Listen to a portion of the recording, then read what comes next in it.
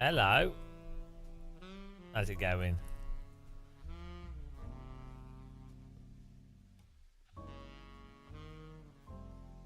Coffee. Tea. Tea, no coffee. I've had coffee today. Trying to peel this orange. No battle. No battle. Do you mean explain it? How's it going, Steve? No battle. Everybody knows no battle.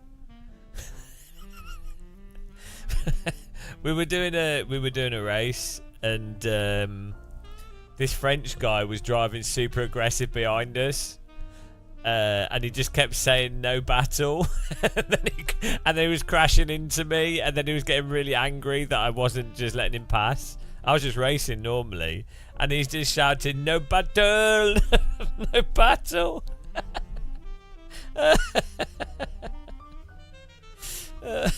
So stupid. It was really funny. So it's now a meme. I need to find the audio clip. I think I saved it.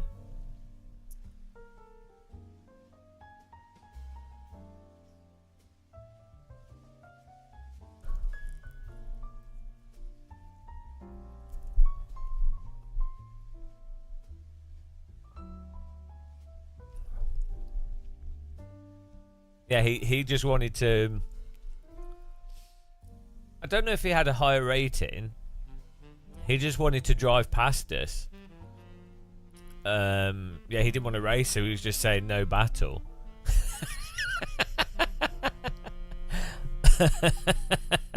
It's so funny because I wasn't even racing hard. I was just driving like you know, just we were live streaming, so I wasn't even... It wasn't full. It was like 12th place or something, or 10th place, and we're just driving around, live streaming and chatting. And then he's like, "No battle!" But then he crashed into us. It was just so dumb.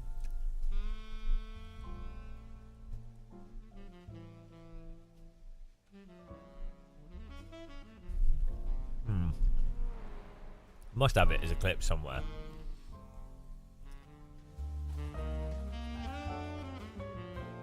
Ugh. My body's aching today. It's giving up. My body's giving up.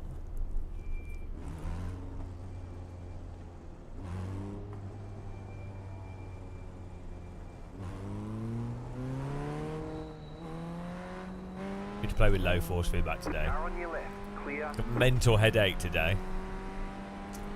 I thought I was going to do some streaming this morning, and then I had such a mental headache. I was like, oh, do you know what? I'll make some dance music instead. And it only made my headache worse. I don't understand why. You know?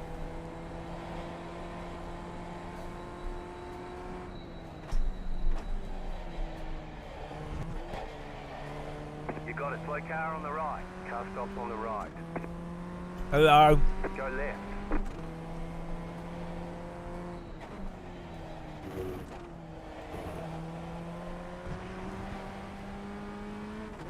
Oh, I need choke there. It was a bit of a chonkus piece of orange.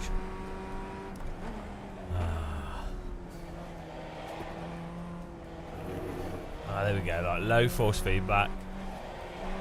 Problem is, with a lot of sims, if you run lower force feedback, you lose a lot of detail.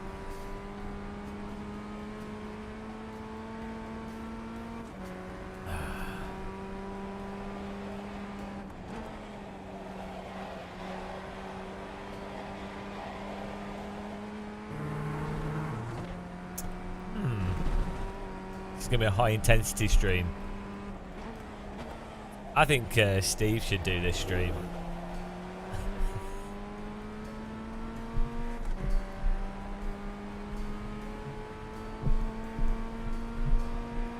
Well, actually, ironically, iRacing actually does have quite good dynamic range to its force feedback. It's just, you know, it can only do what it does. But it does...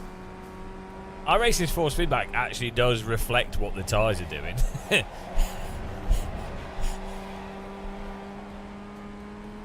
Yeah, you should just remote into my computer. Could you program a bot that just drives my car?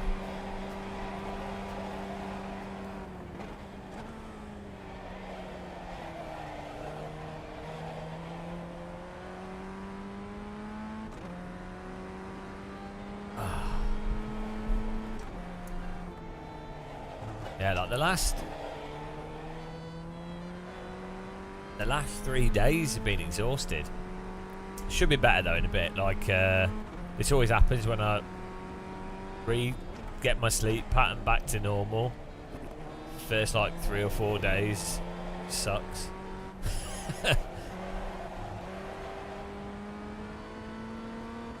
You've often wished, well, you could program it.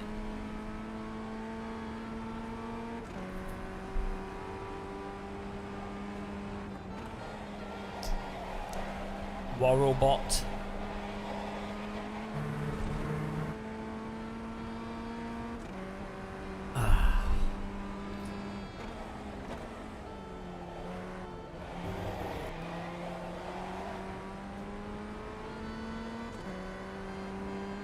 Yeah.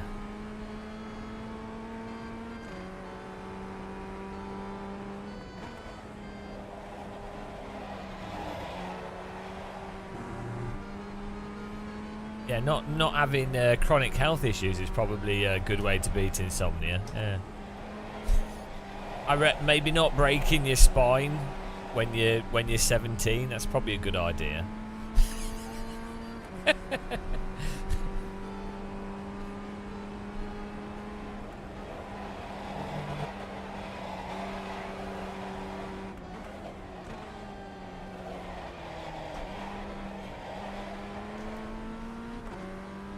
Train Simulator is a good way to fall asleep.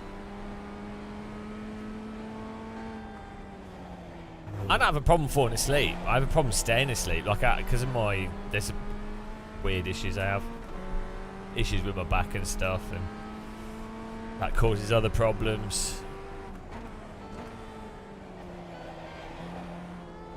Oh, heyo. What can you do? It was well weird actually. When I was in Dusseldorf, I was meeting up with someone. And I was just sat on the train, and my back just went.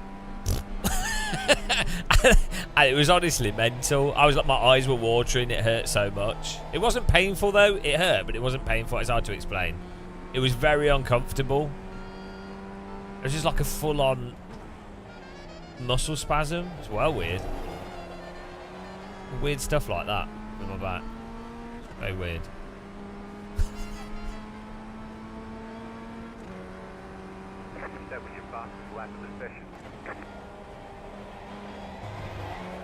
Oh wow. Time for a spine replacement. I think it was just the specific angle that the seat was at on the German train. It was one of those side flappy seats. Do I know the cause of the back pain? Yeah, I broke my back when I was 17. Yeah, I sledged down a hill and smashed my spine into the floor at like... Yeah, that's the source of the pain. So it doesn't hurt most of the time. It's just, the problem isn't the pain. It's probably like nerve damage and stuff. It's alright. Sometimes it hurts, most of the time it doesn't. Got a lot better in recent years, but it does mean that I can't sleep on my side, for example. This is what positions I can't stay in for certain amounts of time, which is weird. That's why I recline. My sim rig seat's quite reclined as well.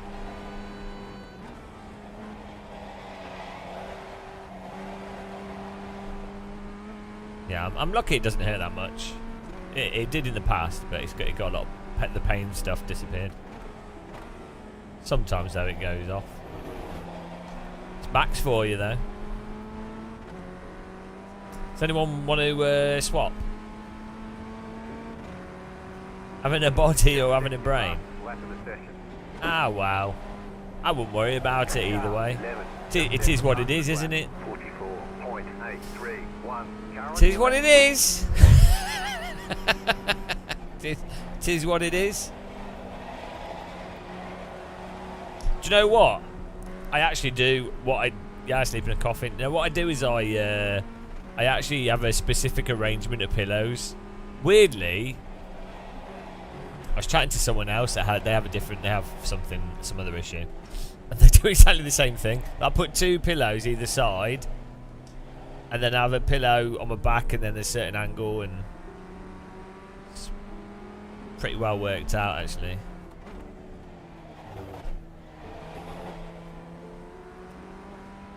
But yeah, being in a confined space for me is better for sleeping. I find double beds weird. I used to sleep on a sofa bed for years actually. I quite liked it. There's something about having a small defined space to sleep on. I quite like being squashed in. Yeah, an open face coffin, yeah. I think that's quite common actually. Like a lot of people find being squeezed into something quite cosy. But then I never liked sleeping bags. I like tents. I never liked sleeping bags, but also I'm quite claustrophobic, so it's a bit hypocritical really. I mean, have you seen that cave diving stuff? Bloody hell, I'd never do that. That is mental. Just a cave in general. That just gives me sweaty hands watching it. I'm not sure what's worse, caving or rock climbing without a rope. I think rock climbing without a rope is worse actually, because you're not that likely to die caving. Johnny Matos, I always thought this car looked like an insect. What insects are near you? Are you Australian? That would make sense. Go left. Cave diving is completely irrational. Yeah, I don't know what's going on in their heads. There's definitely something wrong with people that do cave. Left side, clear. Definitely something wrong with people that do cave diving. There's something missing, isn't there? Alright, let me do a poll here. This is a bad series to try and gain rating in, but start a poll. Gain 10 I rating. This is risky. There you go. Get a poll going. Beautiful. Do you know about Nutty Putty? Steve, do you know about Nutty Putty? I watch loads of cave stuff. Cave diving, cave noodling, or whatever it's called. For some reason I like watching stuff that I hate. It's like that, yeah, I don't know. Loads of documentaries. Well, so there's this cave system called Nutty Putty. And it has loads of cracks and crevices. It's very small. You can only just about fit, like a 20-year-old could just about squeeze through. And these like kids, well, 20-year-olds, teenagers or whatever, were climbing through it. And then one of them went off to an angle because they were like, oh, I've found a new thing to crawl through. But the cave went like this and then went down. And it was all like proper thin. And the guy got stuck upside down. And they, he couldn't get out. So, he's still there.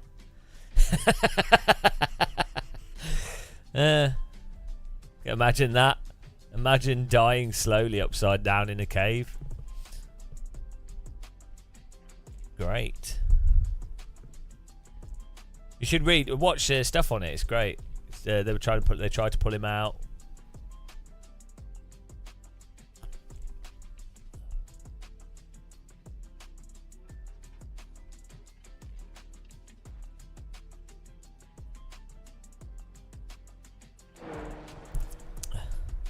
I'd have thought as a parent it should make you joyous. You'd be like, yes.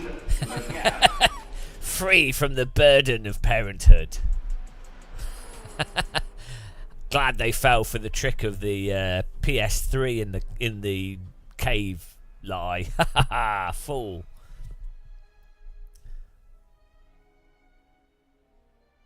Your biggest fear is reincarnation exists. Hello, Snap by Dan.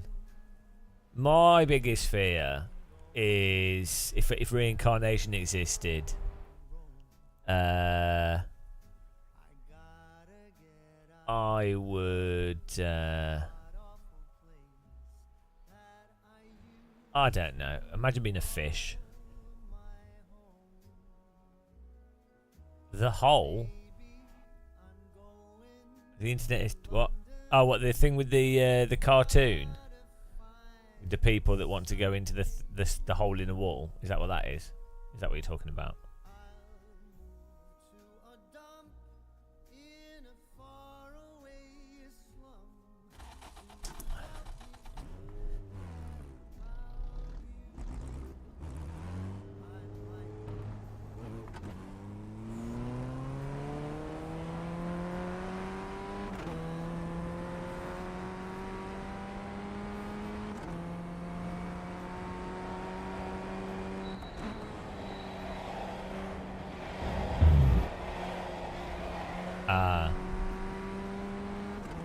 About people dying in caves. Or Steve, are you drunk again? Hello, Dan. How's it going, man? Dan the man. Dan with a van.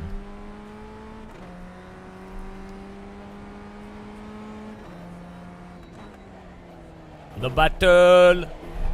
I really need to make a shirt out of that. It's a good philosophy for life. No battle. I can't click that link, can I, in my car? You can send it to me on something else. That for all the viewers.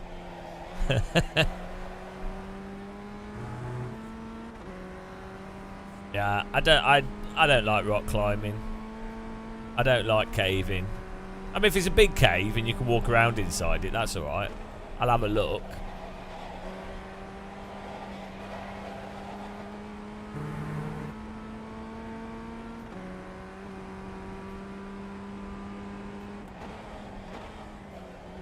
Green, green, green. Not like you're going to find anything, is it? Cave diving's the worst as well because they run out of oxygen. Okay, here comes your first time lapse. So what's the prize? We've uncovered a new path through this cave. It's like, well, okay. Congratulations.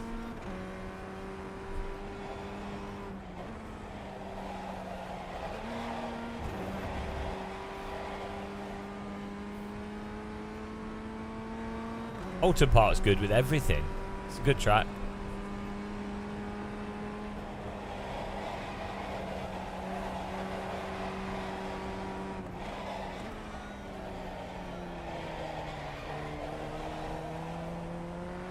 One of the best, if not the best.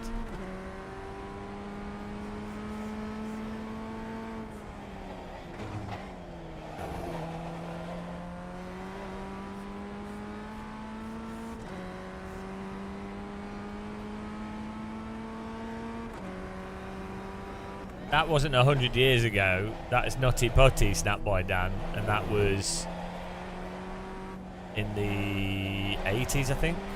Or 90s.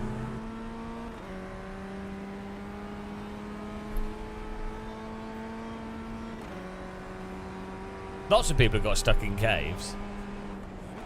There's that one where the guy went into a cave for some reason without any supplies, and then the cave started filling up with water, and so he couldn't climb back out with the rope because he forgot to bring with him a certain type of thing that allows you to climb up on ropes. So he ended up having to go deeper and deeper into the cave to try and see if there was any supplies left in the cave, but there weren't. So he basically starved to death in a cave that was flooding. Great.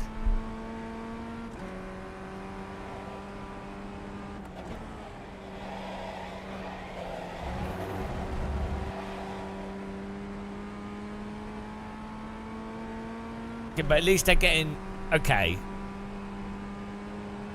First of all, I think driving is kind of fun in and of itself. A lot, you know, probably more than caving, you could argue, but yeah, okay, subjective.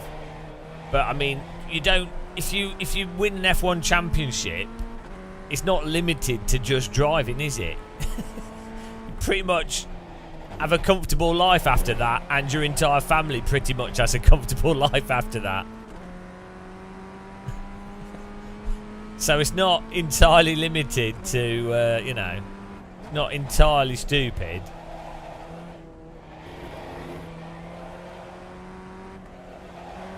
The person probably enjoys the driving. They also enjoy the competition, and they also potentially make a lot of money if they get into Formula 1.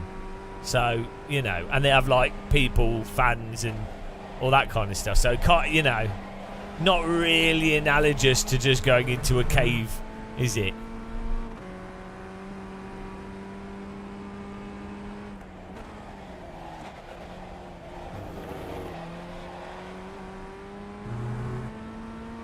Was this a laser beam? We really need to be up the front.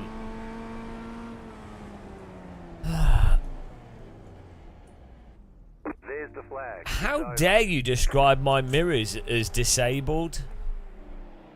That's really offensive.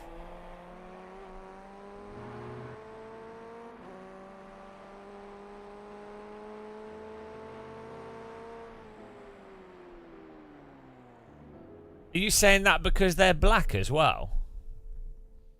Absolutely disgusting. I mean, really, I'm gonna have to report your comment. Yeah, I don't know why we don't have the mirrors on.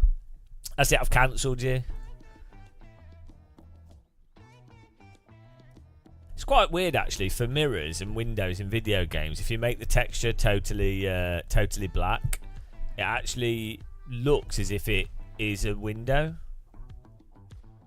Like it's not that noticeable. If you looked at loads of PS2 games, they would just make the windows black, and it actually doesn't look that bad.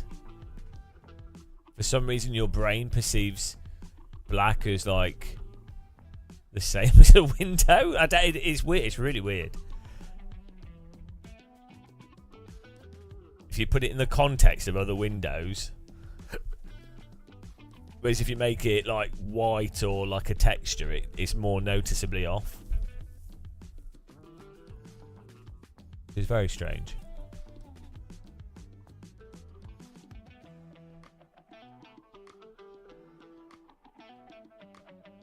He's visually impaired.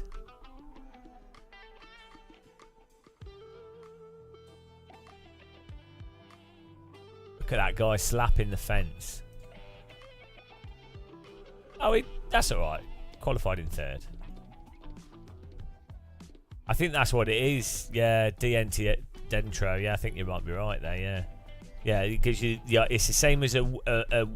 Yeah, it's analogous to a window to a room that's got the lights turned off. Yeah, that makes sense. I didn't think of it like that. There you go. We've got a genius in chat. Yeah, look, these ones here. Look, so that's just black. It's not. It's just a black texture. There's no. But it looks normal. It looks fine. It's clever, isn't it? Or like you shade. You have the shade. So there's a little bit of white shade at the top of the window. It's so fake. It's like terrible. But it's surprising that it works as well as it does. There's loads of stuff in video games like that that surprisingly visually work really well. Alright, Steve. Good luck. May your meeting be productive.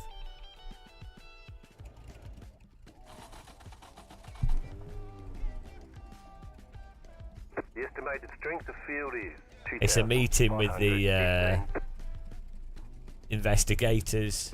Keep it clean. The DNF today would hurt our points a lot. Regarding the people smuggling claims. Don't you hate those meetings? Those are the worst kind of meetings. Everyone's gridded. Everyone's gridded. Alright. Just here for the rating, no battle. Green flag, green flag.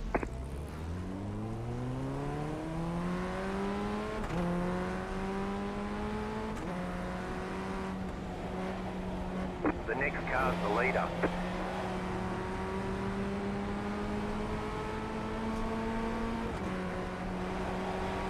Right side.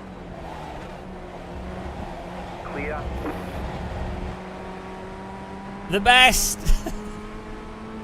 How's it going, Rando? The next car's the leader.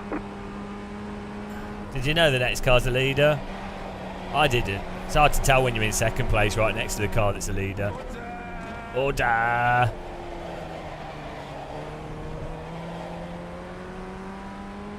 Do you know random call signs Roman name would be Randinium Corsinius?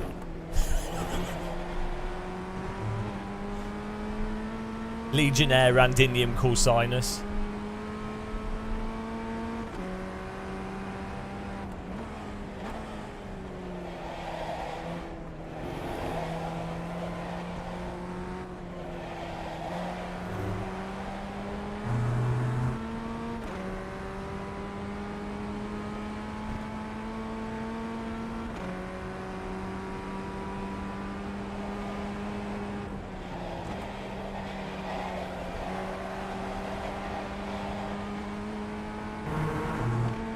Biggest Dickus.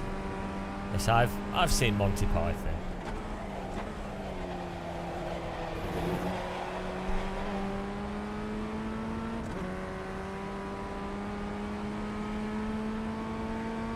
How's it going, Random? Nice and smooth, you're running second.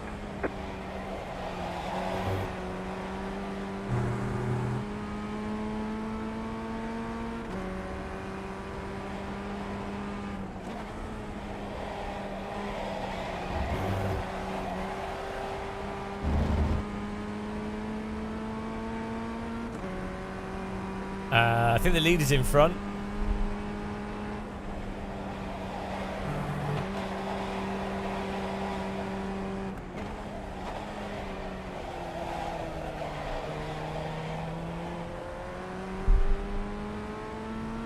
I think we need a good chariot racing simulator.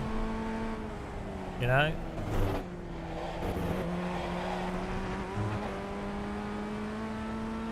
I feel like we're missing that.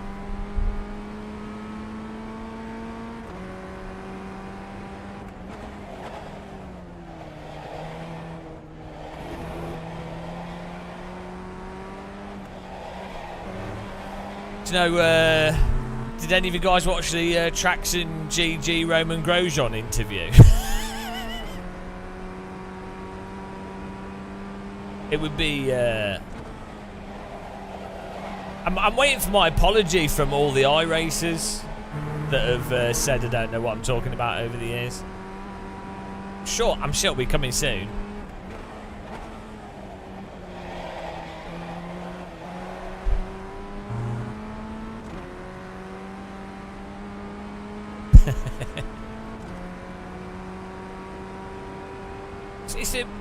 It is kind of weird, isn't it, that like every time Formula 1 drivers talk about iRacing, they just say exactly what I've been saying. It's really weird, that. Oh well. You know what's going to happen in the future? iRacing will get better or change or whatever, and then iRacers will go, oh yeah, it was always like this.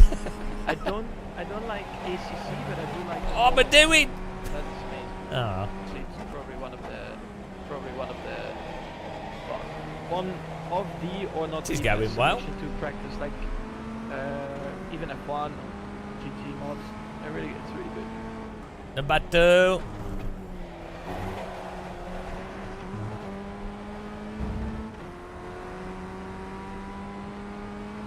Yeah, GTR 2 is really good fun, actually.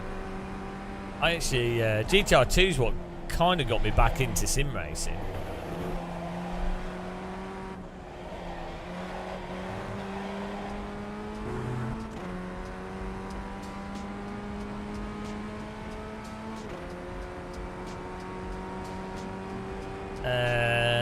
Well, not quite rejacks, but yeah, I think you're sort of kind of there. So you're allowed to have coffee. So it's not to be punishing for esports. What it is, if you have a tyre where the grip falls off and doesn't come back, it makes it less prone to be able to exploit the grip that does exist in the tyre. So a good example of that is the F1 game.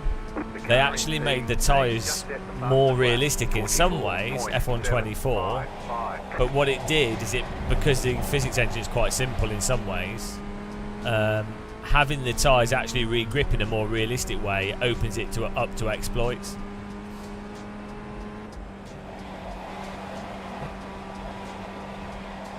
So I think you're sort of halfway there, Rejax. It's not entirely the truth. Yeah, from a game design perspective, if you have a tyre that stays over the limit and doesn't come back, it forces drivers to drive under the limit and not overly ride the limit.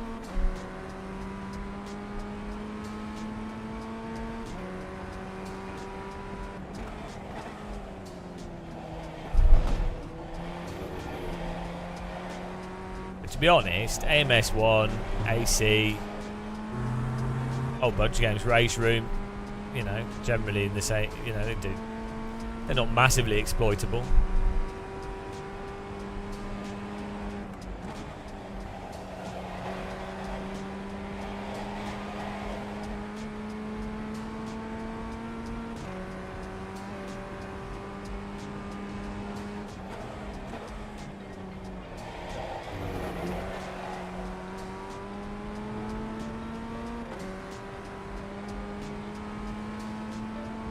What's that? Oh, plus 61 if we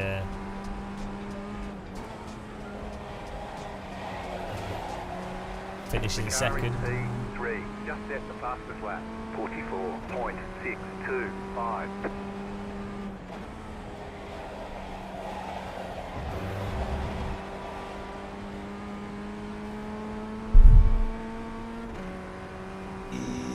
No battle.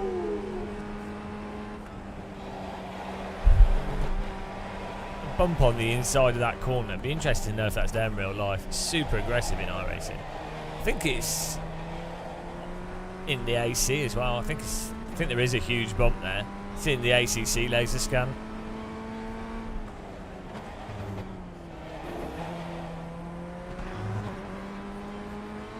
Well slow through there.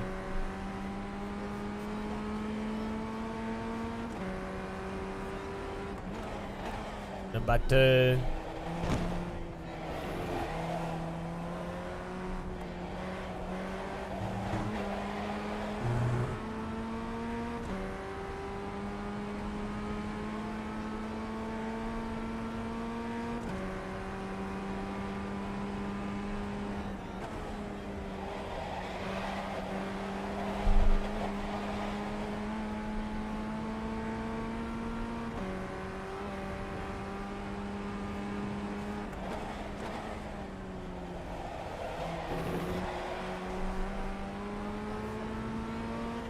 Did you guys watch the Perez crash in F1, right?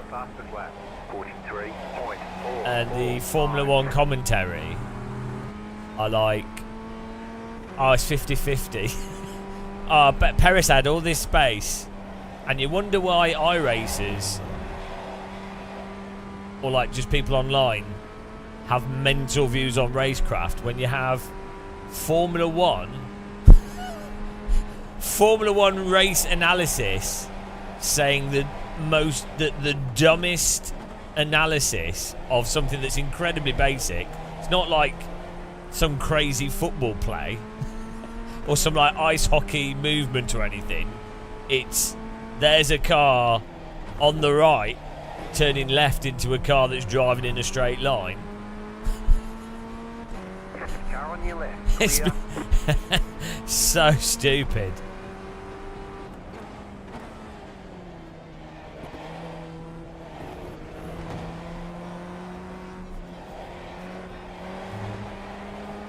I think James Dobson's going to wreck me because I'm driving slow.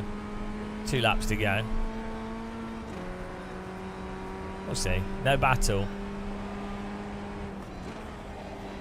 I'm going to hold the inside line.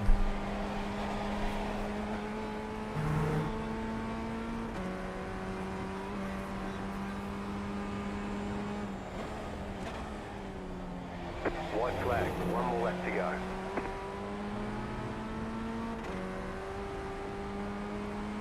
The leader just did a 43.73. Car on your left. Left side, clear.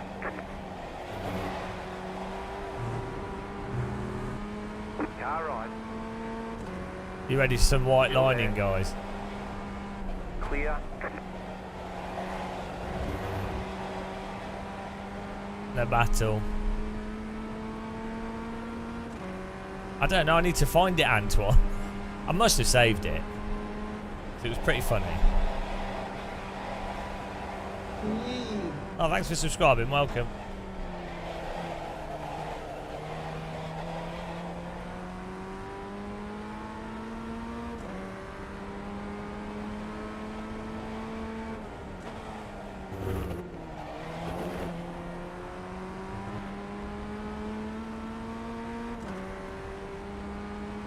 Mind the gap.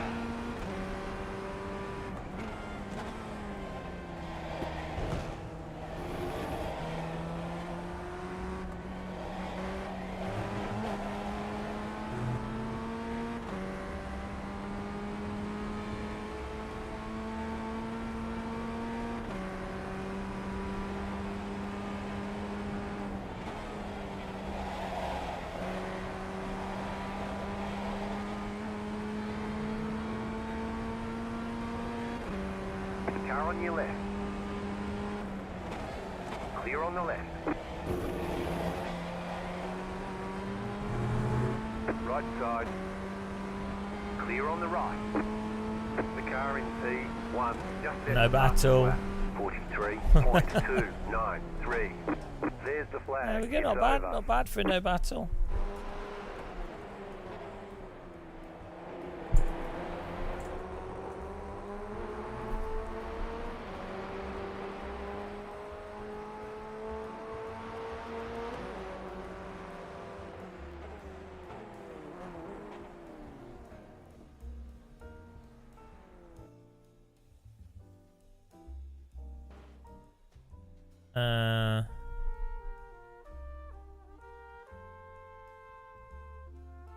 But yeah, it was a good no battle. I'm gonna do the GT3 race.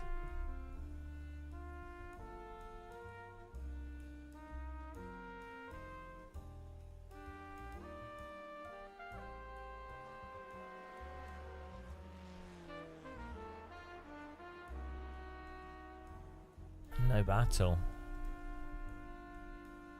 Well, we just, you can't, it's really hard to overtake on this track unless you do an absolute dive bomb. It's a no battle livery.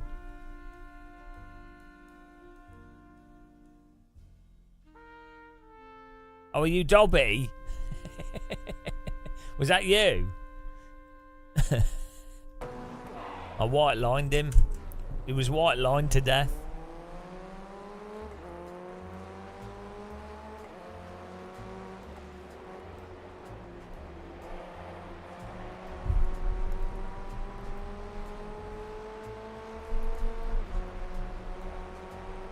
Yeah, not much happened in that. That was a textbook no battle. But already, what was the gain?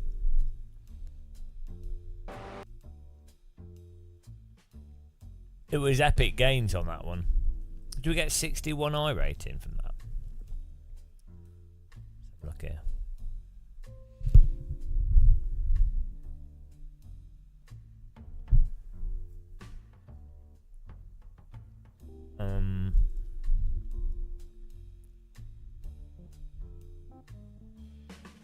Oh, we're back to 3,000. What a time to be alive, guys.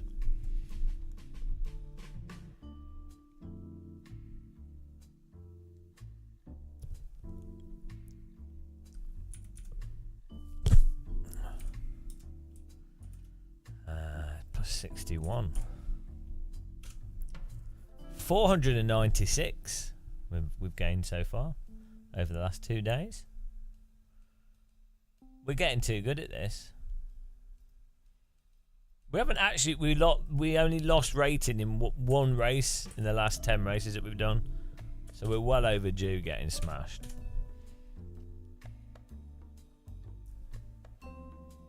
No, you were no, this is not... You need to calm things down a bit.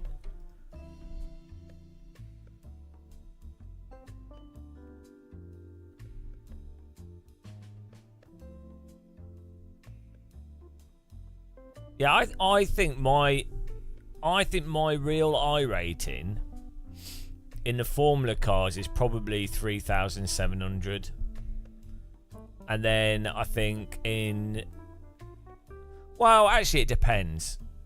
If I memorize in iRacing, if I memorize and hot lap, I think I can. I'm 7/10 off the pace, which is a lot, but like that's pretty good. That's all right pace, like basic technique really. So I probably am actually like 4.5k, but I have to practice a lot to be at that level. So I'm 7/10 off a good driver, basically. That's where I top out. An actual decent drive. So the difference would be an actual alien sim racer would be within 0.2 of what is pace. But they get to that very, very quickly, like within like 2 or 3 hours, and then it turns into setup.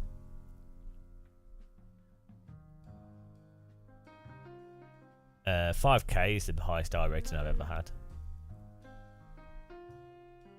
Why would you not move out the way if someone's moving towards you? Hey, what's this, a naked guy? Oh, but the Perez crash, because you assume that you're a professional Formula driver that's gone through go-karting, F2 and F3 and F4. So what you do is you depend on the fact that another car will assume that you're not going to move out the way, because you don't have to move out the way. The clue is in the term "move out the way."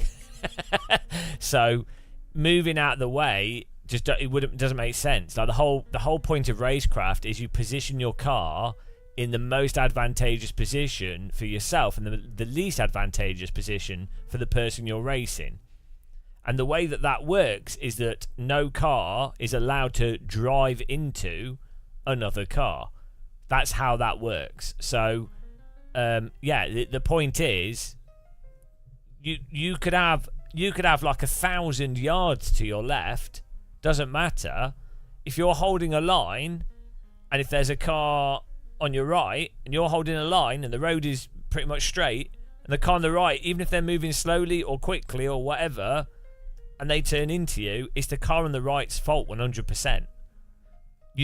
This car here does not need to go, oh, I've got this space, I'm going to move over for this car. In fact, it's actually worse for this car to move over to accommodate this car. Sets the precedent for other drivers to then go, oh, I can turn into them a bit and I'll get them to move out of the way. So it's actually categorically bad driving for Perez to move out of the way, unless his goal was, in that specific context, he knows the other car's going to hit him because he knows the other driver's an idiot and he has no choice. Yeah, but that's the Naked King. That's not the other driver's responsibility. Like, the other driver can't assume that you can't drive a race going, oh, the car on the right is going to move because of some unknown variable, so I'm definitely gonna move out of the way for them. So, yeah, that's not how that works. Like, the whole point of a racetrack is it's supposed to be like a clean surface. You can't. One of the car on the right didn't hold that line, though. That's the point. It's not complicated, but unfortunately, a lot of people don't understand. This is like very simple racecraft.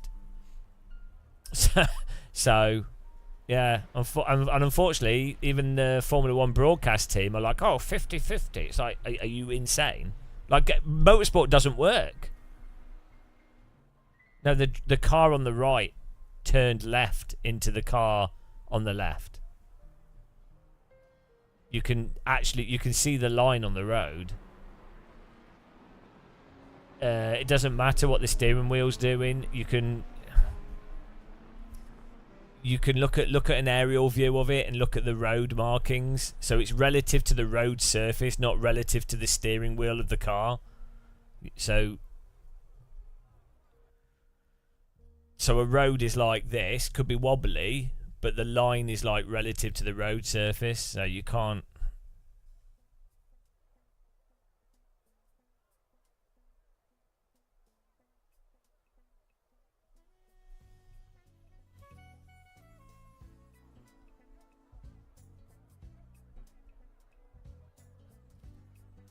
The real issue is that Formula 1 cars are too long and ridiculous vehicles.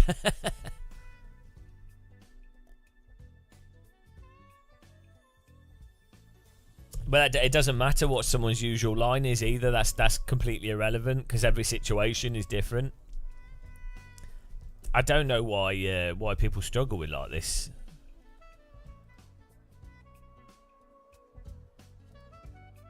I think maybe in motorsports people aren't particularly bright.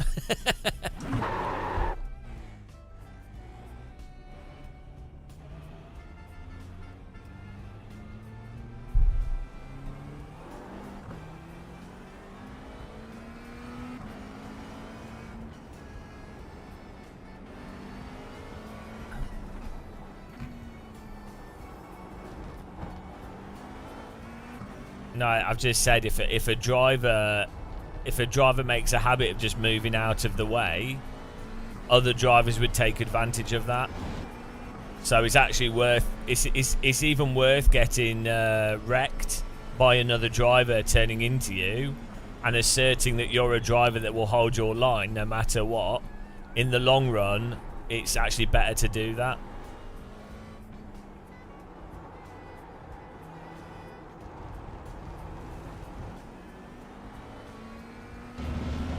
It's like if you're playing poker, if you were to like, if you give the impression that you're always playing high cards,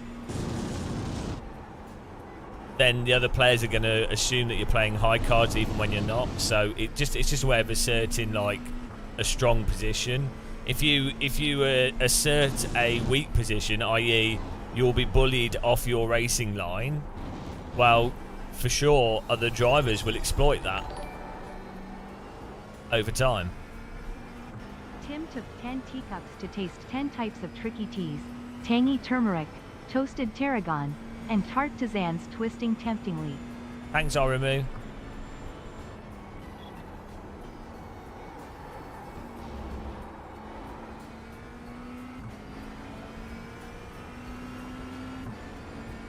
Thanks for the sub, really appreciate the support. Green flag, green flag.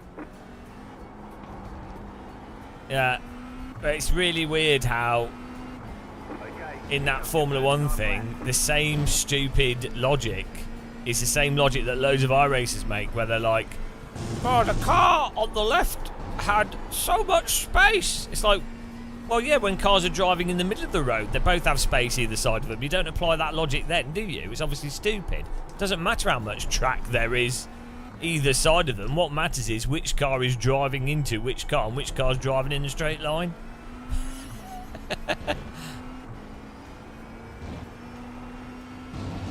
Bobby W. Legally you can. No, random. We're just only getting 60 so far. We just started. Legally, you're allowed to use short clips for comedic purposes, and for analysis and stuff. Legally speaking, however, with the reality of how bots work and copyright enforcement works, you're better off not using any clips of anything in a video. Or if you do, expect your video to get demonetized at random unfairly, and you're not in a position to argue it, even though legally you are covered. But so the way the law works, you've got the law, but the fact of the matter is, if you're rich, you're in a position to protect yourself and to fully take advantage of the law and maybe dispute stuff in court. If you're not rich, good luck. So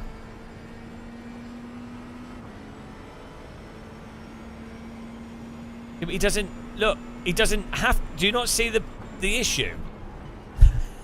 Why is this hard to understand? In your comments, you are literally saying the flaw, i.e., change direction. That's you've admitted that because by that logic, in every accident that ever occurs in any race, pretty much any accident, you could always say, oh, it's 50-50 because the other driver should have moved out of the way. Now,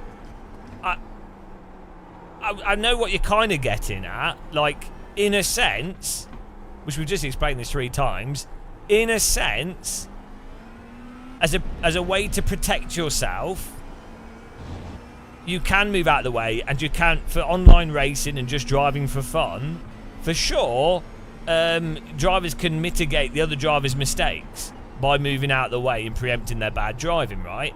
However, as I say, in Formula 1 or F2 or IndyCar or top level motorsport, they are the best. Well, they're supposed to be like the best drivers in the world, right? You are better off having the other driver crash into you and you lose that race, but everyone knows you're a driver that will hold your line, and if they turn into you, you will crash. So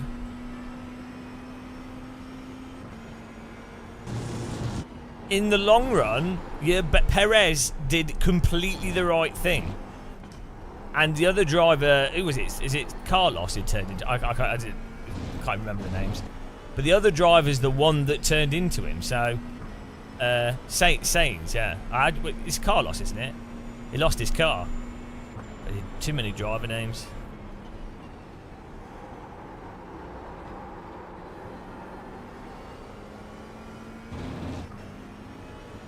Reverse center, exactly.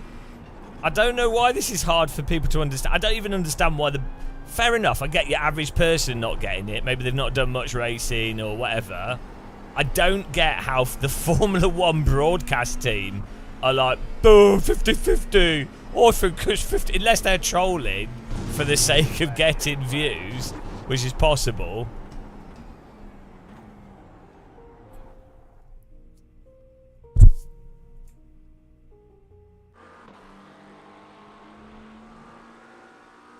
No, Random, you see, the car on the inside, they need to move away so the car on the right can actually can turn into them and be more likely to get ahead in the corner, thus abandoning the whole point of racing. I think maybe it's because people have watched too much Formula 1 over the years. What do you mean, look where it ended up? Yeah, the other car drove into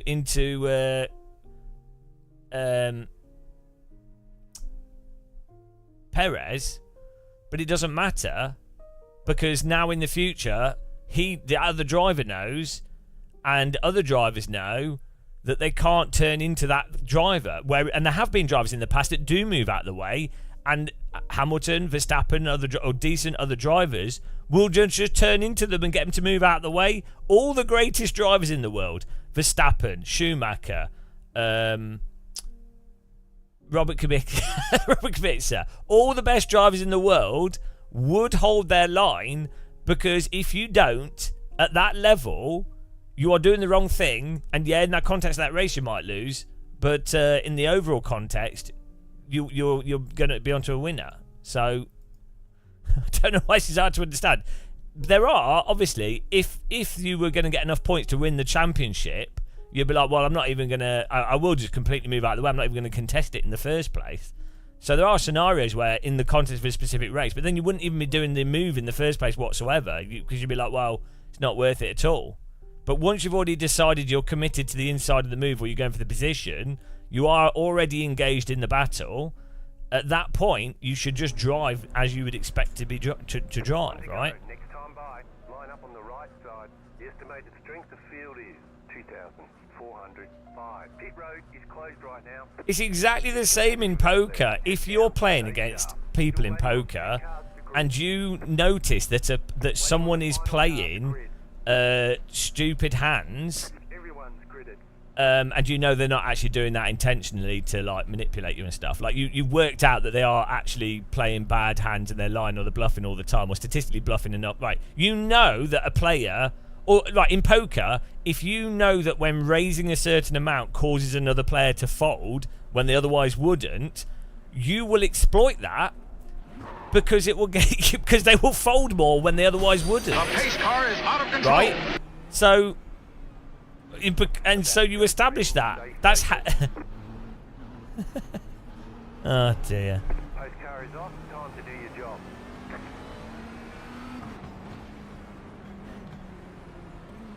What, you don't think what's a smart thing to do? Drive normally? You're just looking at the crash that's caused by the other driver and then going, oh, Green flag, green flag.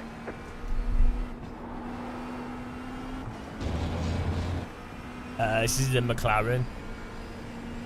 The McLaren's basically the same as a Ferrari.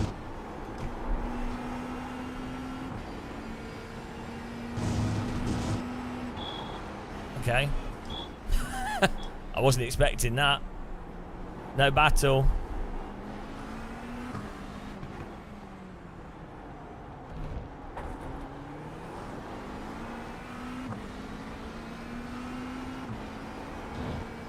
Hang on, what's the R rating on here? Oh, we need to gain quite a few places.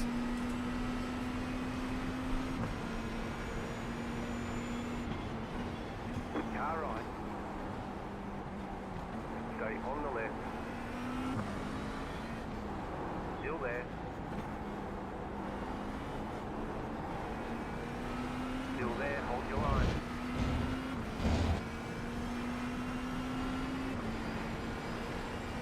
Clear on the right.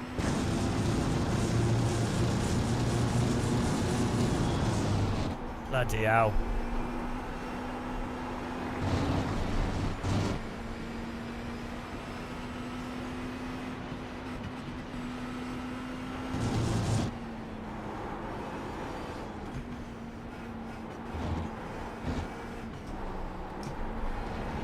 This guy's braking as well at it. I think he might be lagging.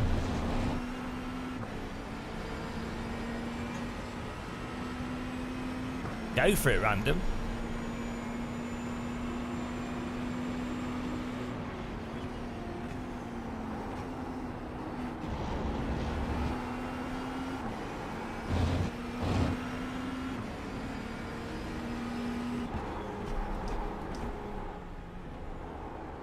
Slow car ahead.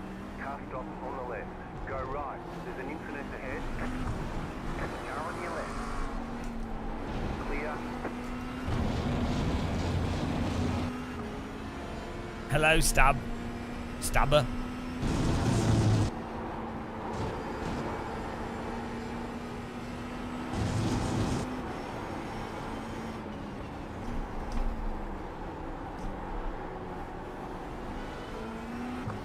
Really could do with getting past this red car because I think he's lagging. But it makes it really hard to predict what he's doing.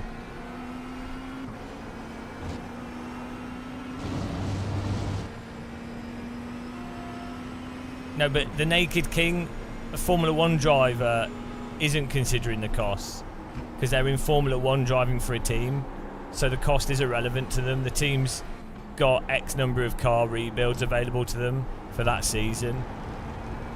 So, and the cost would be greater to make the wrong decision. But yeah, if you're club racing, yeah.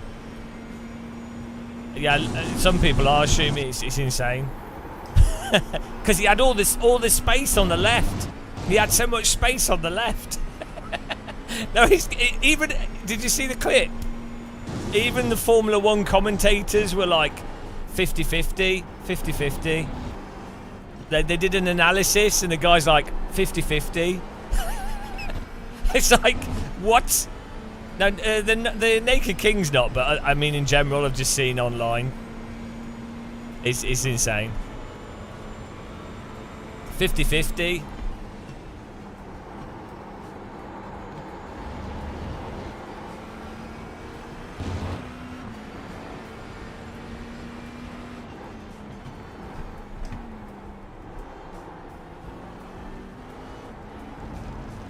I'm stuck behind this car.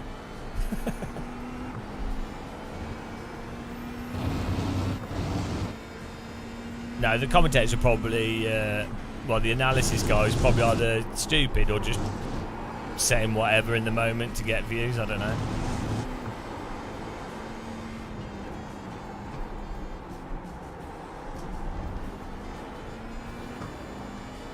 Right side. Stay on the left. Stay on the left. Still there.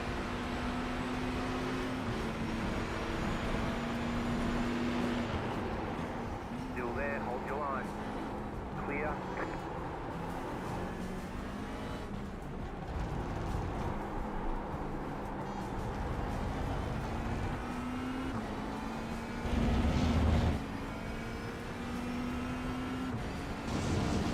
No battle.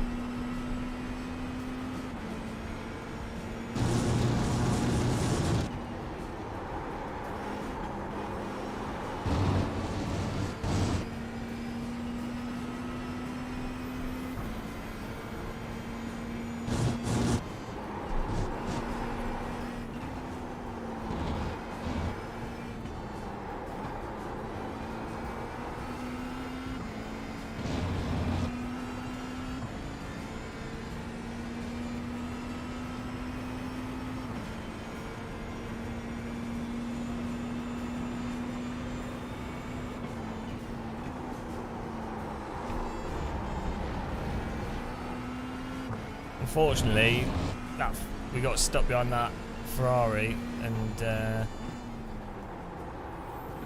not sure if we'll be able to catch back up here.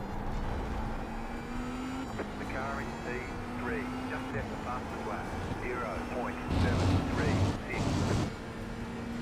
Just set your fastest lap to session.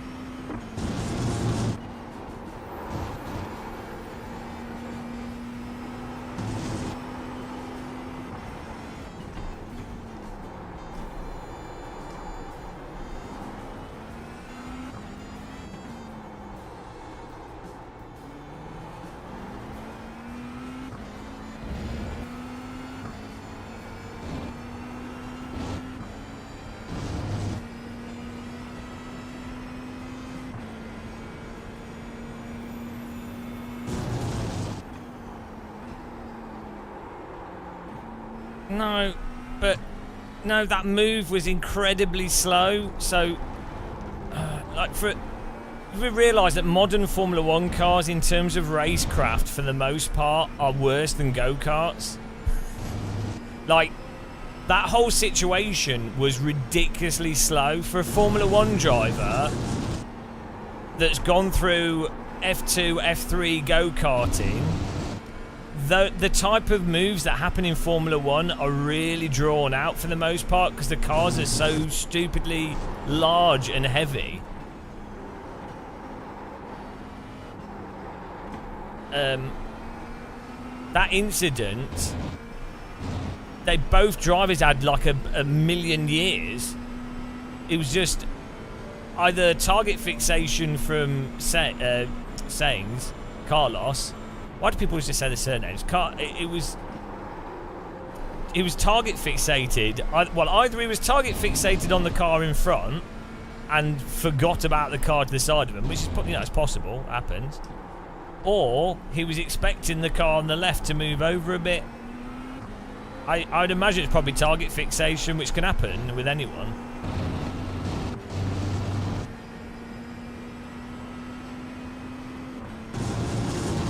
Like, even fighter pilots have like flown into hillsides and stuff. Like highly trained fighter pilots have flown into the planes that they're shooting at, or flown into the targets they're bombing. Like, it happens. Exactly. That's what I'm saying. he was fixated on getting the draft, and then he was target fixated on that process to the point where he really sort of neglected thinking about the position of the car to the left of him. That's why he was basically just following the car in front. Which you shouldn't. A Formula 1 driver shouldn't really do that. Yeah, but that's a form of target fixation because he's doing that whilst ignoring what's actually happening around him.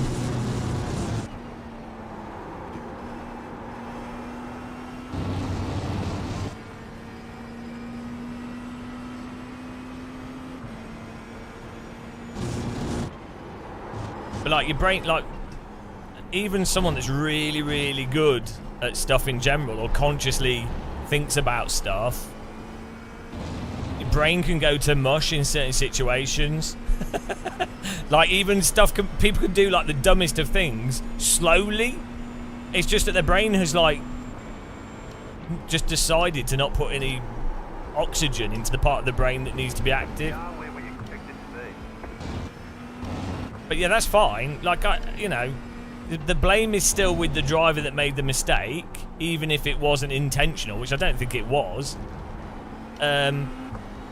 The issue is just like the analysis is so dumb. Like the analysis is so brain dead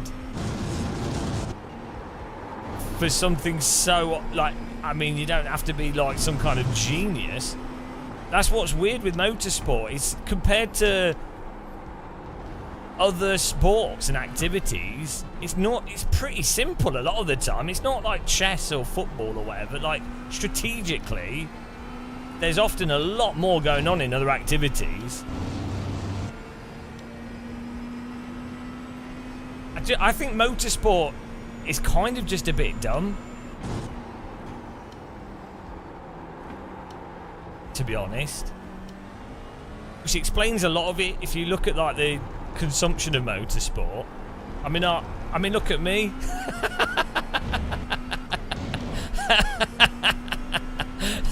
Do you know what I mean? It is a stupid like okay, so the skill in motorsport, generally speaking, is being hyper precise for long periods of time and concentrated for long periods of time.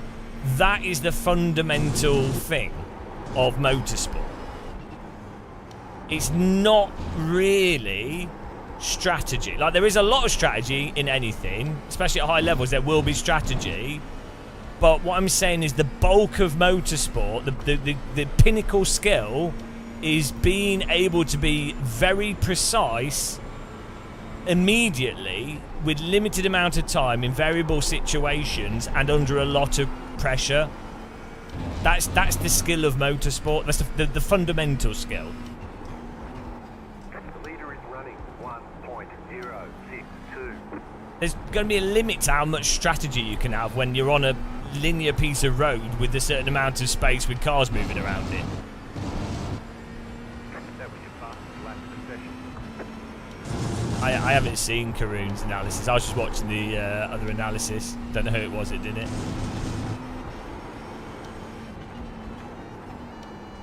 Slow car ahead. Car stopped ahead. Car stopped on the left. You got a slow car on the left. You got a slow car on the left. You got a slow car on the left. Is there a slow car on the left? Don't think there is. Ironically, there's no slow car on the left.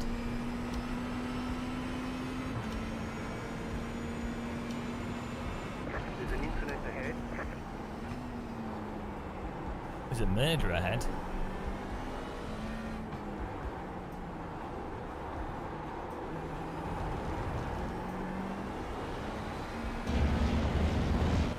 Hello, Joss.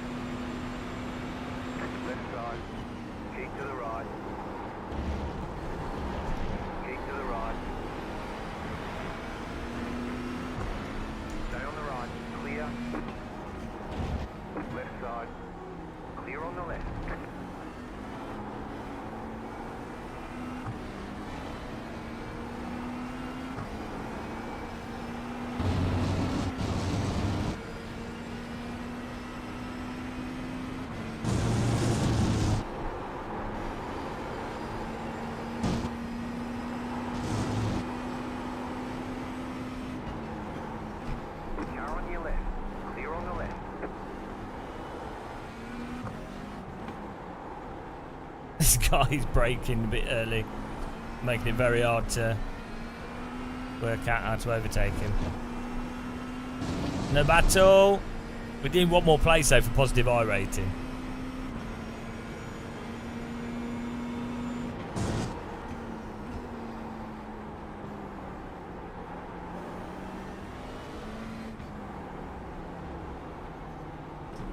We need to get past this guy to the blue cars. Right on us.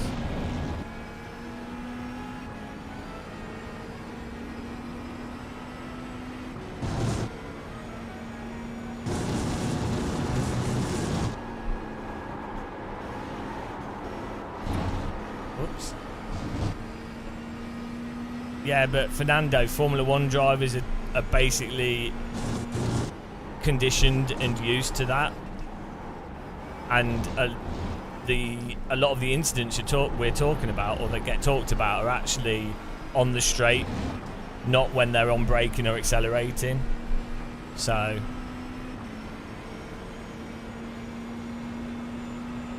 but yeah, it's fatigue over time, but they're athletes, so they've got athletes' feet.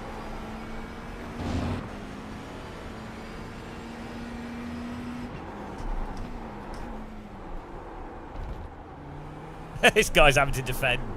He's doing a good job of it.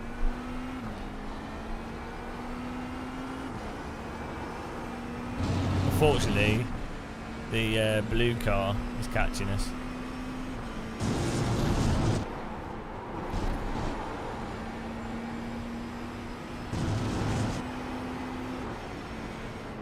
Left side.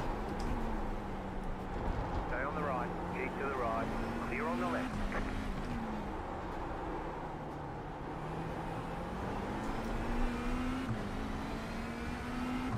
That'll do. That's a good battle. Good racing. He was doing a good job defending.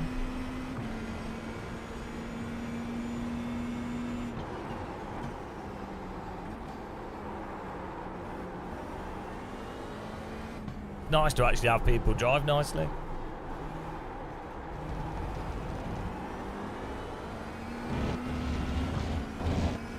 The Formula One cars aren't that twitchy in a sense. It depends. Yeah,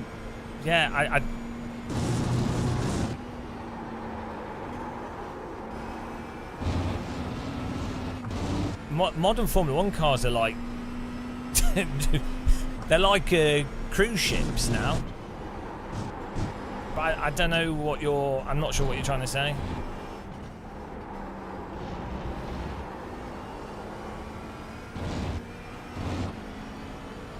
So the only thing I think with modern Formula One that is a big struggle for the F1 drivers that are very fit athletes, a struggle to the point where it affects how good they are at driving. The biggest issue is heat. Heat exhaustion is probably the biggest factor.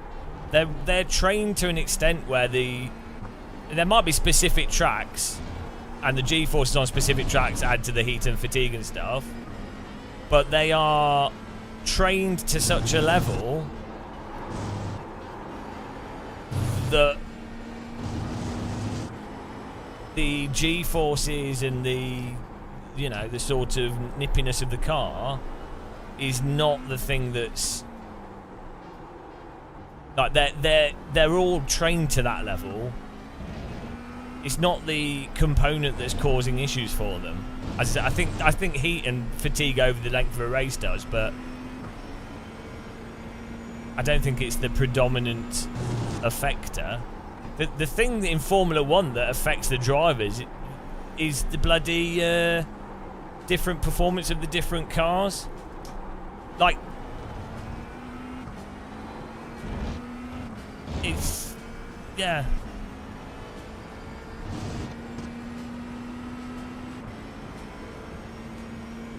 The limiting factor is not the driver's fitness, basically.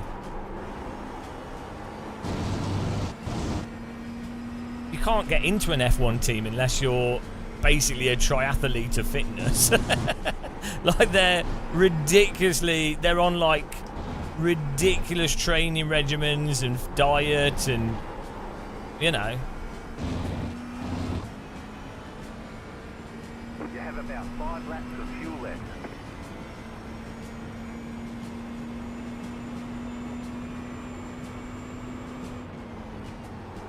We got stuck behind that car early on, and then we needed to qualify better. Oh well.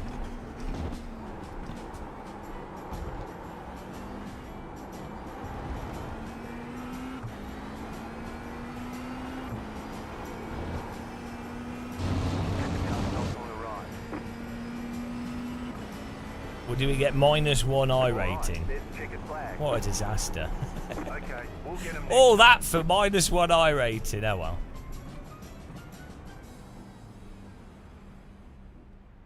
Yeah, there might be some track. As I said, there'll be certain tracks in certain weather conditions, but so the problem is, I think people frame their view of Formula One from like the commentary sort of coverage of it, and not.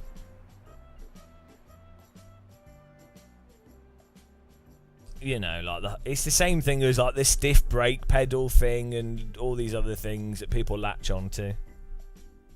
Yeah, we had a good chat.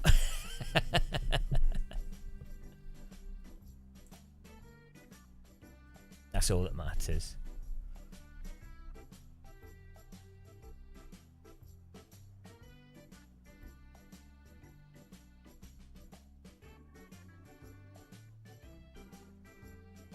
What's the stiff brake pedal thing? Well, so there's a meme that all race cars have like require 5,000 kilograms of pressure to apply the brake, and that you can't physically push the brake hard enough, or that there's no brake travel, and it became like a default sim racing meme and racing meme. It's because of Top Gear and some of the stuff commentators had said.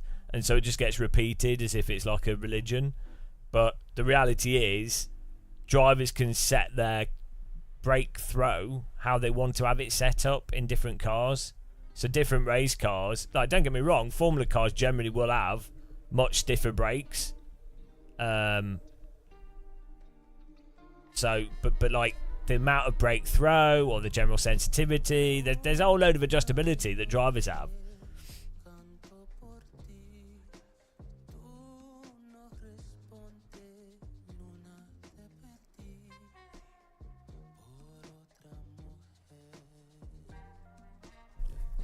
Kowalski, thanks. Have a safe efficient I rating grind, will do.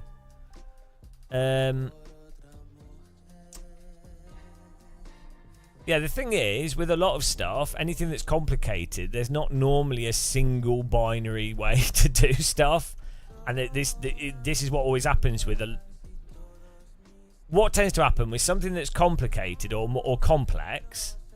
Someone learns that it's complex, and then they learn something that's contrary to what the bog standard view of something is, but they've only learnt one thing that's kind of true in a lot of scenarios, and it's mostly true, and they feel like, oh, now I know. They're like, oh, I know the insider information about this thing that's an interesting factoid, and then they latch onto that as if that's always the case, and then they passionately promote that to other people as a way to show that they know some insider information.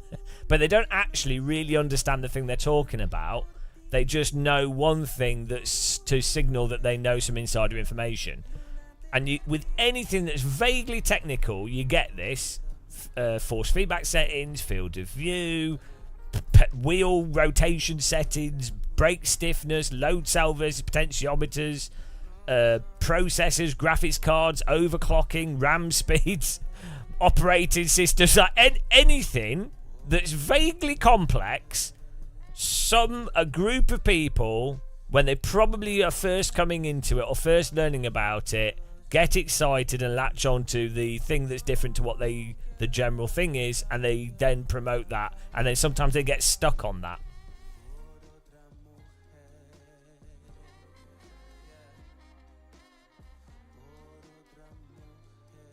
The pedal isn't always stiff.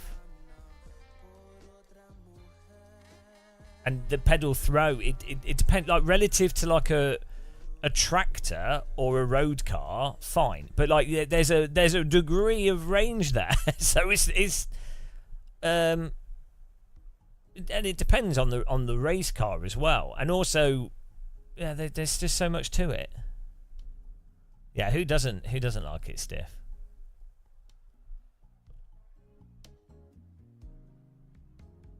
Yeah, but that's it, isn't it, Nasty Butler? The mystique of... It's like if you were to look at film or theatre or, like, a lot of these things. Like let's just take animation. Someone would be like, oh, wow, look at the animation and the drawing and the artistry. And, oh, this studio, the animator's studio. This is where the magic happens. And the reality is, it's like sweaty, smelly people sat behind desks, drawing frame after frame and having to make slight adjustments, and then having to grind it out in a limited amount of time. You know, or like modern animation using software, and it'll be like, oh shit, there's something's wrong with the computers we're using, and then it's put us behind, or some rendering thing's been faulty, or some client has changed something, or the budget has changed, so stuff has to be rushed. It's not this sort of, ooh, it's like, I mean, it is, like, if you're very selective, it is a bit of that, but, you know. Ah, dear.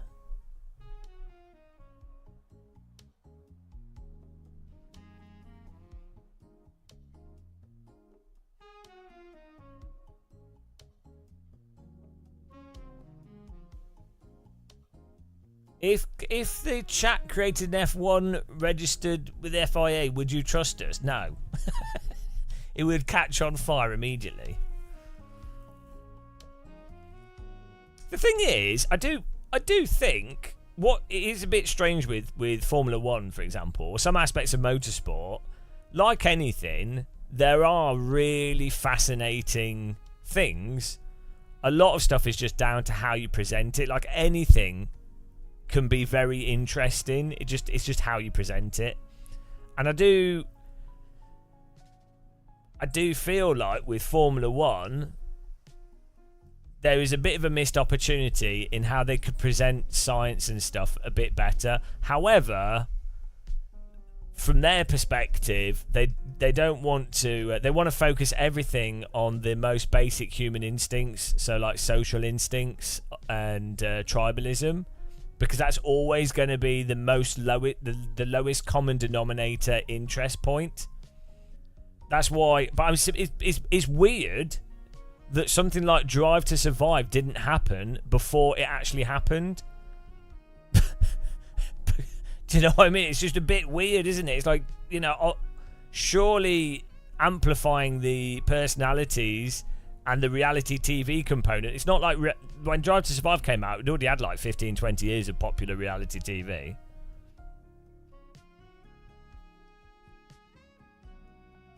Well, yeah, that's it, Nasty Butler. Yeah, it's only like 3 people that are getting the mega luxury. But then I guess maybe it's that whole...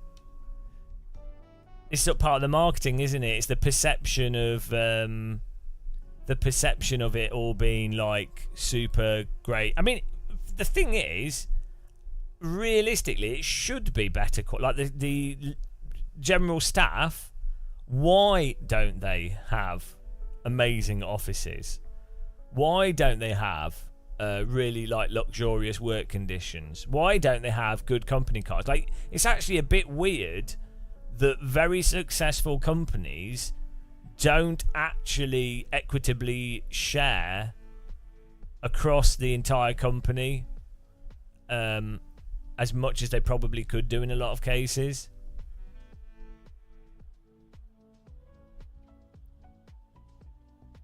I think it's weird that your average person thinks that they do when they obviously don't. Like, why would you assume that they would equitably share stuff when it's not a co-op, and all business points to that not being the case?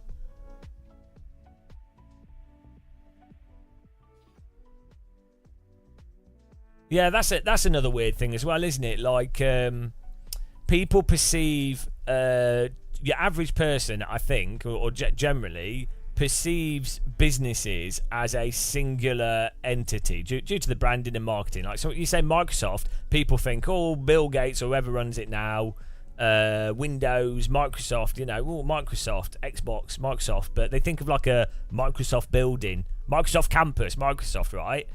When in reality, something like Microsoft is thousands of separate small businesses that are working on Microsoft stuff, but they are not Microsoft themselves. And that's the case with any of these huge companies. It's like, really, they're not actually a singular entity in the slightest. That's just the branding, but the actual reality of the company is some like mental. Yeah, but a few shareholders get all the profit still, get the majority of the profit. Yeah, it's weird, the perception versus the reality, and it's a massaged perception, isn't it, on purpose? You want to keep things looking simple for a consumer. For example, like this channel has 50 people behind it. This is all scripted, so a lot of work goes into this.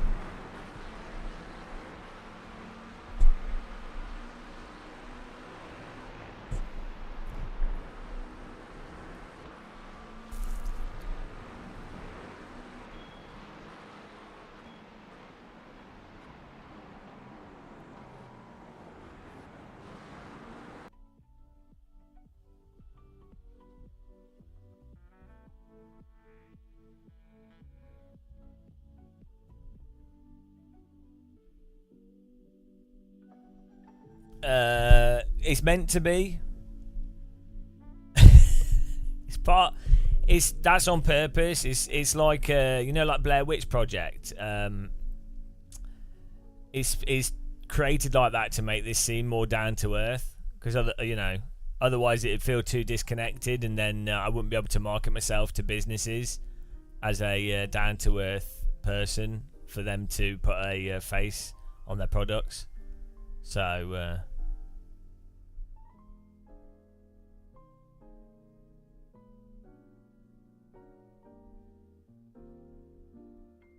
yeah, good job, mate. Well, Shumi, the thing that people always miss out when it comes to that financial risk component is they look at it in a limited context, and they then think of it from their perspective of, I'm an individual, I earn 35k or something, and then I am going to spend £500 on shares. Oh, I've risked £500 and I could have spent that on a holiday, but I've risked it on a business. It's my shareholder risk is £500. I think that's how they're thinking of it. Whereas if you have a lot of investments already with cash flow, and they're investments that are low risk investments, maybe government backed investments, if you have that cash flow coming in and you're going to get money regardless of what you do with the dividends and what other stuff you're getting, that £500 is not a risk, because you were going to get £500 from other stuff anyway, so you're not actually risking any money. That people don't understand that, I think. It's like if I own a rental property in an area where, like near London or something, and I have to I spend £3,000, or I spend £10,000 putting solar panels on my rental property. Someone could go, oh man, £10,000, that's a risk, you've put that on the solar panels, and that's £10,000. It's like, well, no, because yeah, you've converted £10,000 of liquid asset that you could potentially spend on something else that you may be able to get more or less money from it in the short term, whatever. However, that's not gone. The £10,000 has not gone. The £10,000 has gone into a capital asset, and you're now paying less for electricity. Therefore, you haven't actually spent the money, and you are spending. You're getting more profit through the fact that you're not having to spend as much money on electricity for that property. The property which is occupied by people that are paying a fee on top of the asset price of the building, which is going up due to how corrupt the housing industry is in the country that you live in. So it's just like, I just think the problem is we're never going to get to a point where people are educated on finances. It's too abstract. Thank you very much for the sub there. Let me give you a rocket.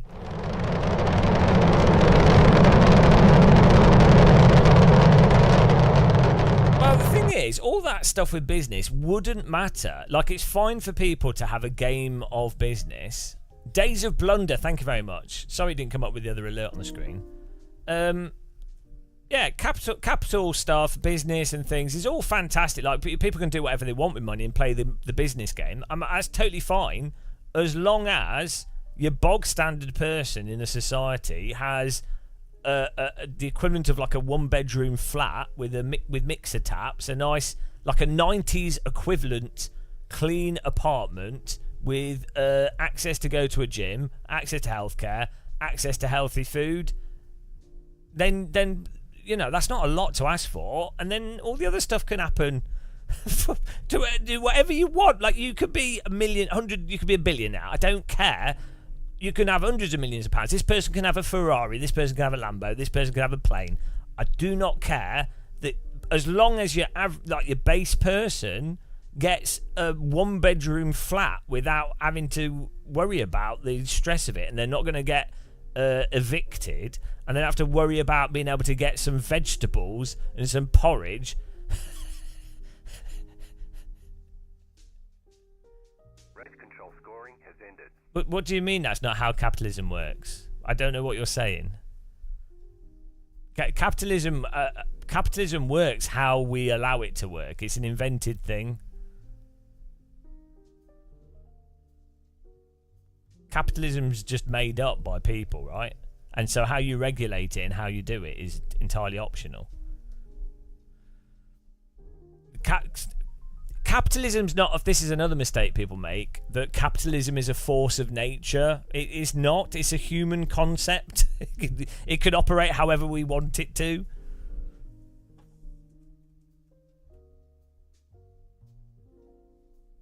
Exactly, Volunium. Yeah, it's pretty funny to complain about a lack of children and stuff, and it's like, well, where are people going to... If you're being responsible, you're not going to have a child, are you?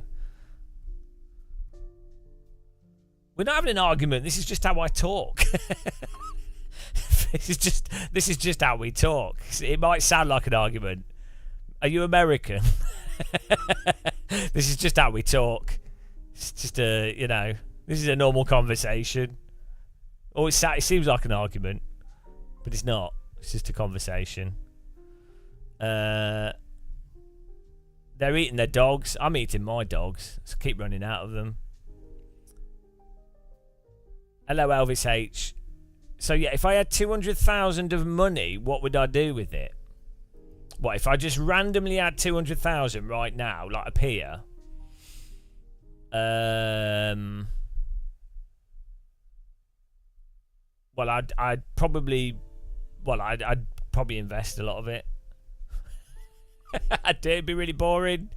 I don't know what I'd invest. Maybe I'd move house. Yeah, I'd probably take. Yeah, I would probably move house to a more expensive property, and I'd put the money into that property because you get a lot of value out of money if you're living in the property that you bought, if that makes sense. So you get more utilitarian as well as financial value from it, and also it's very like tax effective and everything. So that would probably move from where I live now and probably get a bigger property. Because I don't need like this. The other stuff I'm doing is fine. Ross Fitcher, become a shareholder since apparently there's little risk right, high reward. I don't know. That seems like you're just typing sarcastically because you've misunderstood the previous conversation. So yeah, if you get what you do is you get a financial advisor, and if you don't need if you could get a financial advisor, and then you would get them to invest across a portfolio of low risk stocks and shares, and be a mixture of, like, I don't know, probably be like some bonds in there somewhere. I don't know. It'd all be like low risk, and so yeah, and you would. This is not financial advice, by the way, guys. Just because I don't know what I'm talking about. You would work out what's the most tax effective way, and then you'd work it out with like your pension and whatever else you've got and your other investments. But yeah, a lot of people don't earn enough money to have any shares in anything, so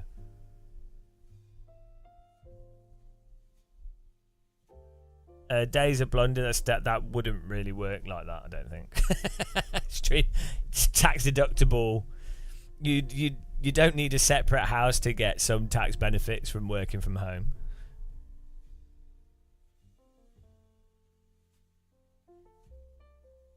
Stop giving me replies.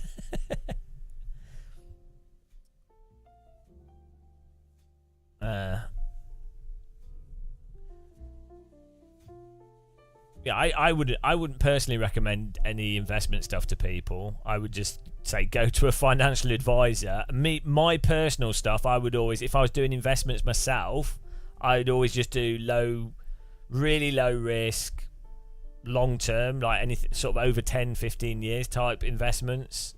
Super low risk. It's just to beat inflation basically, and then take advantage of whatever tax availability there is, like you know, in the past there was like ISAs that were tax effective, but that's all changed now anyway. But yeah, most people are not. There's a lot of people struggling to earn enough money to be able to buy shares or invest, or even do like basic pension stuff.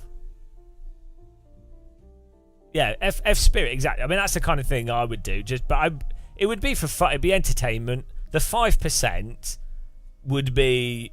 It'd be for my entertainment. It wouldn't be that 5%. So I'd be investing 100%, and then I'd go, oh, for lols, I'm gonna waste this amount of money, and then yeah, if it works out, it works out. If it doesn't, you know, it would already be. I'd already have written it off as a loss in my mind. If that makes sense.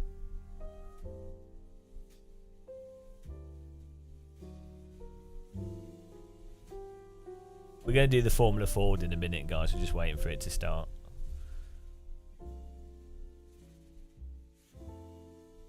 What are ETFs? Extraterrestrial funds.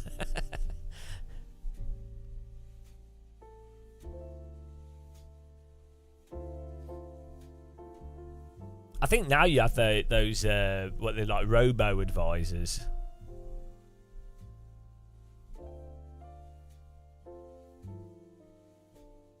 Yeah, people just need to make more money. They're just lazy, aren't they? That's the problem. Oh dear.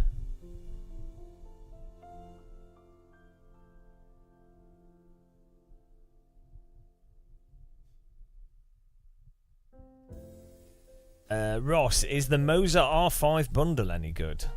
It's probably all right. It's a little bit weak, but like compared to a T300 or something, it'd be quite nice. But I would say if someone's in a position where they're going to buy like a Moser R5, they could probably wait a bit longer and then get an R12 or something.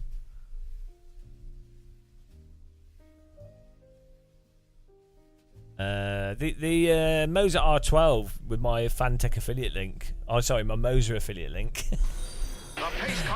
That would be an alright upgrade from the CSW 2.5. But then the Fanatec DD Plus is a good wheelbase. If you've already got Fanatec wheel rims, I mean, I guess you probably want they're QR2, so you probably have to buy QR2s and stuff for wheels. But if you've already got wheel rims, you've probably got used to them and you probably like them. So yeah, the new firmware's alright, Dig, but a lot of people have overrated it. Like they I don't know what they were thinking with it, because as I've said before, I was using the Moza R12 for like 500 hours. Then installed the new firmware, and it's absolutely not really any different. If you were using good settings on your wheel beforehand, the pace car is out of control. The new firmware doesn't like, oh my god, it's so different. So yeah, I'm not sure what's going on with people that some weird stuff going on there. And I tested this on it wasn't just me on my rig testing this, I tested it on other equipment as well. Interesting Nasty Butler times with regards to Fanatec could be a good thing. I think yeah, from a consumer perspective, it's probably more likely that you might be able to get Fanatec's equipment from Amazon, and they should have more stock availability, hopefully, probably not immediately, but in the sort of 6 to 12 months time period. So that could be good for consumers. So, and the systems might be better, the back end systems might be better. Yeah, that's probably the positive for the average consumer.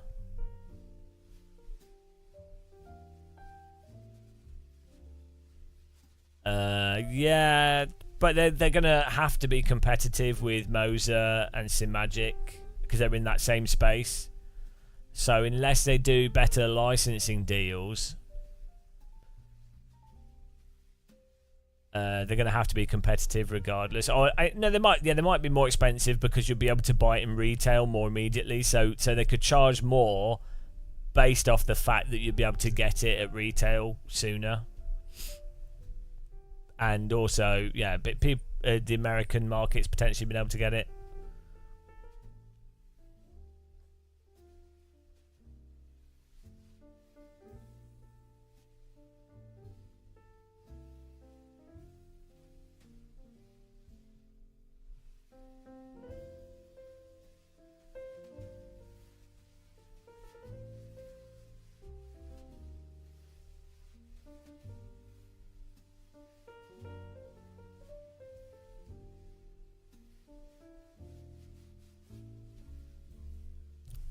Would I pay more for the current Fanatec lineup? Well, if you're on console and you play console games, I like the Fanatec equipment. The stuff we've got is nice. The Formula Rim's nice. The options on the wheelbase are nice. The DD Plus has really good technology. Feels great.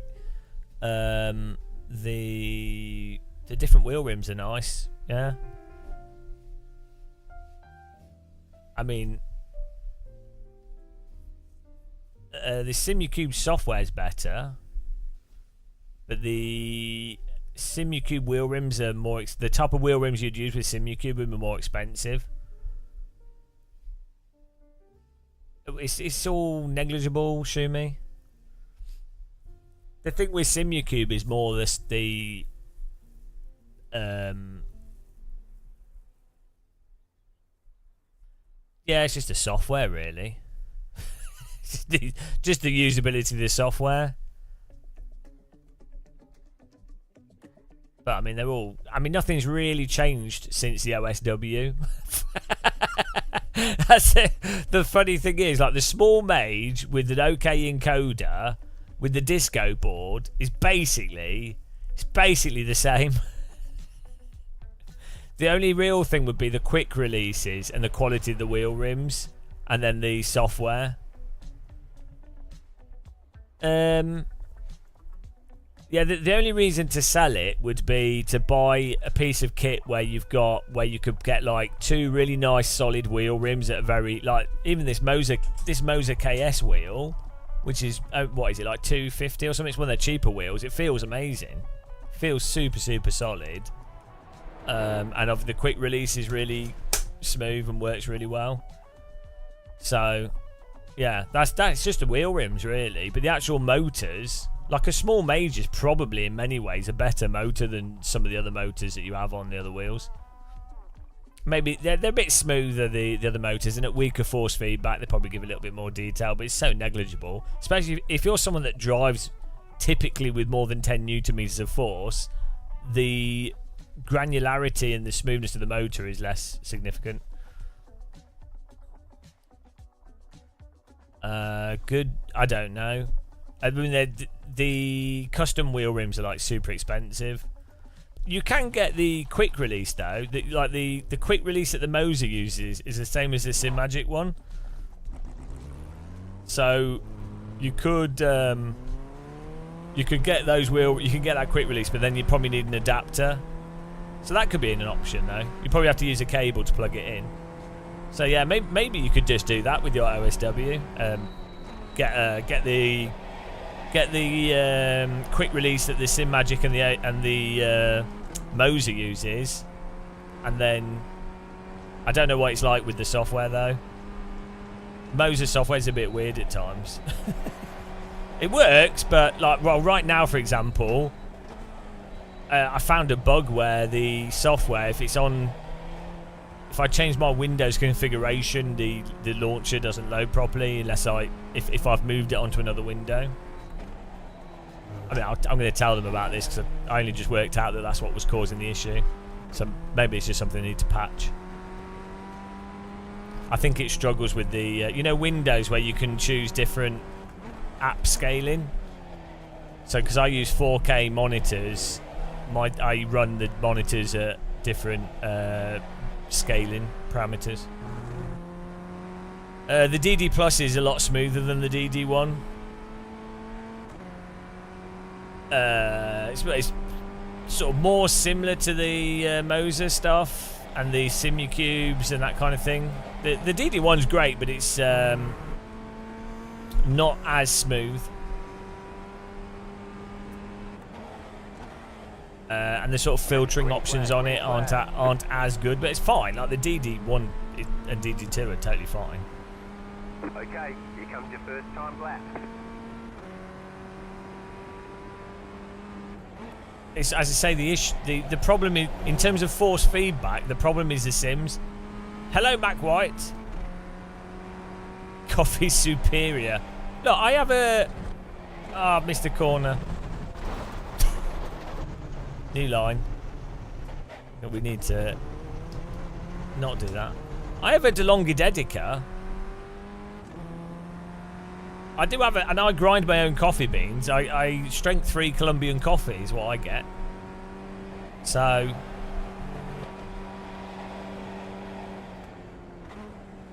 well, if you do buy Fanatec, make sure to use my affiliate link. Though I don't know if it works anymore. I don't know if my affiliate link works anymore. That's it. It's over. So maybe I need a Corsair affiliate link now. Ah. That's it.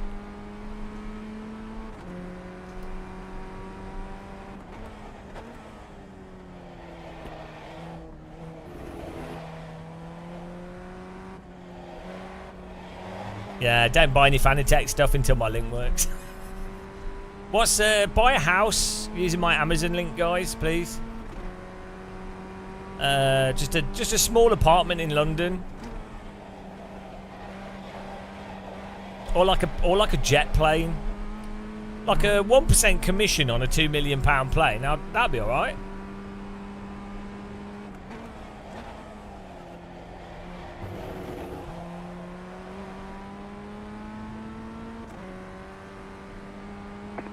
Well, I think the good thing with Corsair is that they tend to keep the companies that they acquire in the same structure, so... Yeah, I mean, I've got 3 Elgato... I've got 3 Stream Decks on my sim rig.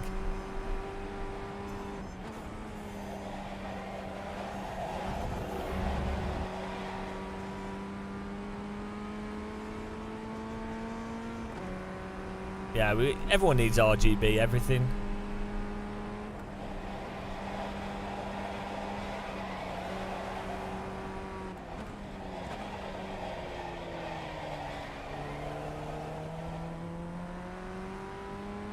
RGB life.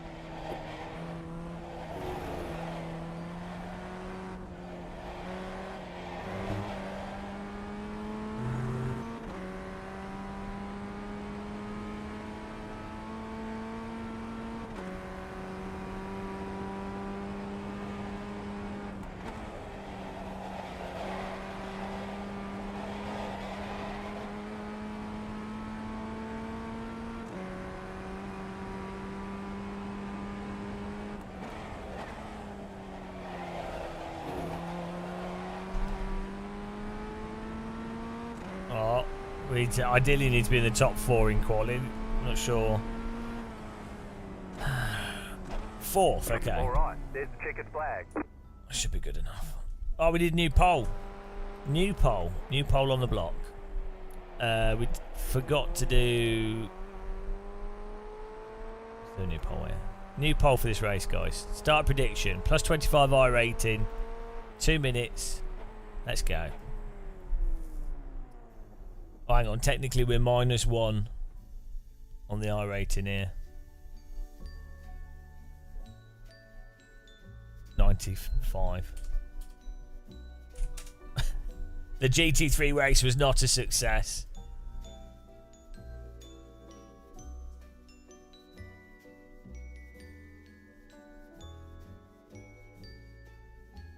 Abnormal lap.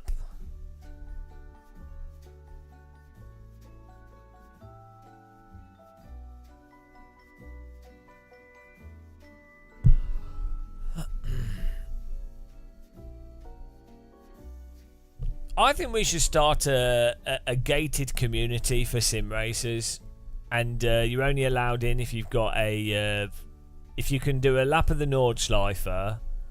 You don't need a DD wheel, but you need like a G25 or better. That gets you in. Like, before you can get through the gates, you have to demonstrate that you can do a lap of the Nordschleife.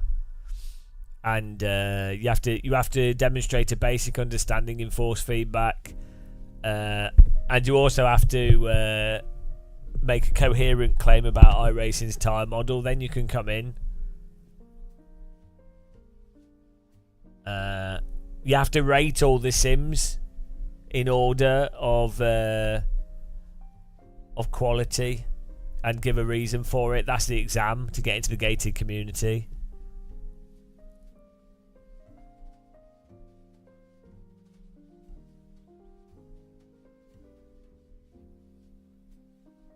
It's too abstract, yeah. We're asking too much.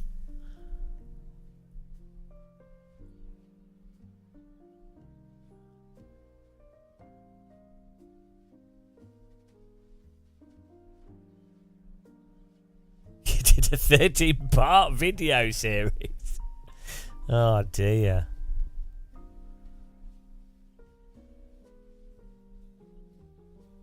Oh, you got hacked. Why did you get hacked? How does that happen?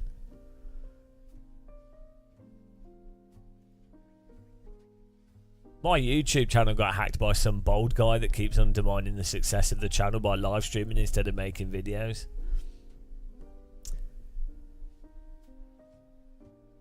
Game changing. More shorts on trail braking. That's what we need. That is what we need.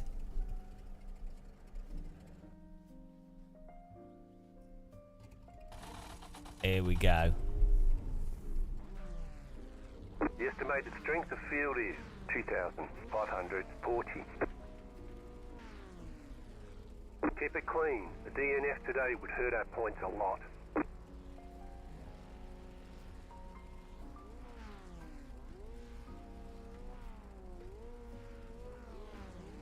We always ranted. People mistake a normal conversation for a rant for some reason. It's because I'm not tonally upbeat. Waiting on the final cast grid. When I talk, it just sounds depressing. We say mistake for being arguing. I'm just miserable all the time. It's just how I talk. Miserable voice tone. It's my default voice. It's like a train conductor tone. Everyone's gridded.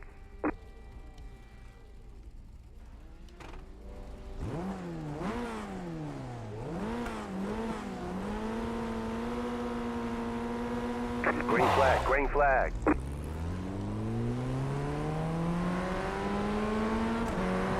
Fanta? Oh, I quite like some Fanta. Car on your left. Keep to the right. Clear. Maybe not into T1 though.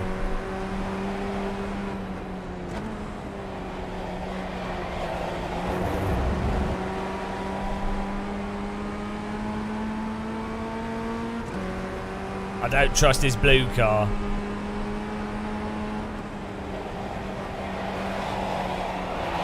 Oh, Fanta is gone.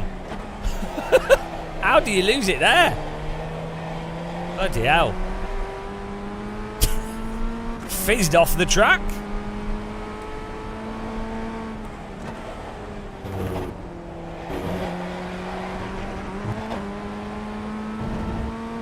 That was very strange.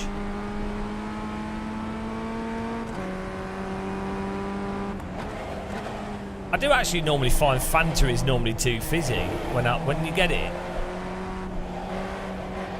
I don't know, why is Fanta always so fizzy?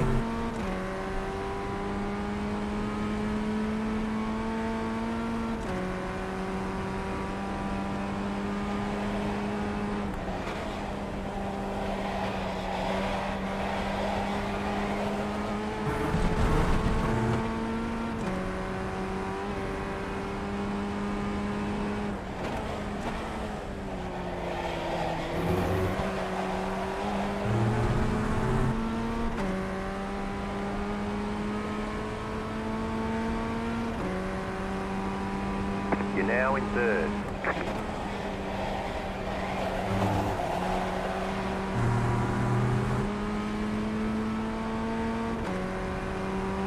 I've never been to Manchester.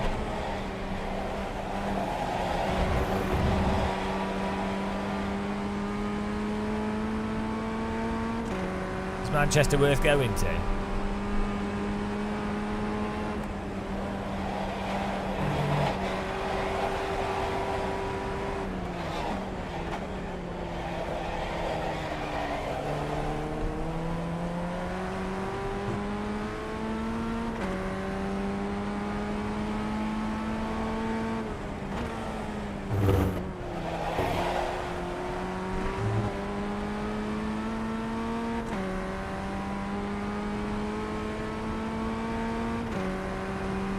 Mid-Ohio is a good track.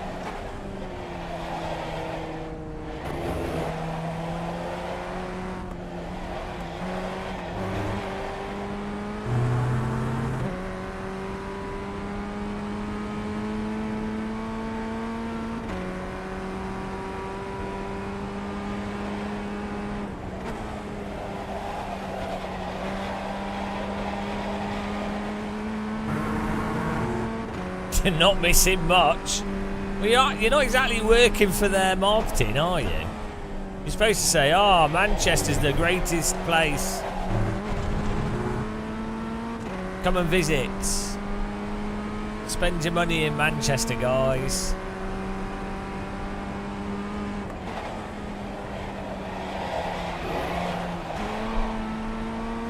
How are people spinning like that?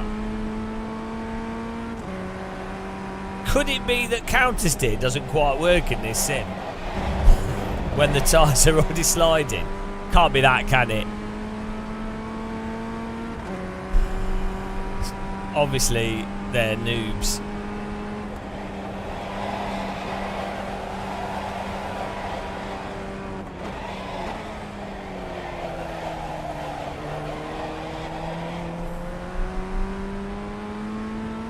Definitely a skill issue.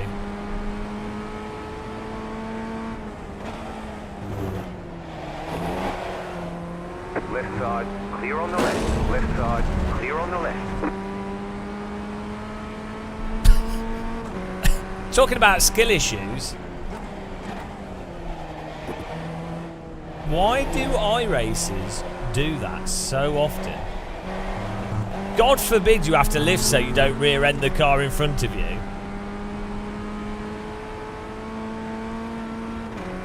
They do it all the time in iRacing. People get momentum and then they're like, "Oh, well, I'll just drive into the car in front." I wonder if it's like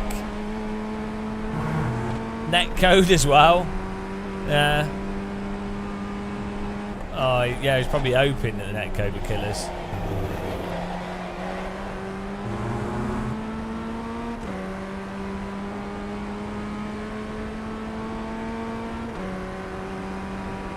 You could tell from how this blue car was driving before that he's very likely to wreck us right from the very start of the race. Hello, Donut. When people ride the back of your car at the very start of the race, it's a really good indicator that they're probably going to wreck you, because it's a really stupid place for them to put their car. Car right. Oh, he's not going to make the corner. Stay on the left. Oh, he lifted. I was hoping he'd keep his foot in, because I know that he wouldn't make the corner if he did. That'd have been hilarious. Ah.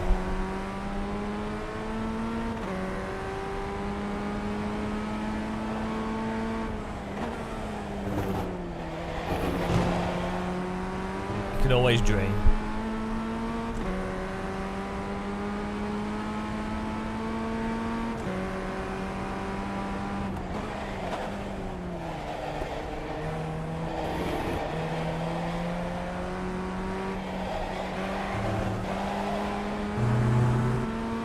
Yeah, that's it really. This isn't... We're no battle here. No battle.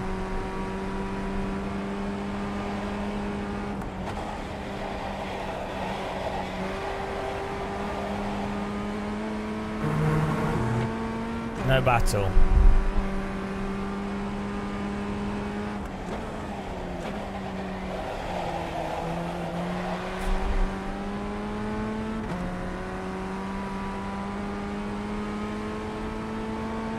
It is a joyous F-Spirit. It's a joyous occasion Just set your fastest lap of the session. when that happens.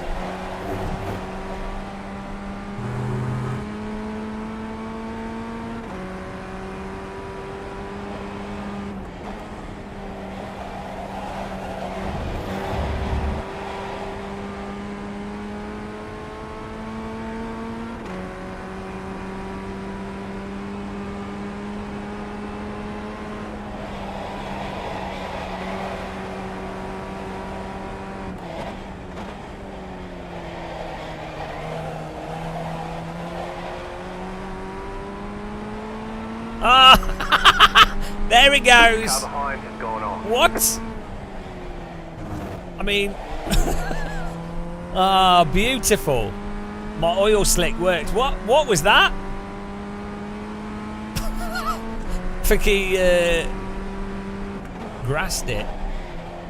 That was weird. That banana peel was... yeah, thanks, guys. Whoever dropped the banana peel on the track in between the laps, really appreciate you running on, throwing that banana peel down. You got the positioning just right. Whoa! It's like the Mario Kart.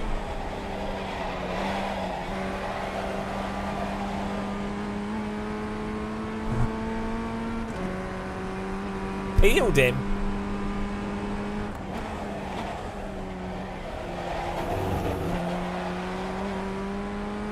Hello, Lawrence. Lawrence de Sozwa.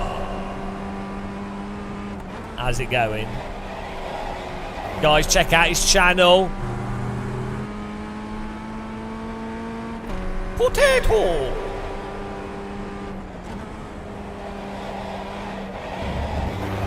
Check his name, guys.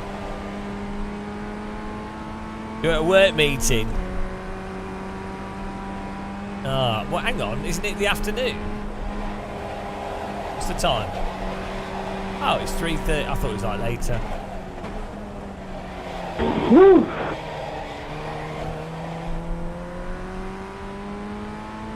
No ranting today.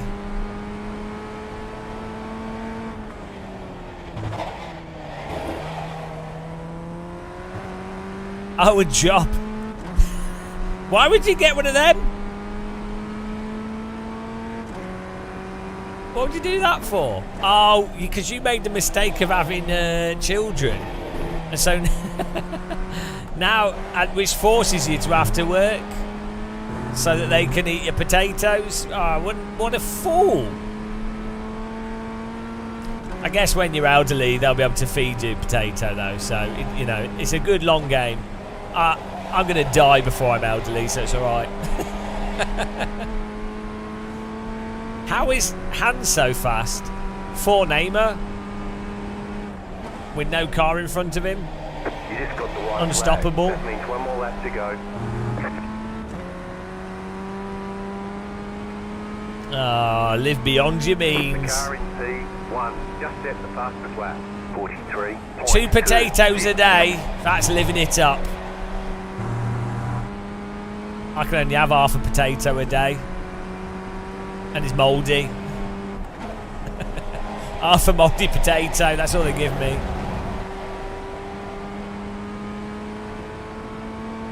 Well, so you're already out. I'm not that out. Okay, yeah, fine.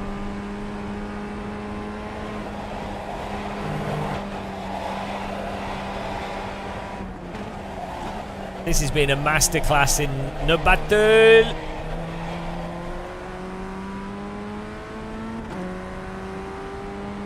It's because he has to be my race engineer. He's pushed him over the edge. He's now an alcoholic.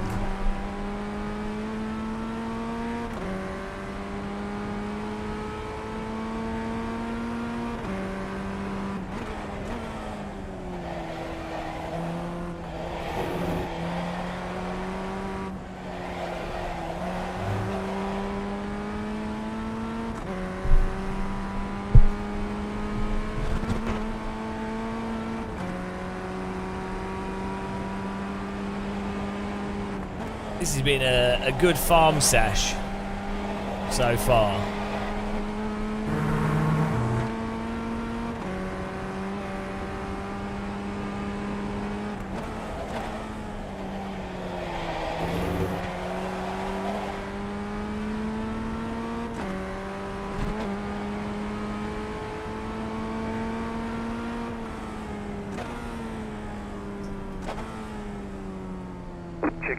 Checkered flag. Great job, you did really well. Right, let's look at the banana peel. Oh, hang on. No problem.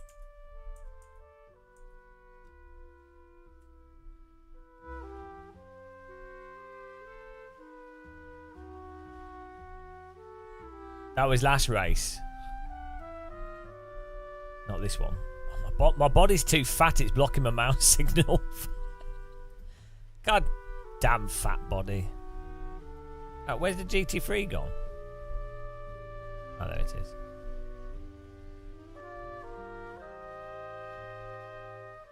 Hang on, why is it in... I thought it was sooner. It says it's in 30 minutes. Oh.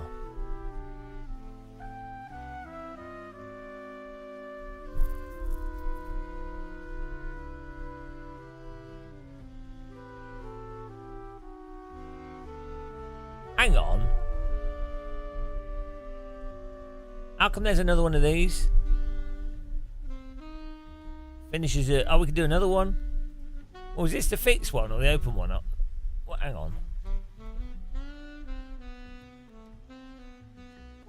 Do they do 2 of these an hour?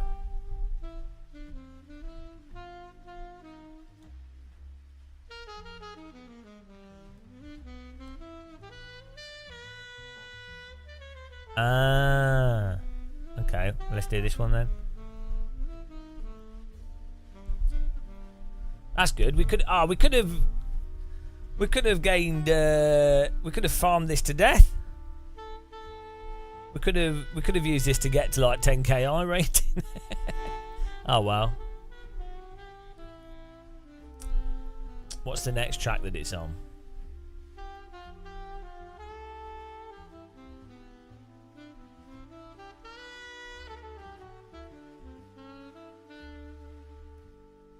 Would update the results here.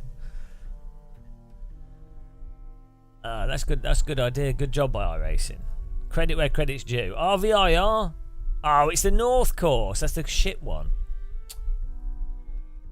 That's the really nippy one. Ah, we need that. Brands Hatch would be good with that.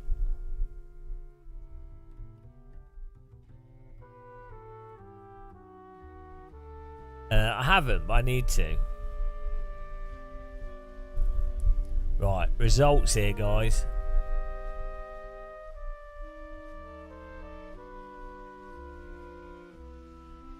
Hans Jakob. What? Oh, that was his name. His name's so big he's broken the scoreboard.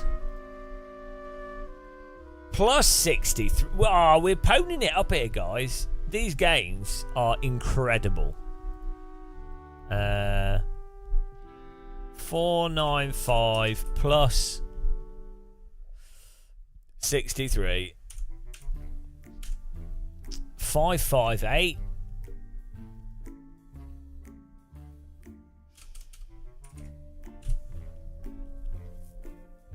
Medicinal purpose only morning duty. Thanks for that. Right. We got, yeah, we'll do another one of these. Then we'll do the GT3 after this. We have to quit out of it quickly though. No, I need to make a no battle t-shirt though. I'd like a shirt like this. This is a Solar Crown test drive. I like the shape of this shirt, like a V-neck. It's a good shirt. Hello, Delta Bador. Welcome to the farm. It's been a productive farm so far. I need a cup of tea though. I'm just gonna. Oh, should I get a coffee? I'll make a cup of tea and a coffee. We'll double up. The session's starting though. Well, we should have enough time. We'll be back in a second. Yeah.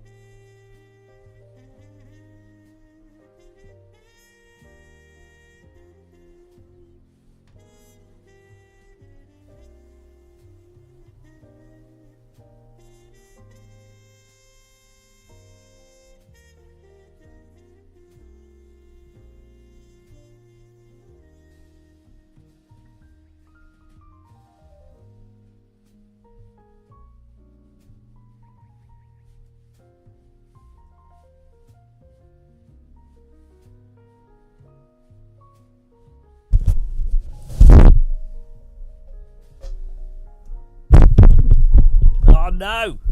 How long's a lap on this track? Oh, this is not good if we don't quality up the top. Forgetting the goal here. The goal is I rating. We always lose perspective on the mission.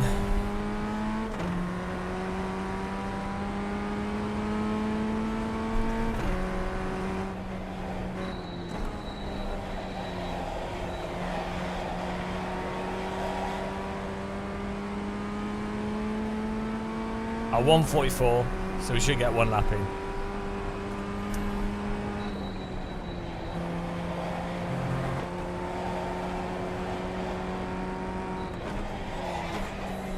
Better make it a good one.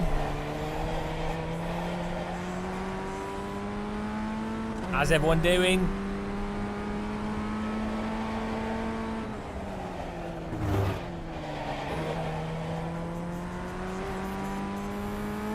Only the best. How do you get so low rating? Are you just driving in reverse at the start?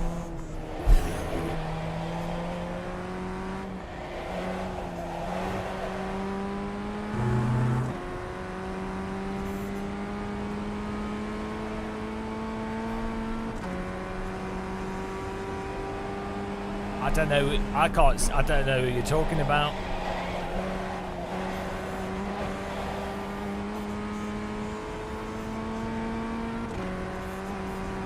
Oh yeah, I don't know. Don't feed the trolls. Green flag, green flag. I just ignore it.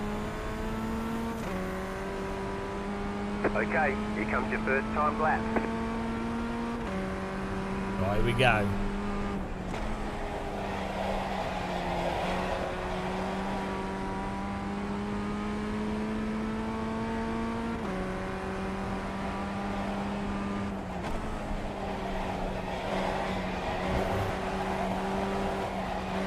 Whoa! Get close to the edge of the track now.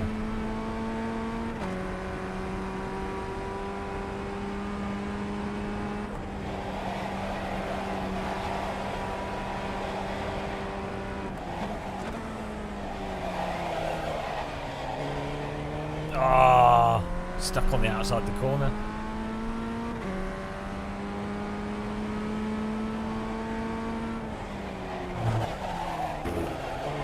No! Oh no! Ah, this is terrible.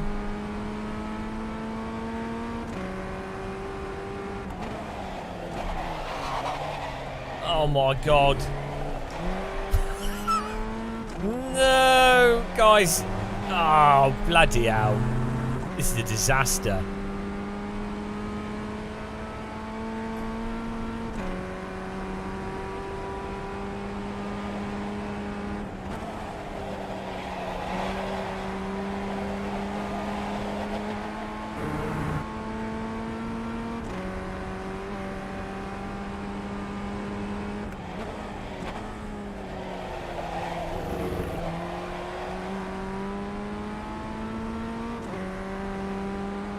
One more lap. Well, shit.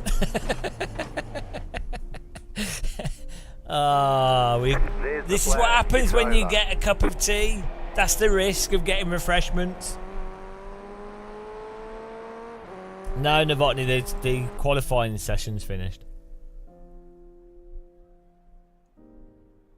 Come on, Novotny, pay attention in class, naughty boy. I'm Novotny. Oh, I wasn't paying attention in school. Oh, here we go. Don't worry, guys, we're probably dead. Hang on, poll results. We did gain 25 on that other one, and then we do this one. Start a new prediction, gain 25, 2 minutes, start. There we go. Beautiful. Ah, dear.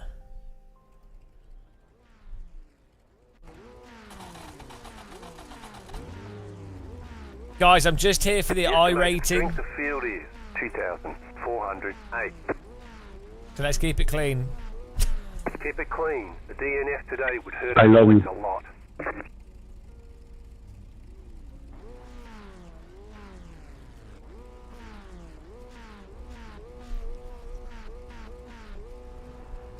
Waiting on the final car's grid. Shit. This is not... You need to be in the top 4 with this car on this track, he said.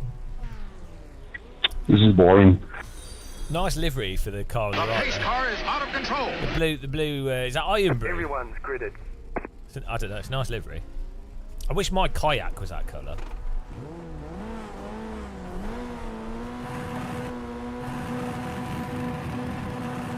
Green flag, green flag.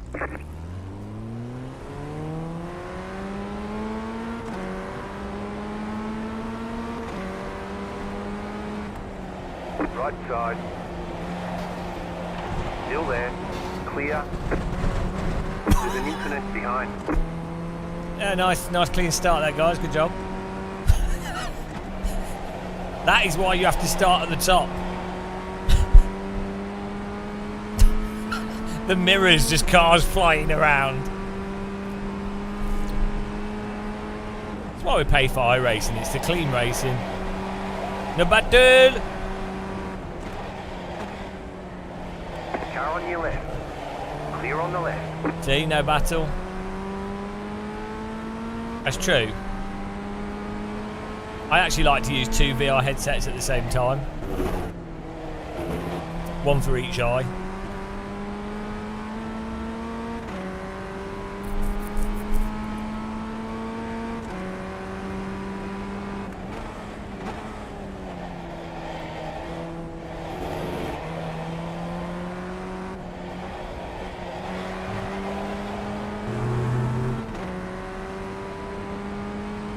Yeah, I've learnt to give 10 times as much space as you think is needed.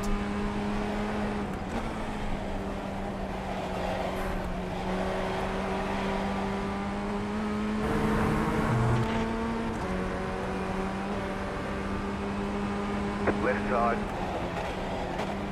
Clear on the left.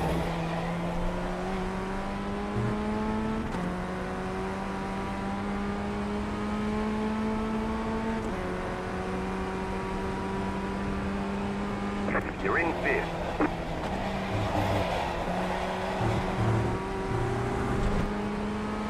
Oh, come on, mate.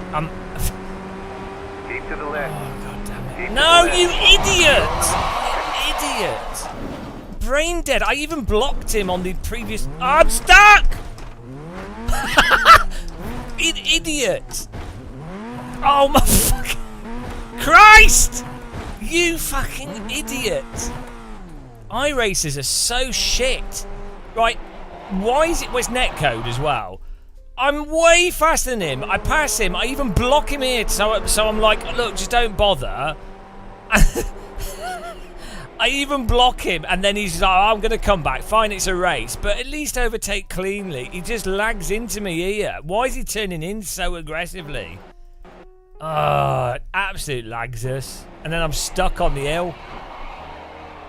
He's lagging. That's what it is. Bloody iRacing. The game's so stupid. He's just lagged into us here. That's why he's suddenly... Why is he... Look. It's netcode that causes that contact. He's turned in, like, the break point's further up here. So he's just random... He's just braked early and turned in soon to try and cover it off. And then netcode has done the rest. Can't believe I got stuck on the hill.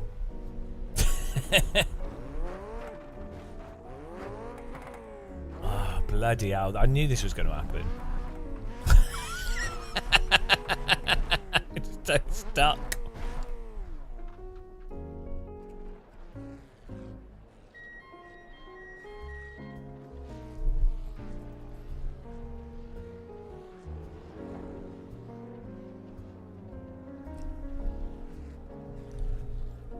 We need a crowd to get out and push us. Ah, dear. It's so stupid.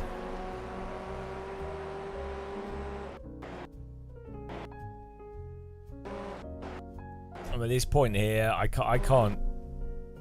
There's nothing I can do. I'm 100% brake.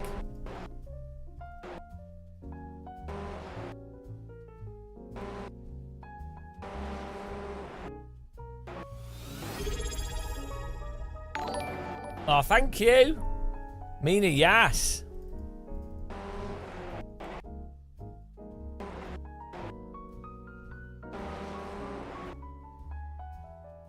I've even tried turning when he's moved in as well.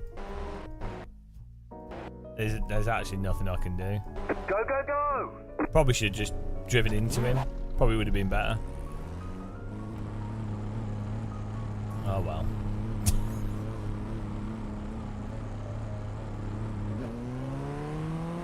This is going to be a painful loss.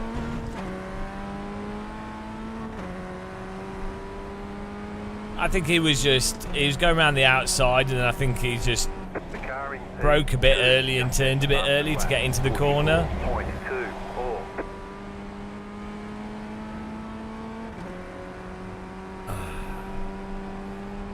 That's all. I mean, the thing is, I know that he's like, I knew he wasn't a particularly fast driver, so I should have just broke a lot more and then retook him beforehand. I mean, afterwards, but I just wasn't expecting him to brake there. I just wasn't expecting him to like really aggressively brake and turn in. Make any sense?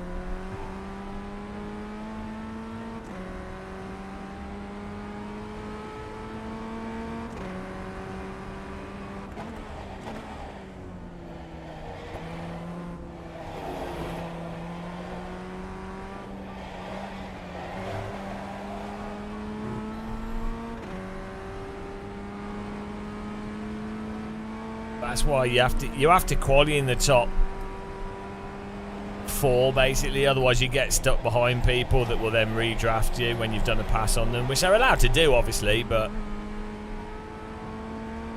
then you just really like to get in an accident. Because you then have to be overly defensive to stop them trying to retake you. It's lose-lose.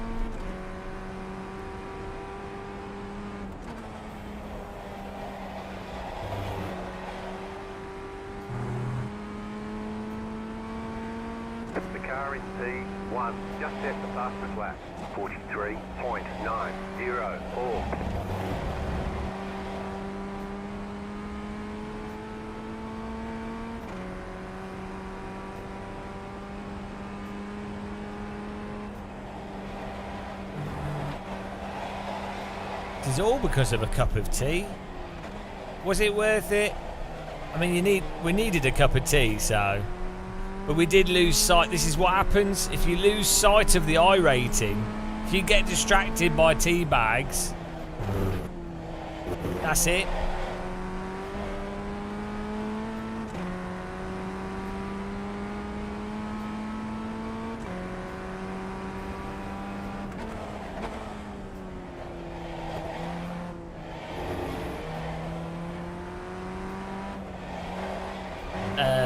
Lawrence, I can use words however I want.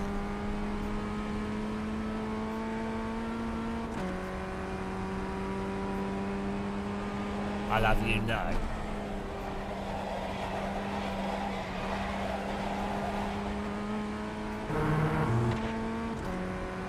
I mean, if we didn't get beached on the corner as well, I should have. I drove onto that. I didn't realise that would happen there. Hello, Martin. We only made it worse for ourselves. You just set your fastest lap of the session.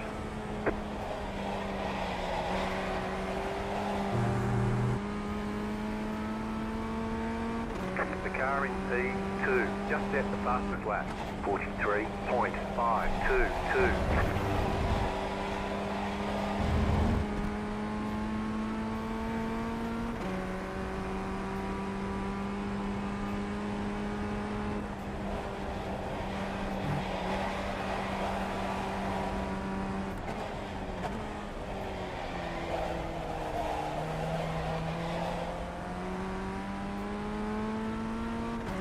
8 seconds to 10th. Is this going to be minus 91? Ah, this is a mega loss. Does that say minus 91? The pain! Oh no. This has been the biggest loss we've had in 2 days. Oh, that's terrible. That's what you get for ignoring no battle.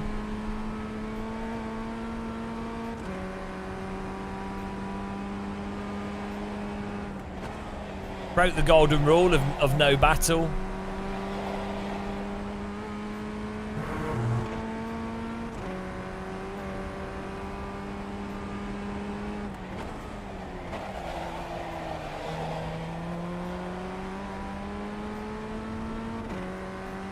Broking.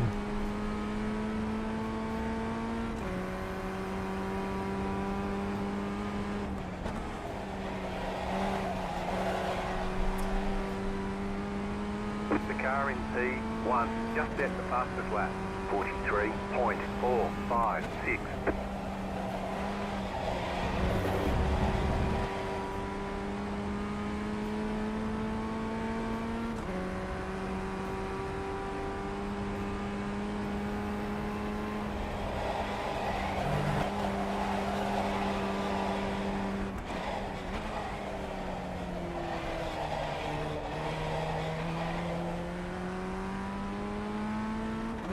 Yeah, we need. Can you guys put bananas back on the track?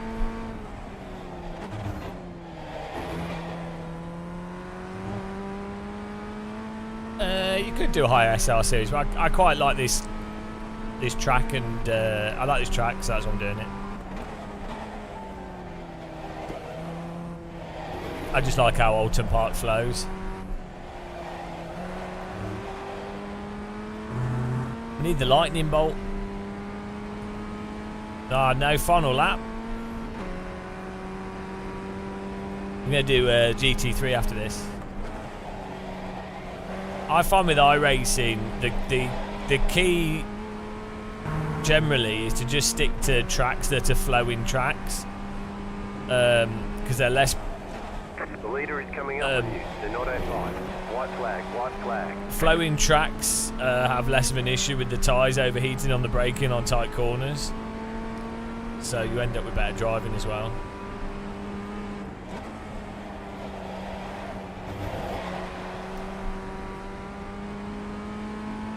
And less netcode issues normally as well. Like Red Bull Ring's really bad for netcode. I find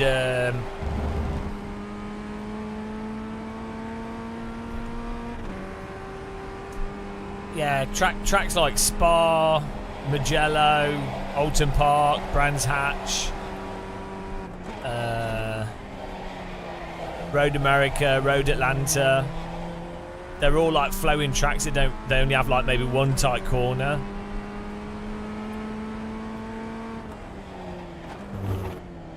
So they're less prone to the netcode issues that you get at Circuit of the Americas, Red Bull Ring, Monza.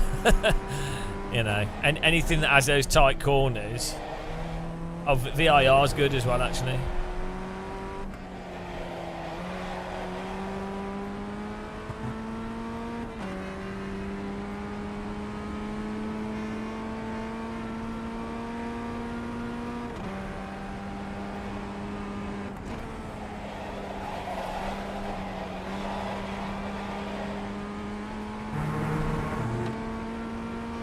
Well, this went well, didn't it? You can't win every time. We were long overdue a punishment session. I knew it was going to happen because we didn't qualify high. It's the crux to iRacing is no battle. Just set your fastest lap of the session. Oh dear. Absolutely punished. Checker flag. Absolutely wrecked. I didn't. No, I should have. Right. Sign up to the GT3 race. Oof. It's alright. We can take it. Now it's time to lose a few hundred in the GT3. Let's minus the...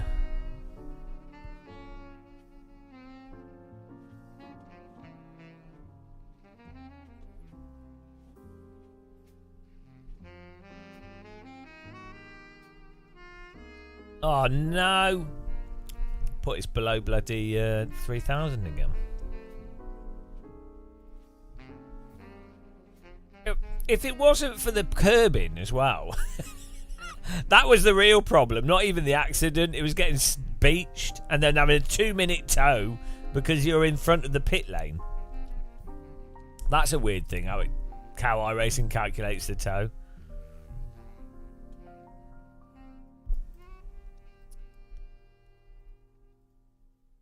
Ah, we're back up. We're 460 now. Unbelievable. 467.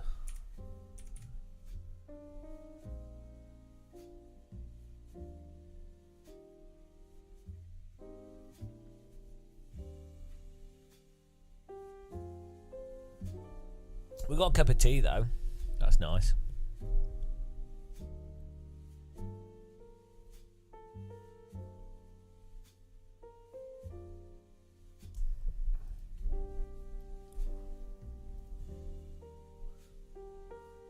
How does Le Mans 24 work with the GT3 cars? Is it the full track?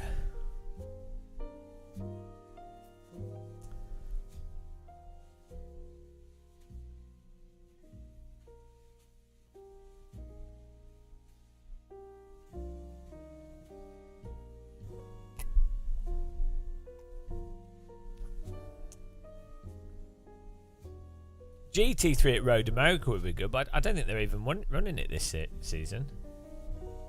Nope. 9. Next week might not be very good actually for...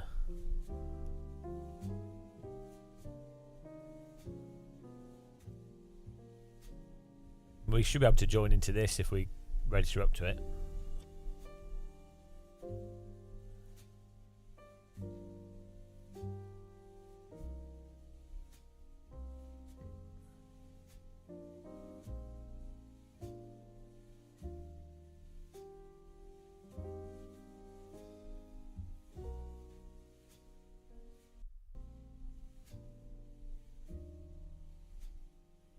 We do have a link, yeah. I think it's in the description on YouTube. I think it's in the description on YouTube. If it's not, it's on our Discord. Let's see. Or you probably can type Moser or something. Yeah, it's this. Hang on. Thank you for using it.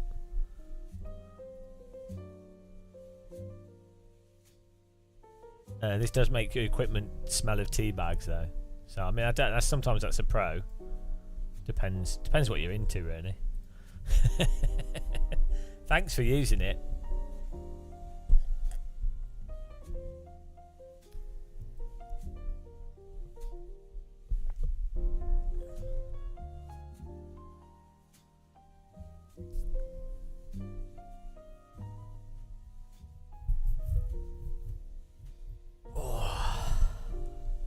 What you getting?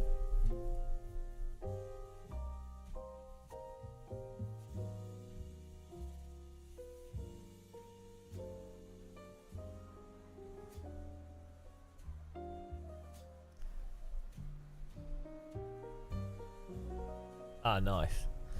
What wheel rim are you getting? I'd get, if I was you, if you're only getting one, this wheel rim's really nice. It's their cheaper one actually. What is it? The RS. Why is it RS-CS? It's quite heavy, but it's really good for the price.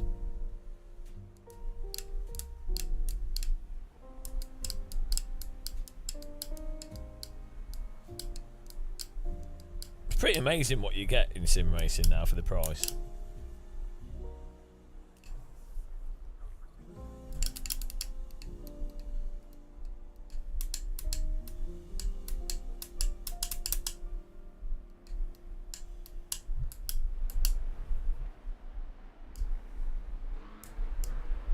These, I think he uses Hall effect for the shifters.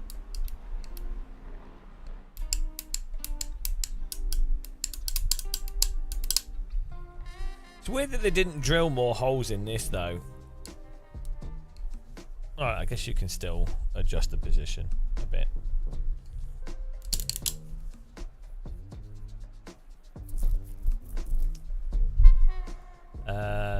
I don't know.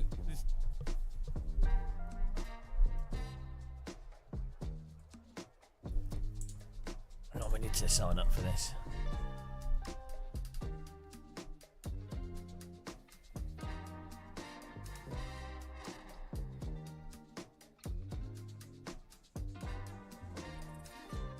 This finishes in time, doesn't it, for this, I think?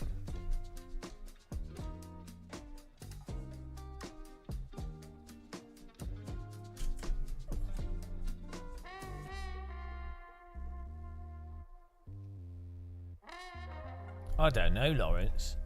I haven't been paying attention. Would I pick up use SimMagic Mini Alpha Mini or new? I'd probably pick new stuff for the warranty, to be honest, because if you're spending reasonable amounts of money, I'd probably go for the stuff with warranty. Acertech's good stuff though, and if it, not that it really matters to you as a consumer, but the guys that work at Acertech are really good people. I mean, the people I've met at Moser seem nice, but like they just seem good.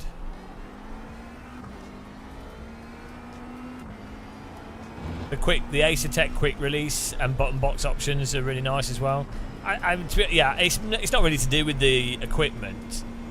It's more, if it was me buying sim equipment, unless it was like an absolute steal mega bargain, I would try and buy new just for warranty.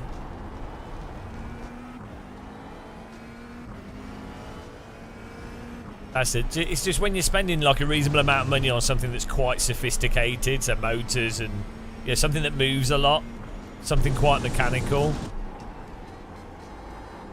Because obviously companies try and do the best, but complex stuff has a habit of breaking even when everything's been done very well. If they're saying that, I think the Acertech equipment is like ridiculously solid. So's most of the stuff, to be honest, from all the companies. But yeah, there's nothing worse than having spent X amount of money on something and then it breaks. You're like, well, I mean, you could go to simrigsupport.com. They do stuff out of warranty, but yeah, I would always try and buy stuff with warranty. If it's something that costs more than like £300-400, well, I never work, Lawrence, in the first place. Green, green, green. You can't break if you've never worked. I'm like the British economy. Okay, here comes your first night lap.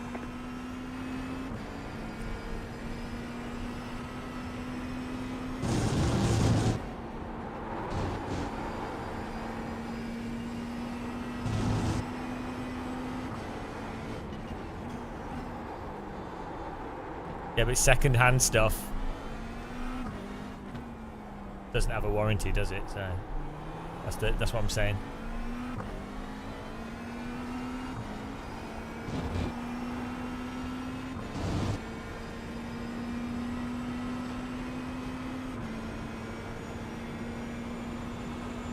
Also, you can have a warranty, but the company might be a bit rubbish at servicing or a bit slow, and so that would factor into the purchase as well. You're like, oh well, we know this company has plenty of stock, or we know that they've got a good reputation, or we know they have a retail unit close by, you know.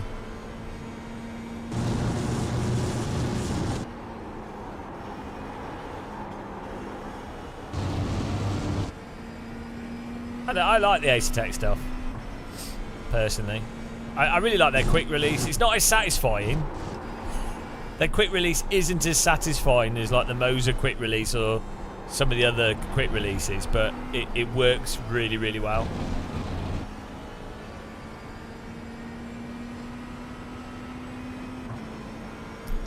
I don't have a Acertech affiliate link though, so use Matt Malone's. Yeah, I think you might have a discount if you use Matt Malone's as well. Or maybe Lawrence has one. Use Lawrence's if you buy Acertech. Do you have an affiliate link for Acertech, Lawrence? I need to get one. Use Lawrence's. Yeah, use Lawrence's. There you go. I'm so bad at like getting. I'm terrible at business.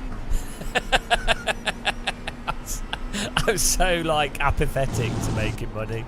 I should really be better at this. Bloody hell.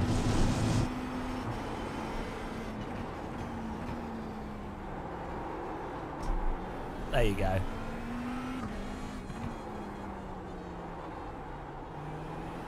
That's a potato for Lawrence's children.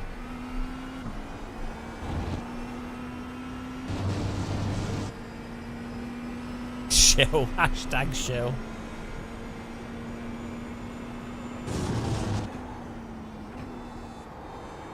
Lawrence has been working in the corporate world too long, and look what it's done to him.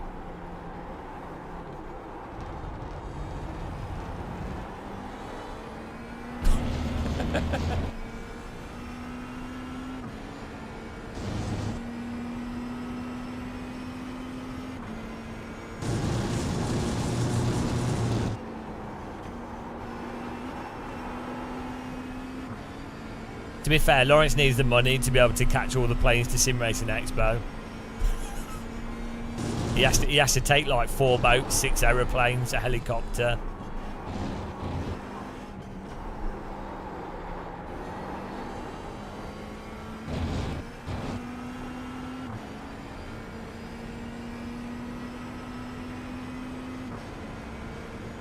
Yeah, I know I could set up one of those link pages, but I just don't get around to it. I mean, I kind of want to set up a... I'd quite like to do a web page, but I'd need to write... like, there's no point having a web page that's just a repeat of stuff. So, I'd quite like to do something, like, obviously humorous. But then, like, I just don't have energy all the time. If I didn't have chronic fatigue all the time, things would be a lot easier. Alright, there's the checkered flag. It's the only reason I'm playing iRacing now.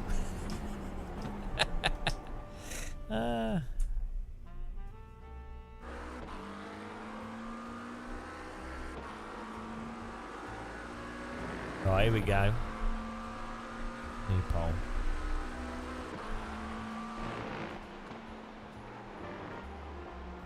Get a pole going here. Get your poles in. Put your pole in your face. Oh, bloody hell. This is a disaster. Shouldn't have bothered today. This is a... We were doing so good, and now the farming's gone to pot. Hello, Yundaz. Sometimes the fields abandon you, though. You know, it can't always be green. Can't always be a good haul. Sometimes the weevils get in.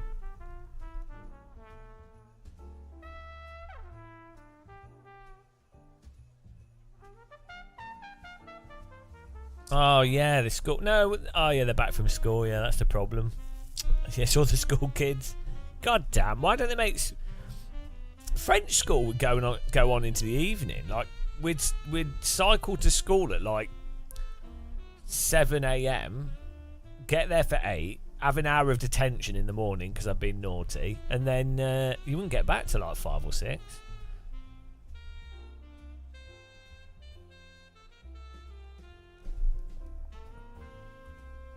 That's because I'd have afternoon detention as well.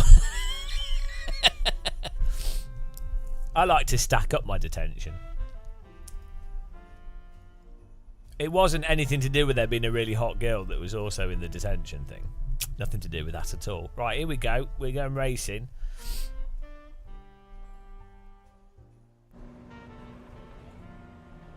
One to go. Next time by. Line up on the right side. The estimated SOF is 2,191. Pit road is closed right now. We expect to be fighting for the podium. No. I haven't actually seen it. This was when I was like Still waiting 13. on the cast grid. 12, 13. I don't know what happened to her. Here we go. So yesterday, yeah. No battle.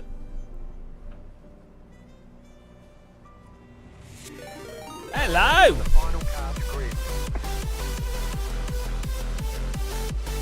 Farah 97.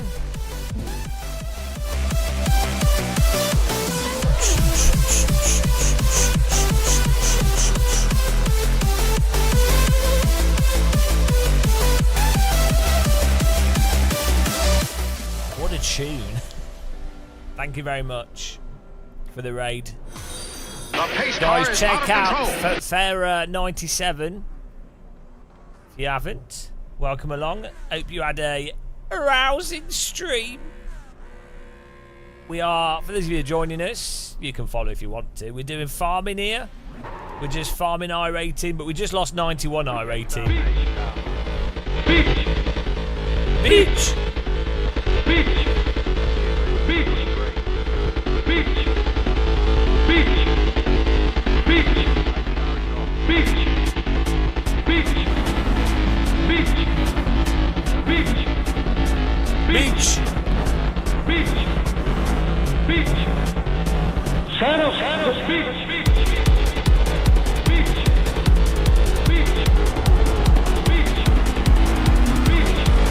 Green flag, green flag.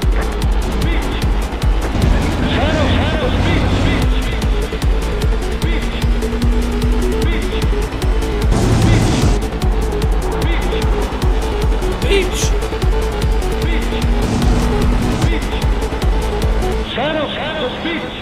Left side. Clear. Thank you very much for the Son of the Beach. I was actually working on a song this morning before we were streaming.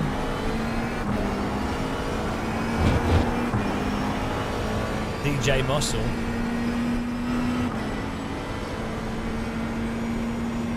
No, not singing, like a dance track.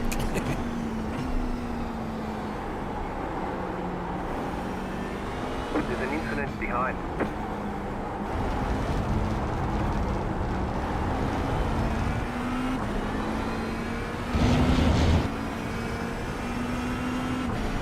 No in-game quotes, no. I mean, maybe we could put some into it. Fernando, what the hell?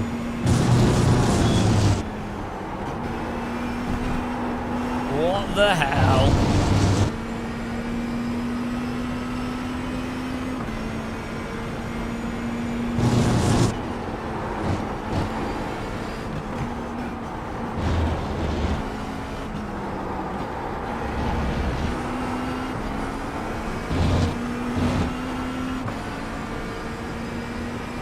Damn you, Fernando.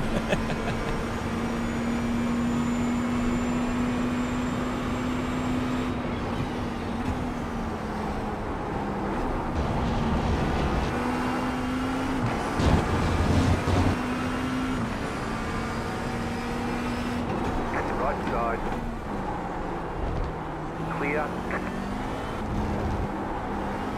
Right side. Oh, come on, mate. I did a well good overtake. Now you're going to pump me. Stay on the left. You're in the top 10. Keep to the left.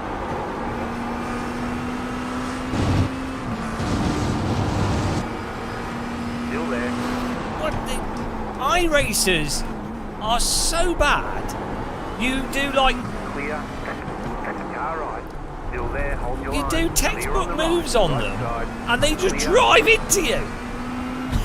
No button. Bloody iRacers.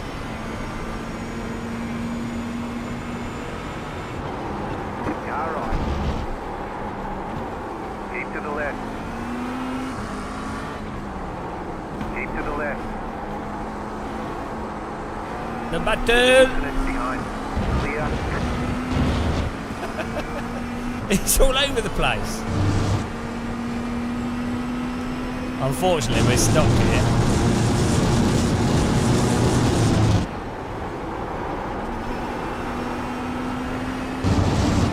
just holding us up, which is fine.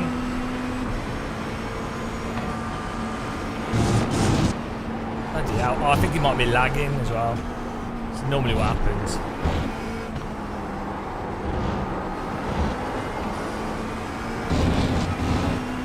Button! Oh, he's weaving. What are you doing? Yeah, he's lagging and he's weaving.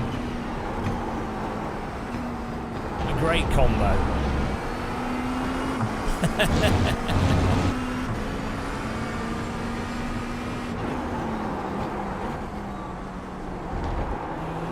Wasn't even trying to pass there. Just car behind's getting in there.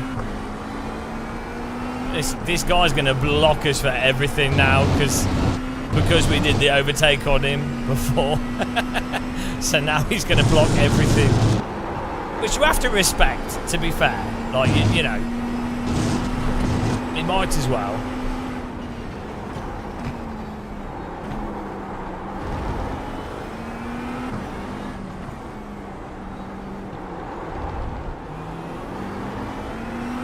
At least we're getting back on the tail of the other cars. Oh, well, plus I rating. That's all that matters. No button.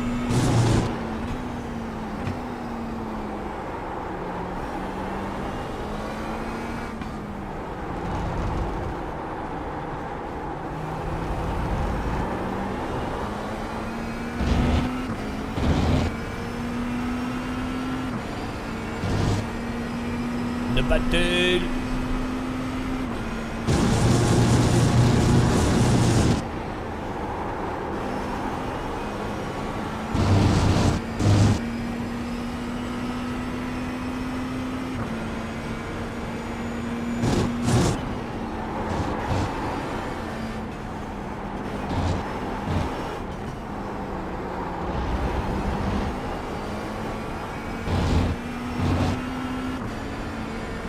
Do you think he will crash into the cars in front of us?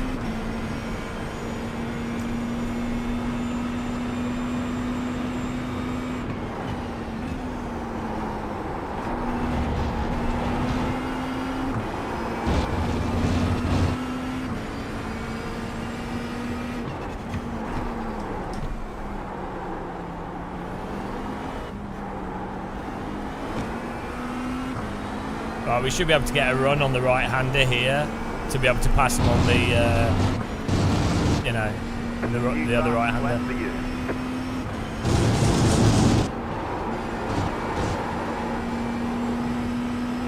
Oh, we're too far back.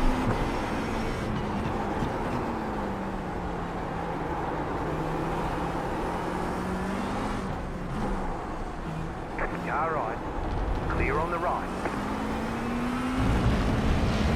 Good little train of cars there, that's nice. Get the train going.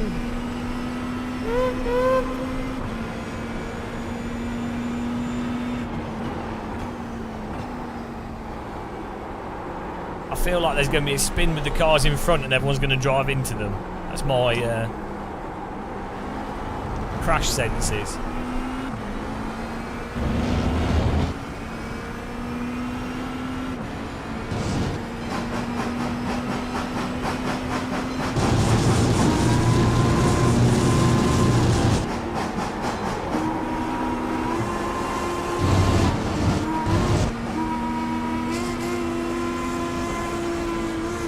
No new news now.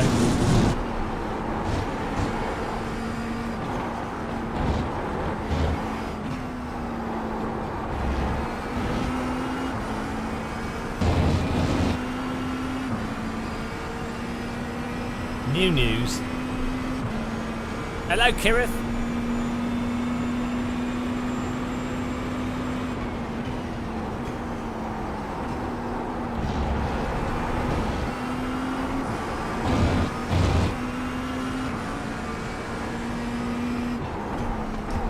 Yeah, moving the brake in. Thank you.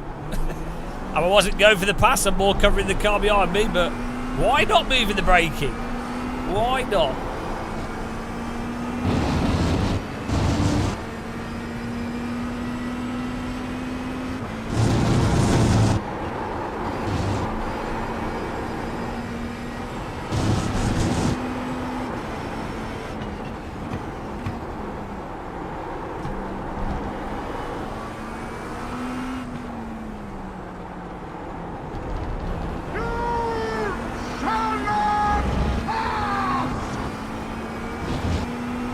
He's being towed along by the other cars as well.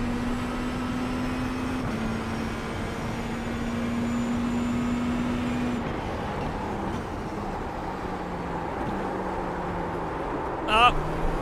Car right, clear on the right, go left. Oh, there it is! Ahead, slow car ahead, go right. There it is.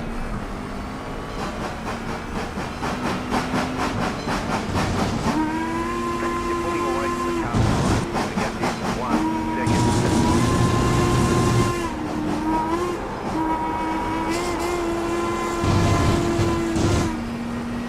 You gotta love iRacing overheating tyres. Once you know how to avoid them, it's like having a hack cheat code. Once you know to chronically underdrive or to only brake with your steering wheel straight. Broking news.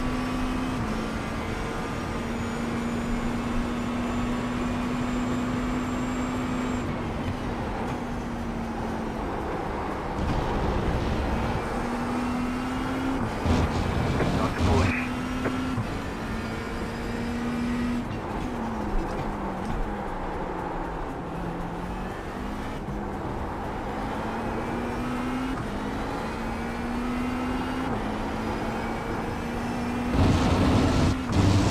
Yeah, they do. The higher class series have wet races, and then no one joins them because driving in the wet sucks.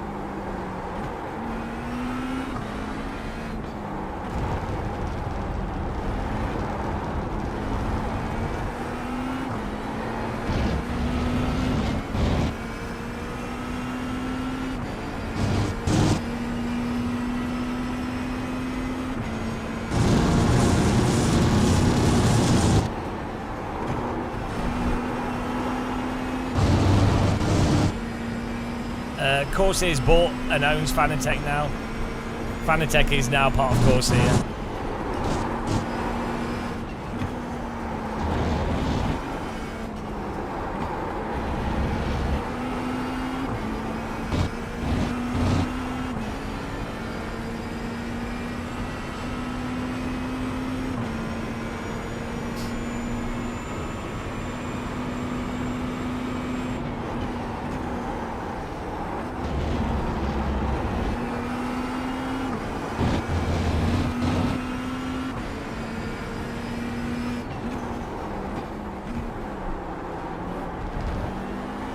The leader just did a 2.776.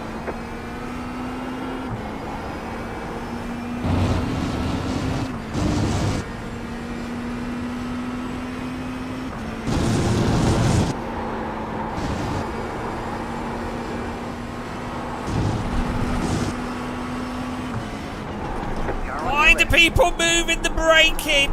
Clear. Don't do that. Car right. Clear. Why do people move? Like, cover the inside. The pace car is out of control. All you have to do is stick your car on the inside.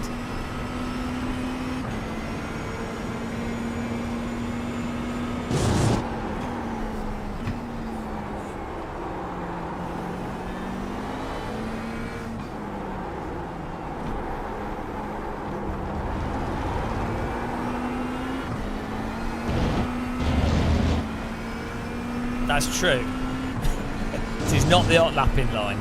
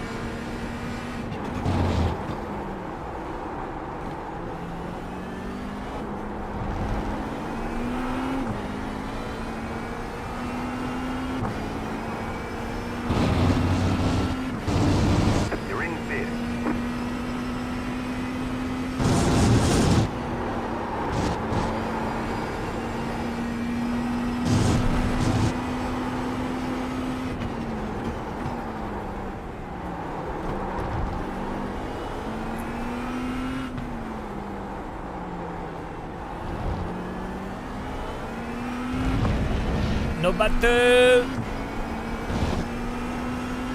We have pace to be Good job, Mike.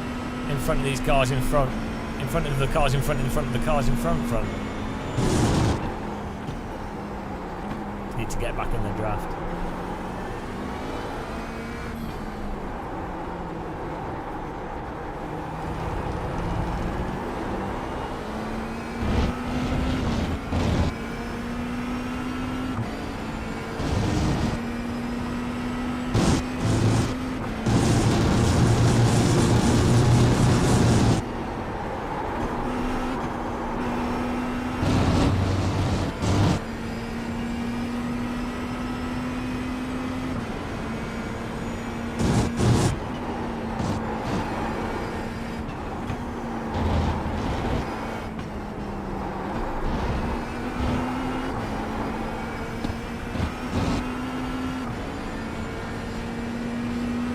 I'm not getting the... Oh, Lawrence, you're such a shit.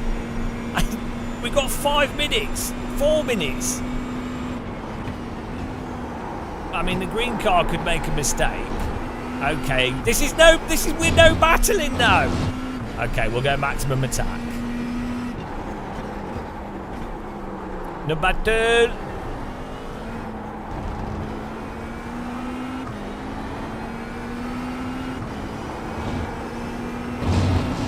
Enjoy my nice cruise. New fast flat for you.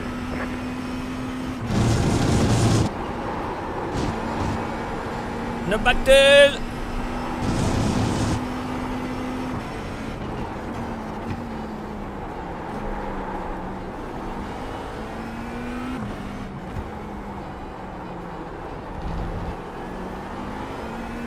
Lawrence forcing us to go full battle.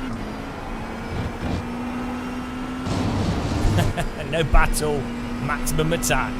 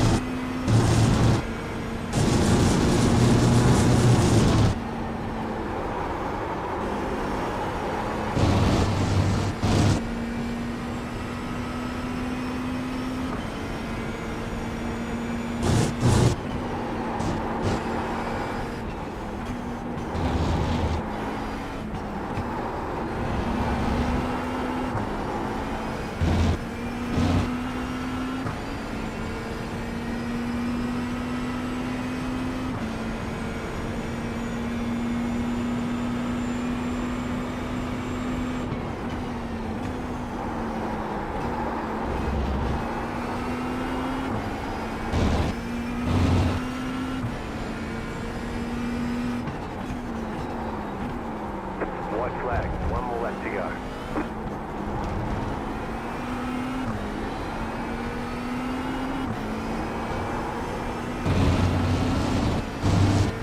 Just set the fastest lap of the session.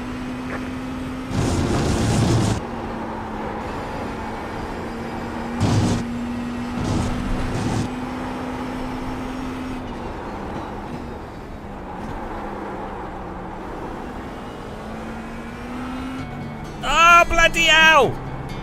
Not now! Oh my god! I'm hitting the car! Thank you! Hang on! Hang on!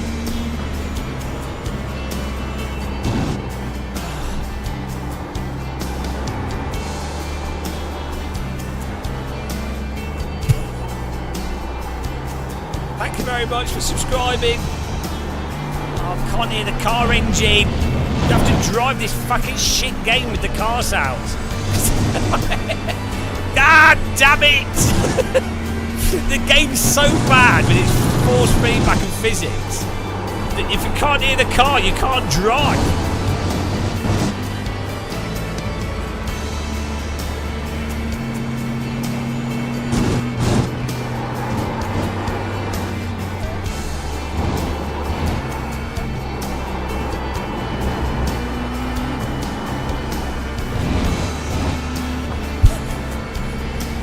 Thank you very much for the DD girl, Martin Five laps Bandis. of fuel left. Really appreciate it.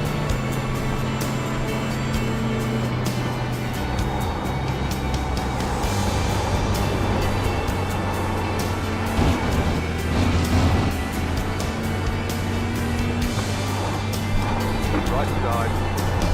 Clear on the right. Left side. Clear on the left. I mean, it was a safe move. I tried to get the place. We kept it on the track. Thank you very much. Checkered flag, Ah. checkered flag. You know, it's fair enough. Solid work. Oh dear. No battle. The send. It's fine. It's fine. Oh, thank you very much, guys.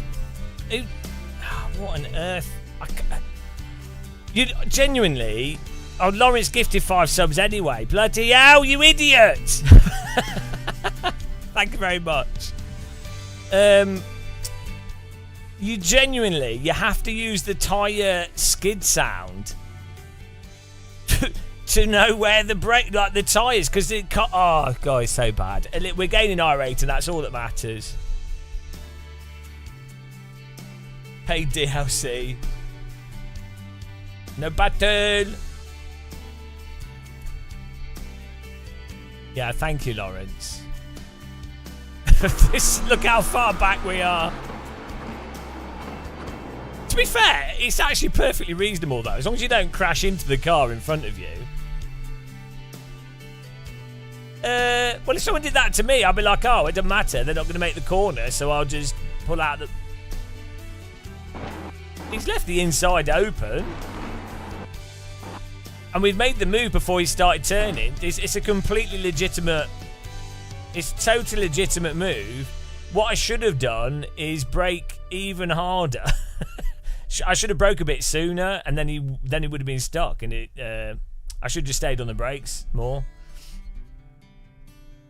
No, but we'd already got by the side of him before he's turning, so it's fine. There's plenty of space as well. If he'd started turning before we were here, then it wouldn't have been on. But we're still on the track. It's not like we're not making the track. So, typical send. Full-on delivery. Yeah, it's a nice dive. There was no bomb, though. It was just a dive. Well, thank you very much, Lawrence, for the subs. Really appreciate that. What I should have done is then turned left and drive into him. That would have been the iRacing thing.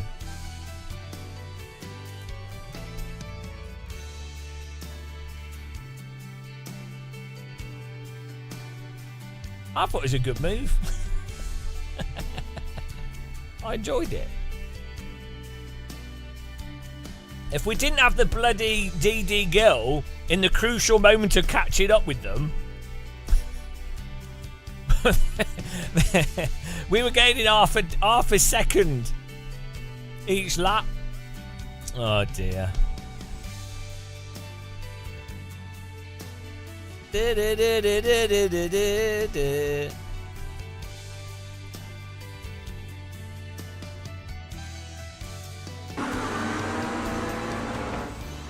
Beautiful DD girl.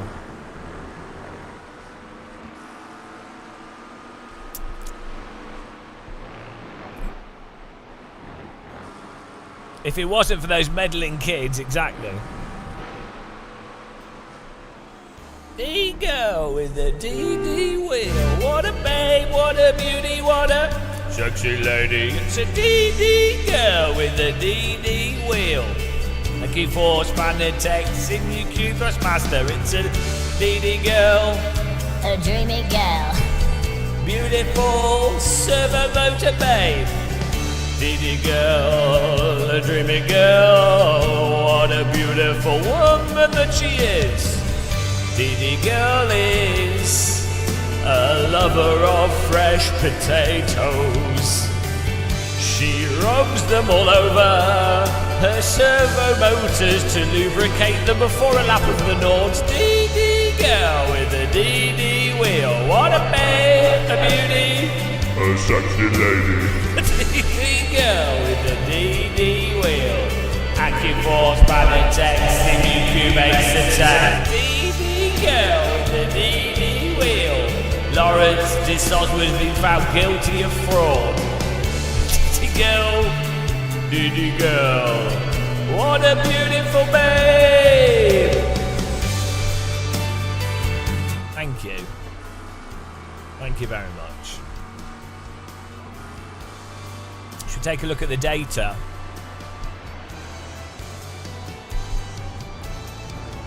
She's fully trained in air fryer usage. Farming with Steve. Oh, you're not. You won't be glad that you followed us. Oh, there's another one. You're quite special.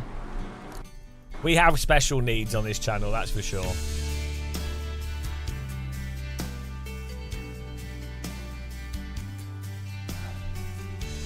Yeah, my auto-tune's broken.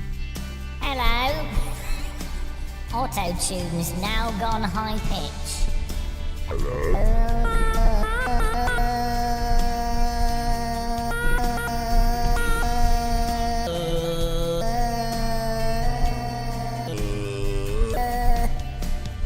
Yeah, I don't know. Sometimes the auto-tune breaks. I don't know why. It's weird.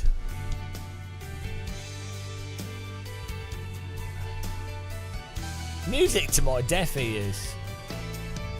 The best kind of music. Look at all these people that have involuntarily been forced to become members. Well, we can tally this up, guys.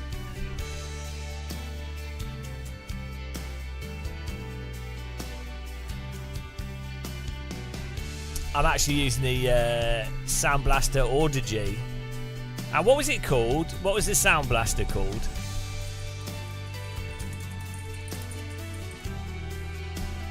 Back in the day.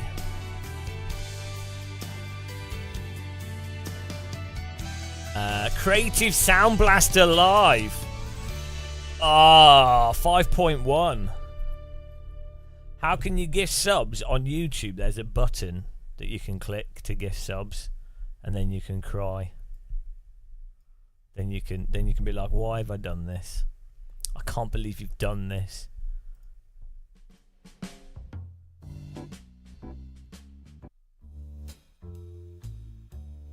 Audigy.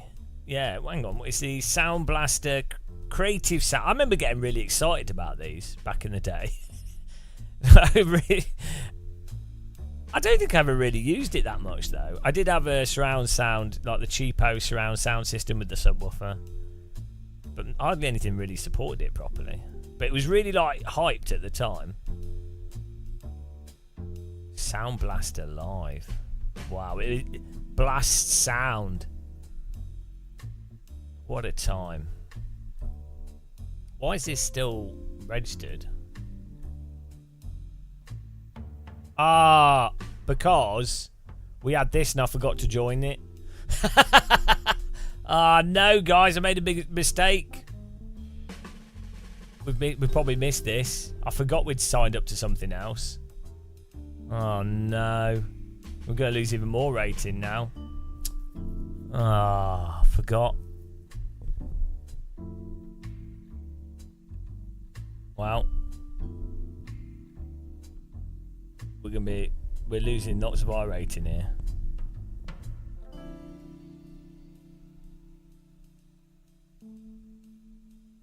Yeah, we've lost this.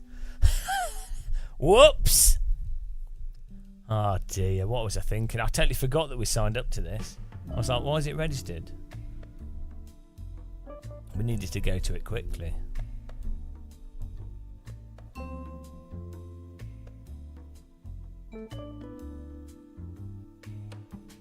Green, green, green. Ah, we just missed it.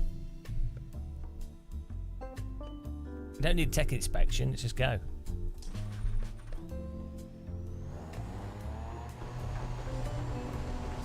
Has it just started?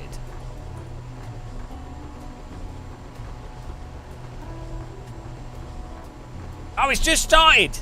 We're fine. We're fine. We can save this. We've arrived at the track a bit late. Don't worry about that. Oh man, we only missed it by like a fraction. Great timing by Team Muscle. We're on it.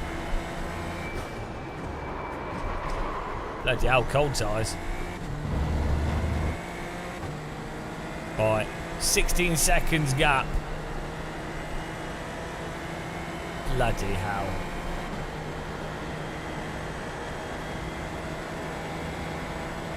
Too busy looking at sound cards.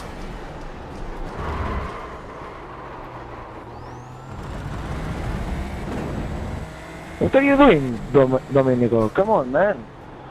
Come on.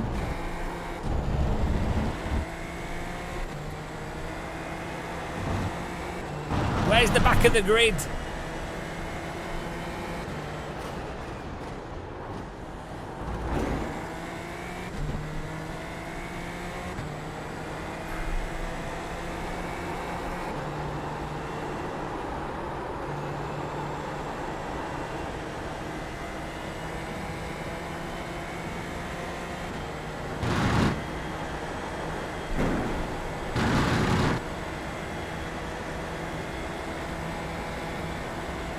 They started without me.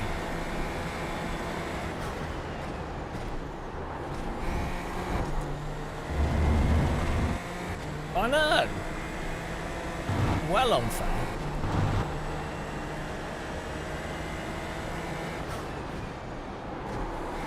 Why is the Delta not updating?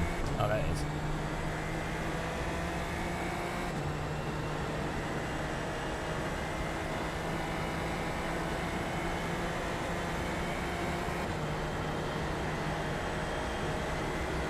Coincidence?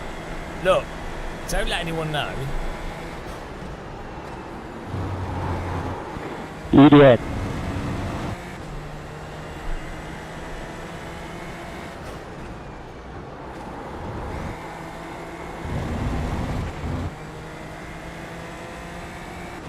No, we are. We are slowly but surely catching them. Don't worry. It's all fine.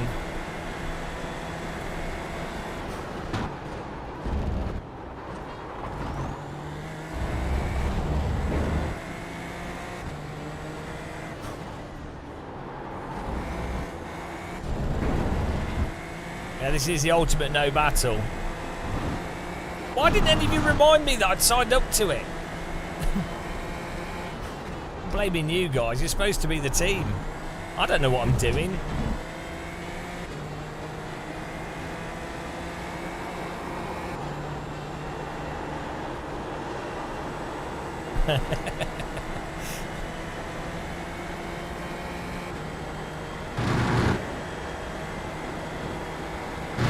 It's gonna be another minus 100 rating. This has been a disaster on the Formula.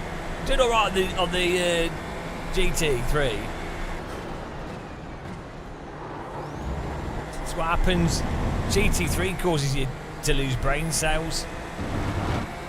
You forget to turn up to the race.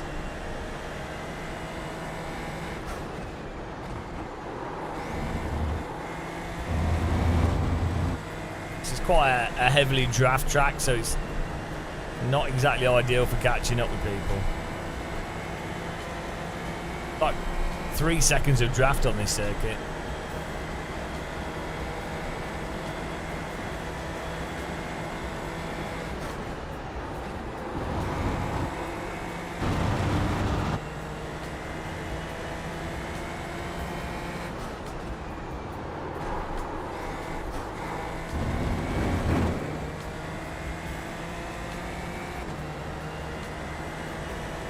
Don't worry, we're getting there. There's plenty of time. We've got 14 minutes.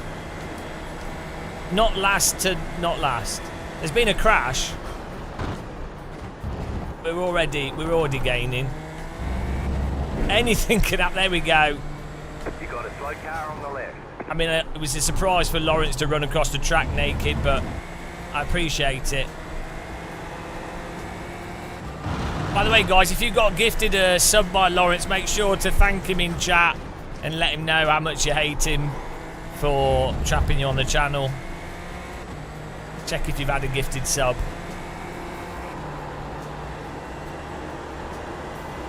You might also find now there's potatoes in your bed. Your bed is now full of potatoes. That's what happens. Lawrence is like Santa Claus, but unfortunately you don't get a gift you want, you just get a potato. Potato Claus.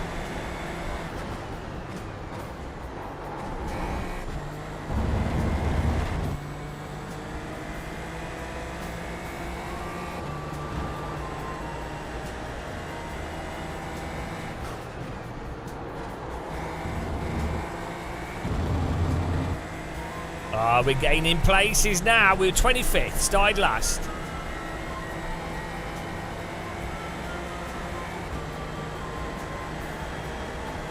Just set your fastest lap of the session. Car on your left. Clear on the left. We are now 22nd.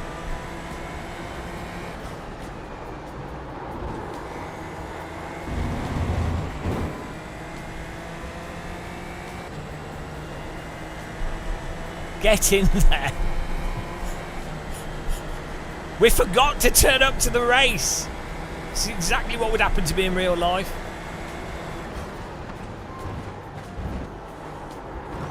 The plane got delayed from Silverstone to America.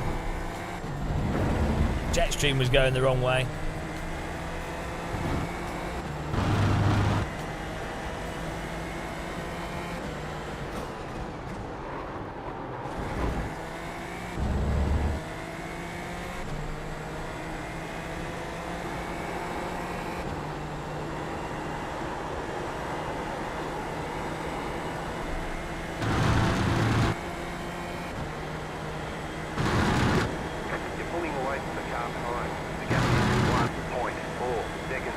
Exactly.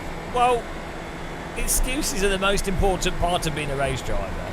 Then the driving. Well, no, first thing is being rich. That's the most important part. Then it's excuses. Then it's driving. There's an incident behind. No, we need incidences ahead. Not bloody behind. Right, we're 23rd. I think it's going to update and we'll be 22nd.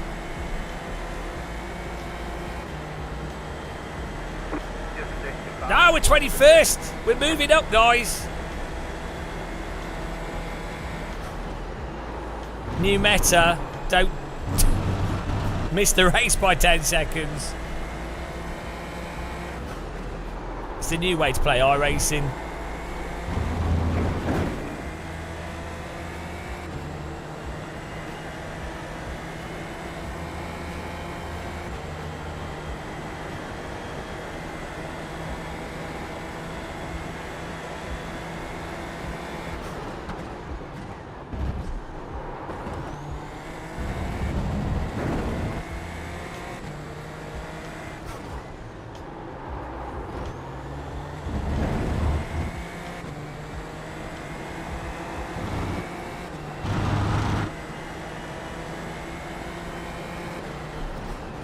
No, they've quit, that's why. We overtook one car.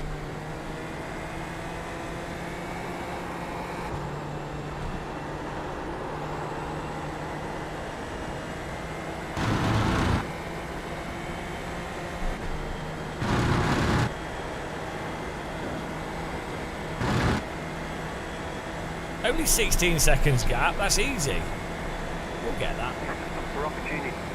Yeah, I'm looking for opportunities. I'm not really seeing them though. This is like starting a business in Middlesbrough. Look for opportunities. Yeah, about that. About that. Not exactly the most ripe location for business opportunities.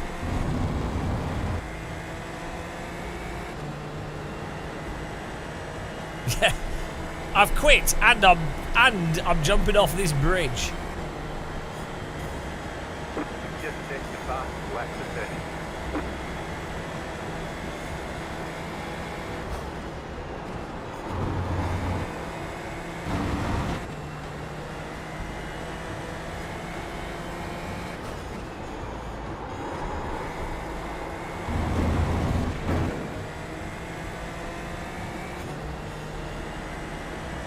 Oh, come on, you're so much slower than me. Mate, I can catch up the guys in front. Ah, no battle. You're so much slower than me. I can catch up the guys in front. Yes, The car in front. The gap is 9.5 but seconds. surely the other guy, if he can't catch up with the cars in front, is better off staying in front of that guy, blocking him because he can't catch the cars in front. Therefore, he can only gain by beating that car. Because he's surely not going to get the other cars, is he? If he's not catching them. So, he's not made a very compelling argument, that guy. He should have just said no battle. The holy words of no battle. The leader just did a 56.501. A few more spots and we've saved ourselves and redeemed and recovered our reputation as one of the greatest iRacers to have ever been. You know, through the years, when you go through the annals of iRacers and esports players,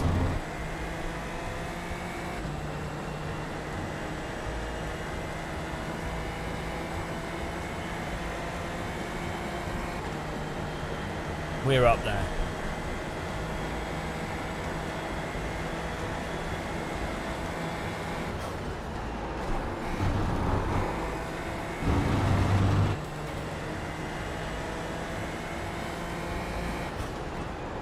Matt Malone's the gaggle master.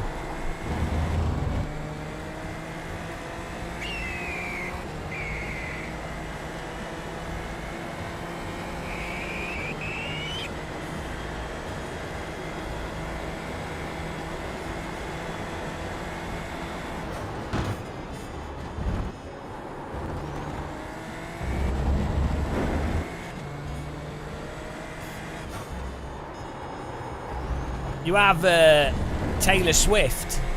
I would be Taylor Slow if I was a pop singer. There you go. Little story for you guys there. Taylor Swift would be a good race driver name. American Oval driver Taylor Swift. Dale Swift.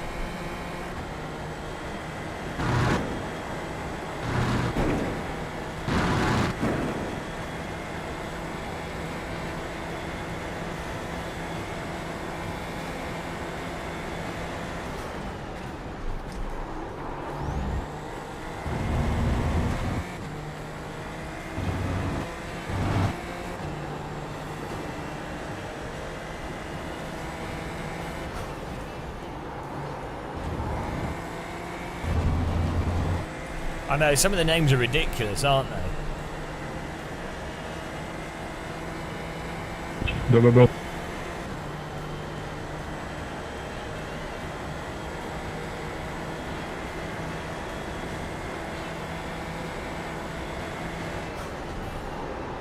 What a stupid Sebastian.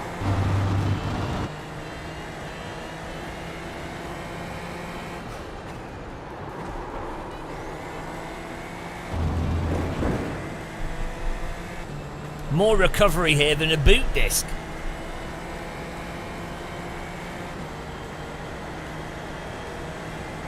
Stupido.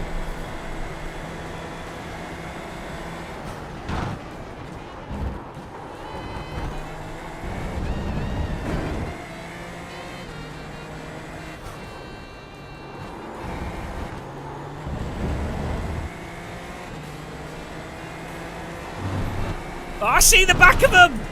4 minutes to go.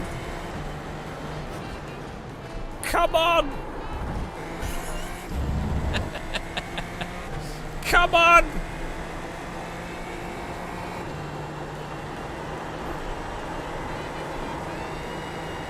back, Marker! We're coming for them! Nobody can stop us!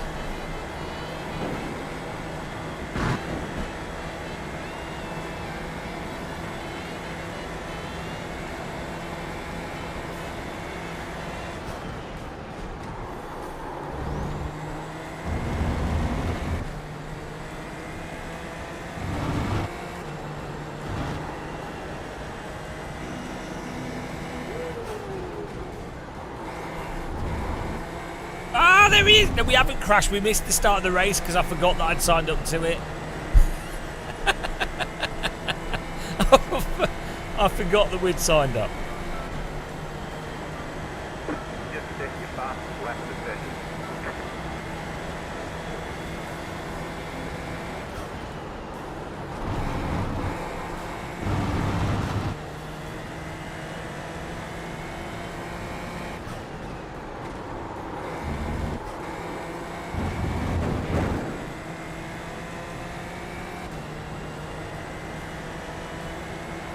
Oh no. Only got like 2 laps.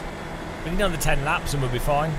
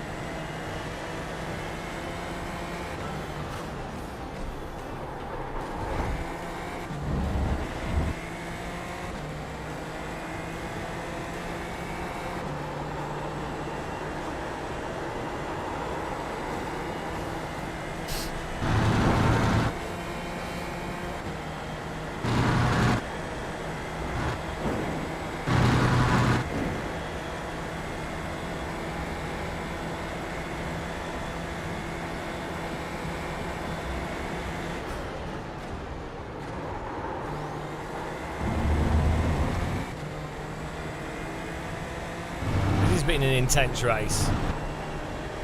Well, this is one for the ages. So, pro tip, guys, after trying it out, I can say that starting the race 20 seconds after it started is not advantageous. That's I just did the research. I wanted to prove it. Just wanted to see.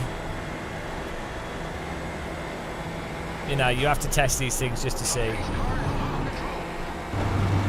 Thanks for following Enrox. Welcome.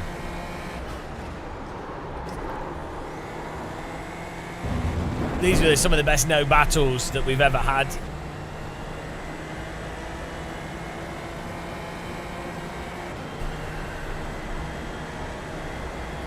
Yeah, I should probably need to do it at least 10 times to get enough data.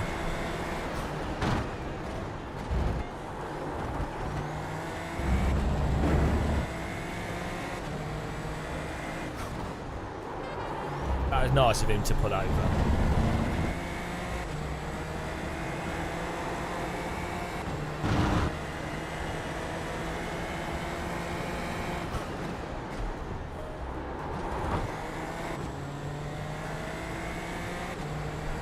Ah, what is it?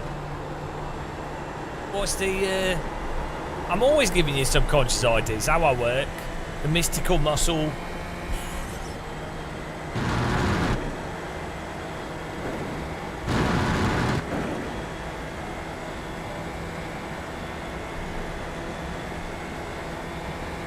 Oh, I see.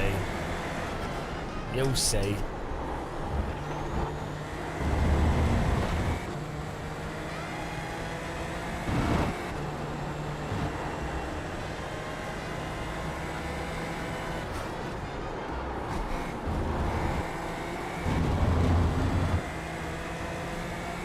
Your hands sweat on the wheel. You're probably stressing. White flag, stay smooth. My hands used to sweat, but now I'm relaxed. Or maybe your wheel's made out of like a plastic that heats them up.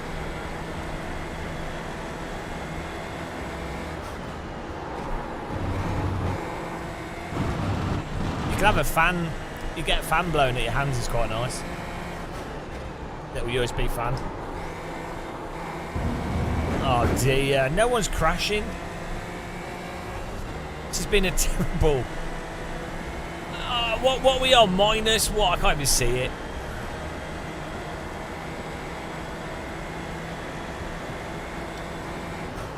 Oh, it's not too bad considering we missed the start of the race.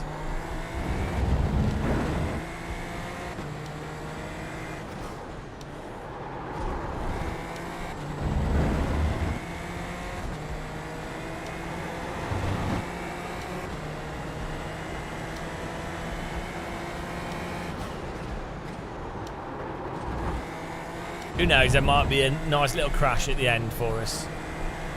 One can only dream.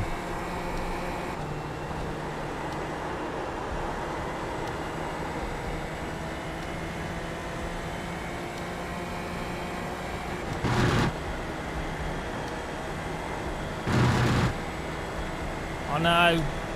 Of all the races to miss. It would have been good if this was one of those races where the old grid blows up, but no.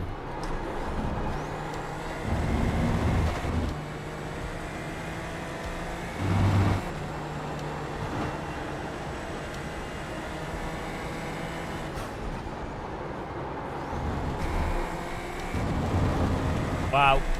We've got some safety rating though. I know.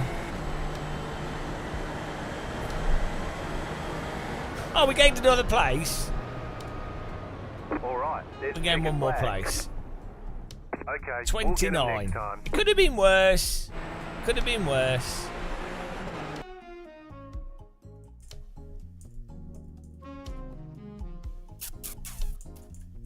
We got distracted by the bloody sound card.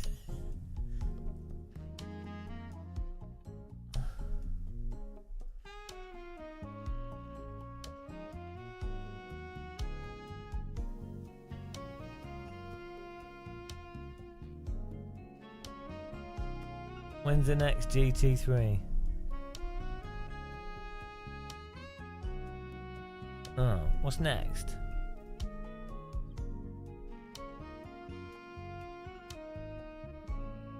Oh yeah, we could do this at 5:45.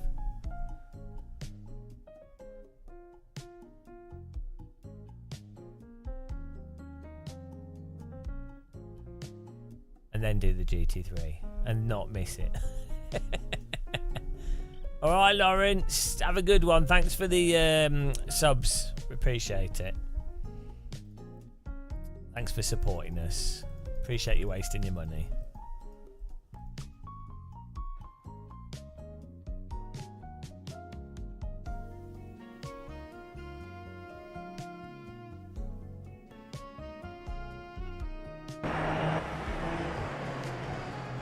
Like, nobody crashed. It's unbelievable. Yeah, that's it. We've retired now.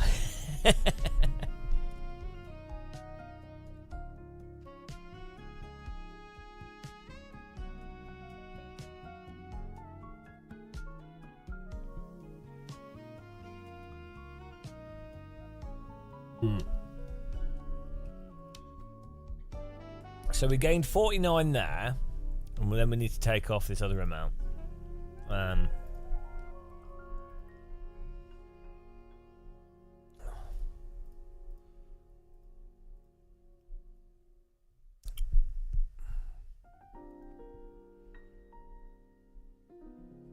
Oh, it's only minus 22. That was alright.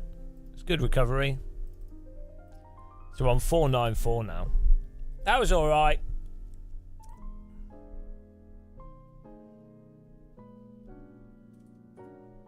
That's okay.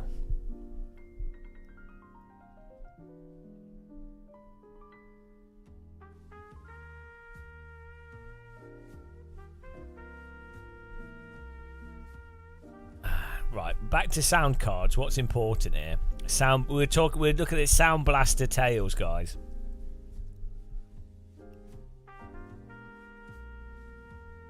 Who had the Creative Sound Blast? I don't think I had the 5 points round one actually. But I seem to remember the brown card. I think I had the cheaper one. It's weird that you'd put a plug a joystick into it. I think that's what I used it for more, was the joystick port.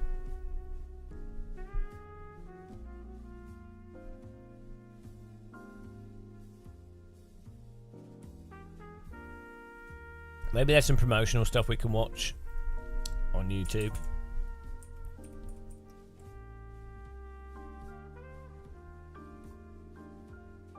You ready?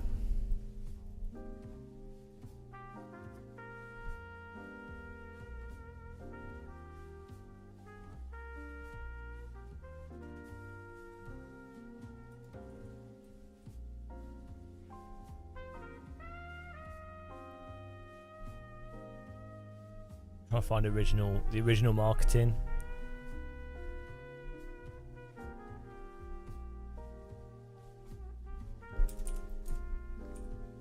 I think 90s computer components were hyped a lot more.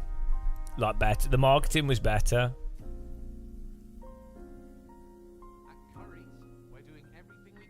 Old marketing was better than new marketing.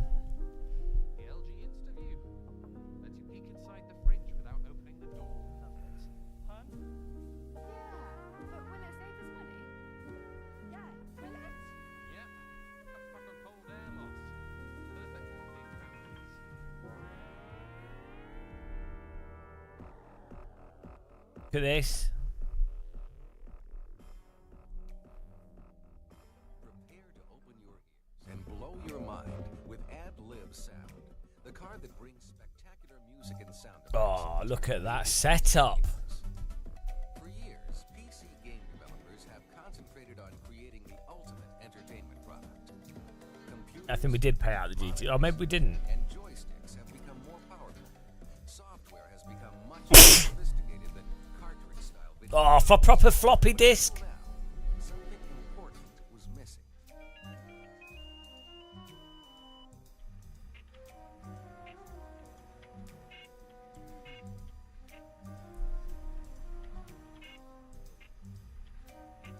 Wait a minute. Let's try this again using the Ad-Lib card.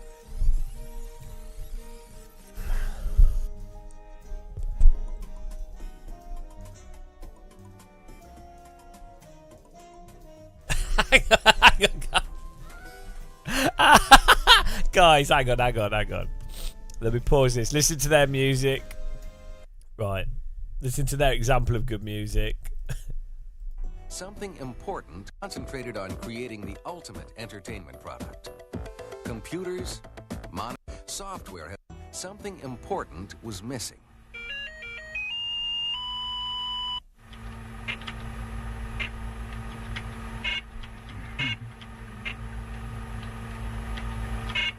Oh, sounds shit. Wait a minute.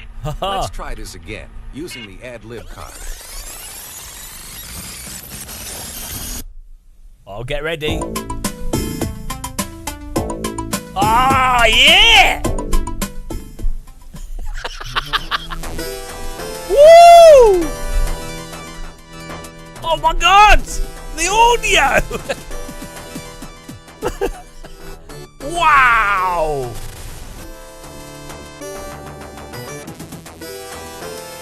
Oh man! I'm adding lib. Woo! The sights and the sounds of action. It's all more real, more real, game changing. More real. It's more real. Game changed. You could say that sound card changed the game.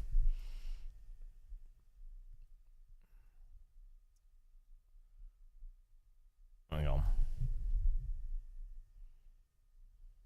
thrilling thanks to the Ad-Lib card. Wow. Awesome. Whoa! The Ad-Lib card is easy to install.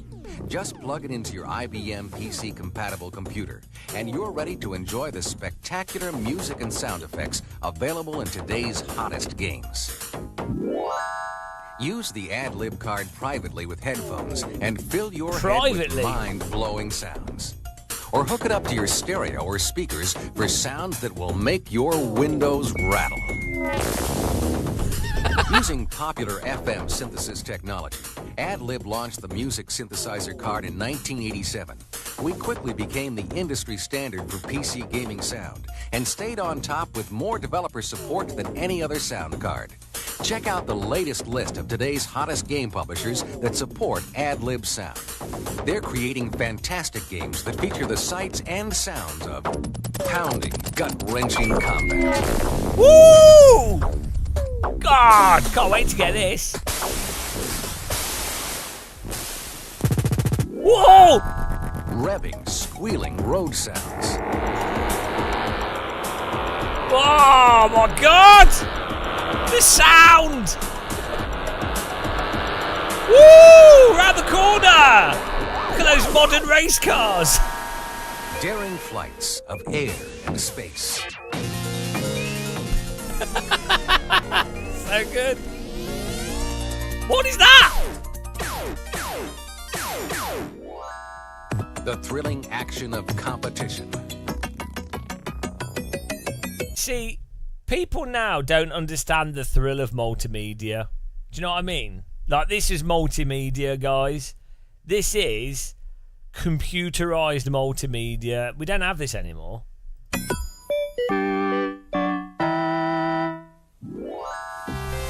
The singing of a child's imagination.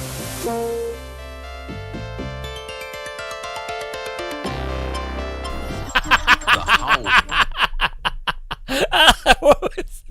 What was that? It's like Tim and Eric. Child's imagination. Oh, yeah.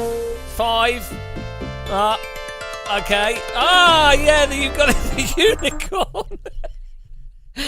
That's maths, guys. That's maths. But I didn't know what math was, but this is maths. Visualised for the first time. The howling of the mystical and dangerous. Oh.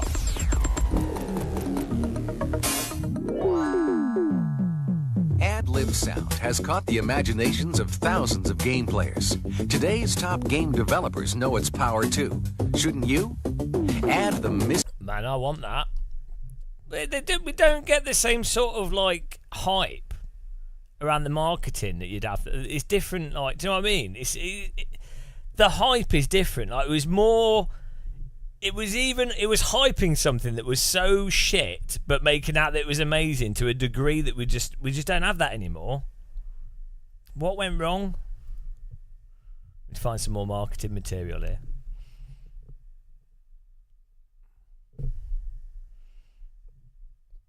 Right.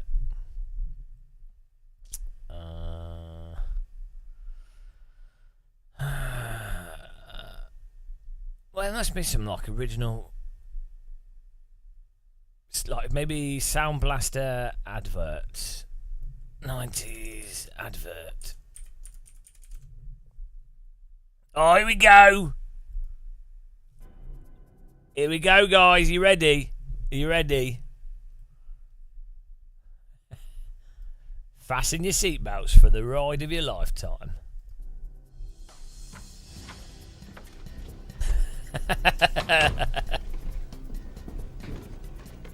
Oh, he's got a Sound Blaster 64 gold.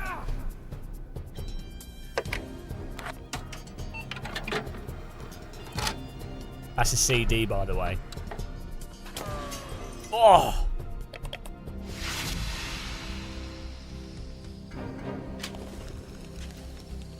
What is it? It's all around you. Surround sound.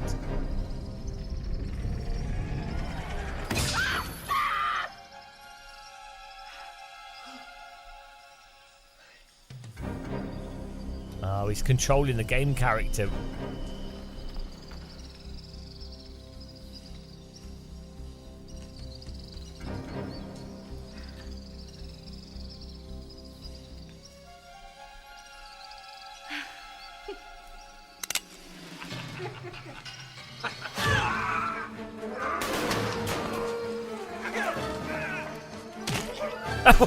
Hang on. Hang on.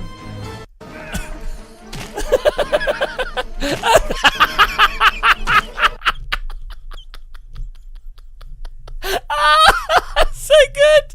Those were the dumbest things I've ever seen. Oh, they're so good.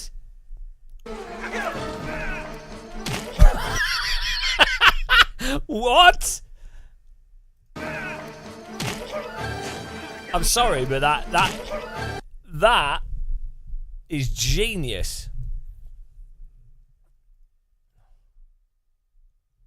It's the wrong hand. Yeah, it doesn't. It doesn't even make sense in and of itself. Genius.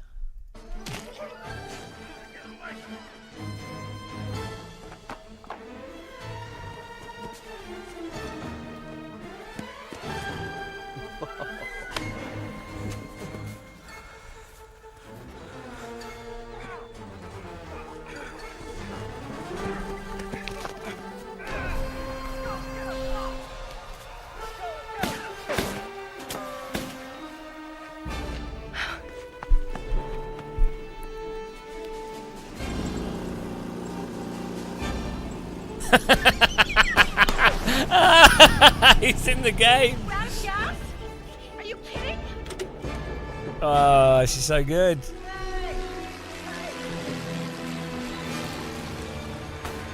It's the advert. It's the advert for the Creative Sound Blaster.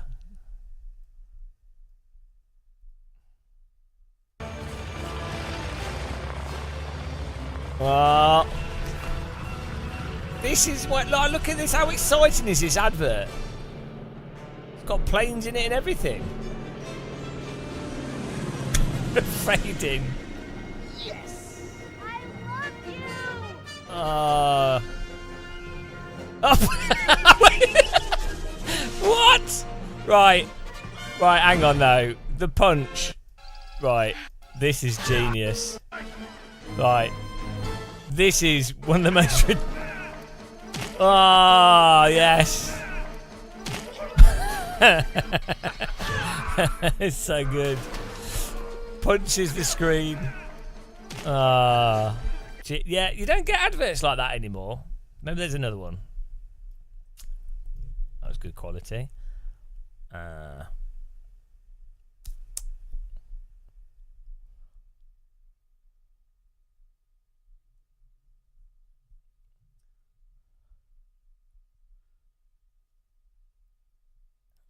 Maybe find more.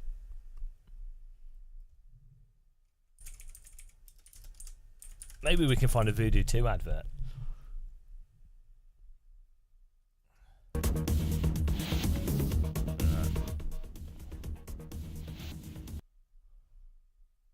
Oh, here we go.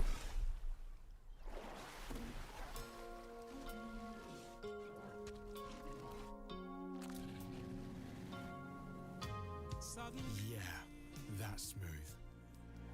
It's now even easier to switch You ready, to the guys? provider awarded best broadband experience, Virgin Media. See what you can do. What could we do with a chip that performs 100 billion operations? Oh, you don't get adverts like this. It's what AI adverts should be Where doing. we could bolster the world's food supply. Yeah, this is what happened. We could use our chip to genetically engineer juicier fruits. Yeah, this is what happened. Hardy, mineral-rich vegetables. Because the graphics card is fixing the world. And tender, all-white meat chickens. This is what a Voodoo 2 does. In essence, we could use our technology to help. This is what happens when you get a Voodoo 2. But then we thought, hey, I know it's... we could use it for games. Ah, they've been clever. So actually, it was actually a good advert. PC accelerators. So powerful, it's kind of ridiculous. It was actually a meta advert that was taking the piss. See, good advert. You couldn't have that now because people would be like, oh, that's offensive because people are starving to death and that's not funny. But in the 90s, it was like, oh, that's funny. They're like, oh.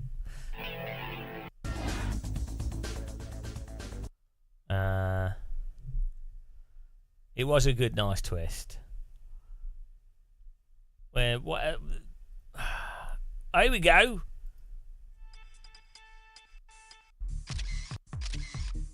And I'm going to get copyrighted with this. Any dance music, you get instant copyrighted. It's terrible. Ah, guys.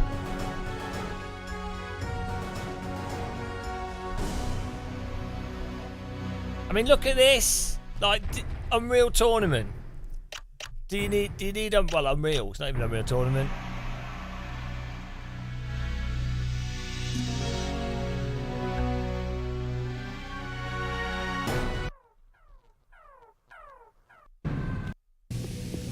Yeah, nothing's got better than this. This is peak gaming. No like arrows telling you where to go. You had to work it out for yourself. No like stupid commentator going, oh, here's the story, blah blah blah. It was like, no, play the game, work it out for yourself, go through it, be immersed. Yeah, where's the radar? Where's the thing telling you what to click on? Environmental music and audio. Not like stupid generic music.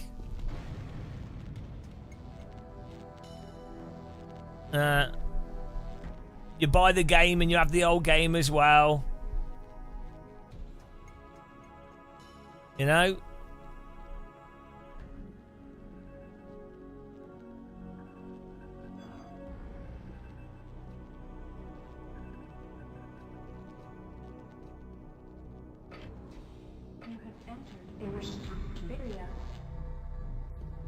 I think we should do an Unreal playthrough. I think we need to do it. This is all running on a Voodoo 2. What? You don't need anything better, did we? Like, why does a game need to look better than this? It's got its 3D.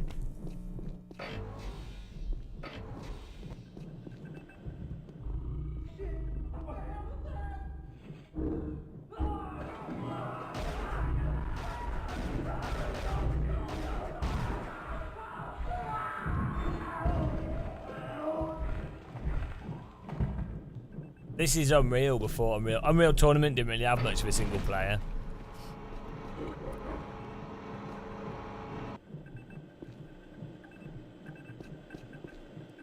This would be good in VR, actually. I think there is a VR version of this.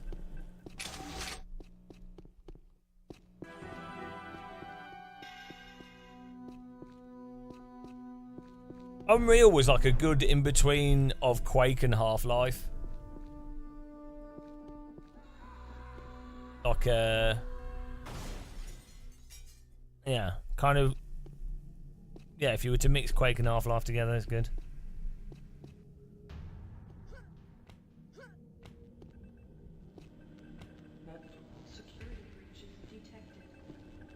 When did Unreal come out? Did it come out after Half-Life?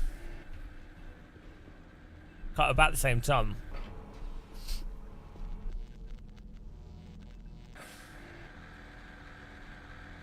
Maybe like a year after or something. That was Unreal. Unreal Tournament was 99, I think. Hang on.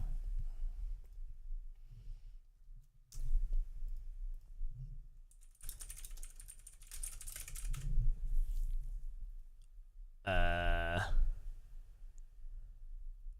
1990, same year as Half-Life. It's crazy. 1998.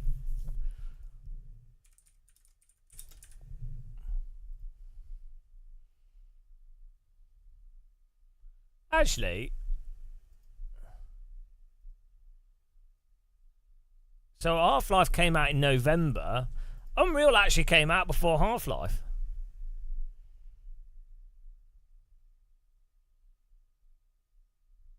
It's crazy. So Unreal Engine, Unreal is more advanced than Half-Life Engine, but the audio, I mean, Half-Life had more like character animation stuff in it and better audio. But I think the lighting was better in Unreal Engine compared to Half-Life 1.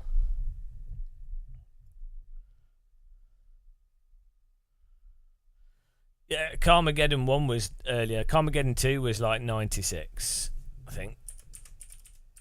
No, Carmageddon 2 was 98. No, yeah, Carmageddon 2 was... Carmageddon 1 was 97. When was Carmageddon 2? Maybe like 99.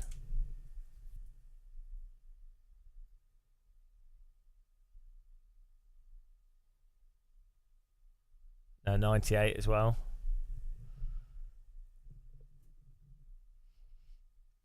So that's crazy. In 98, you have Half-Life, Unreal, and Carmageddon 2. It's mental. GoldenEye was that same time as well.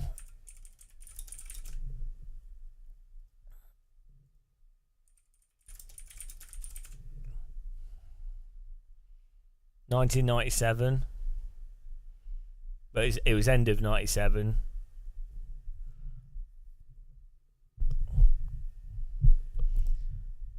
November 97. Yeah, no, there's a whole list of like crazy games that came out in 98, 97, 98, 99.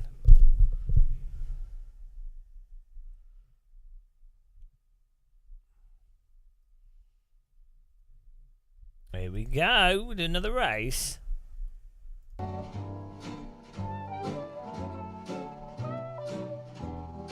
New prediction. Yeah.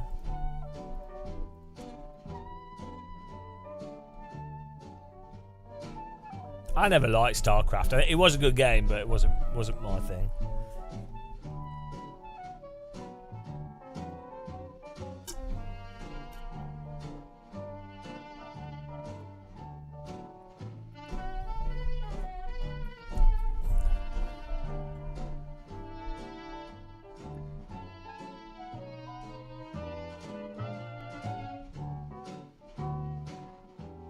Yeah, it's just crazy how many.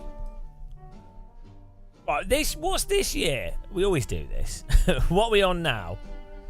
2024. Top 20 games of 2024. Right.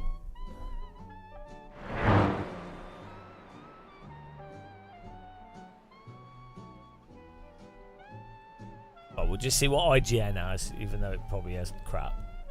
Right. Alan Wake 2. I've not played it. Black Myth Wukong. Is that good? Botany Manor. Call of Duty Warzone Mobile. Capes. Disney Dreamlight Valley. Dragon's Dogma the Second. What is that? Enshrouded. What are these games? Mudrunner, F1 Manager, Final Fantasy.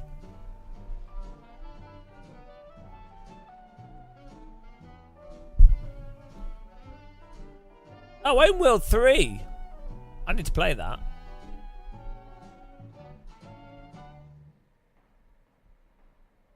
I like the original Homeworld was really good.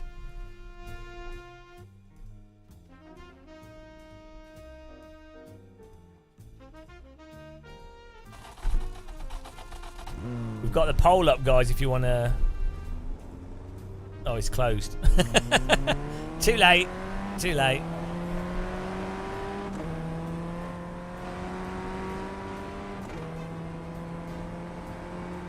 Well, I told you about the Alien vs Predator story. Someone lent me a copy of the game and then they died. So I got a free copy of it.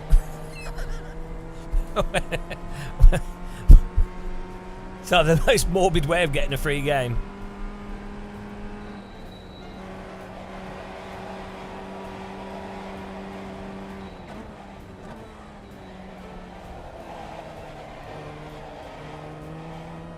There we go.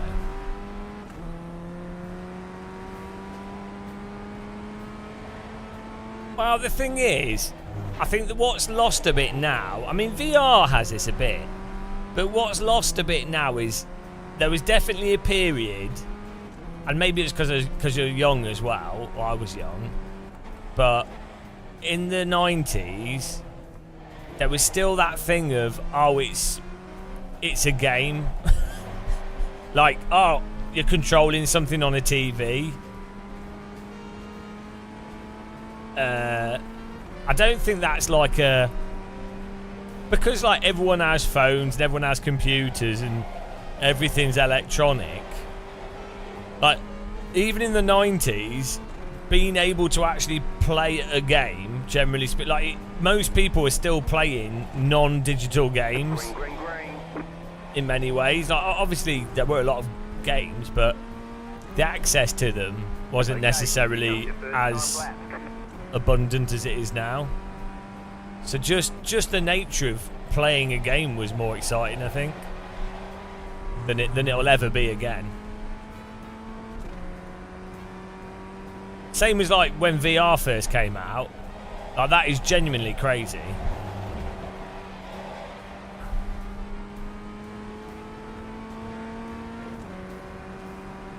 But if you grew up with like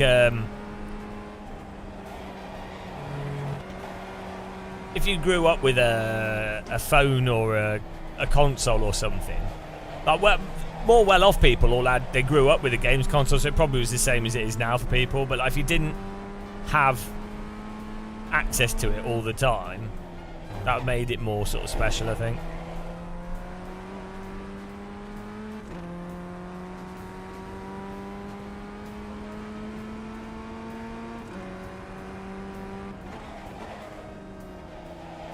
Probably like the equivalent of like how in the past people wouldn't have been able to just play music whenever they wanted to, and so when tape players and stuff became like really common, Walkmans and things, that would have like really been like a massive thing for people that otherwise would only really been able to listen to music on records or on the radio or something, you know.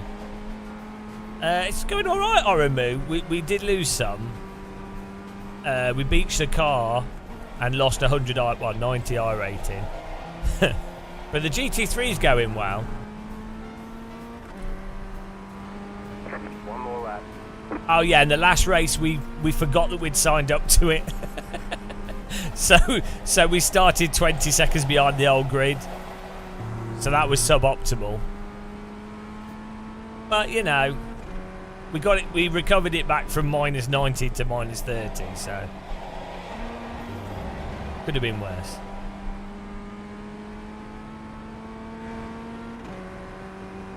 I really resent that in the arcade. I sort of just miss the arcade thing.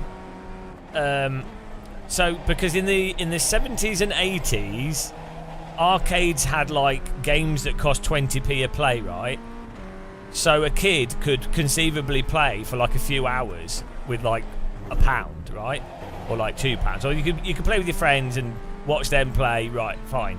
So you could actually play games, Street Fighter and stuff, and they were 20p a go.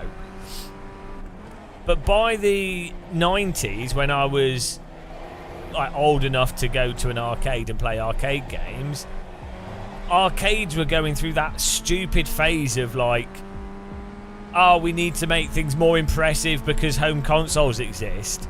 And so all the arcade games were like minimum 50p a play, and the play was like 5 minutes, but generally like £1 or sometimes more.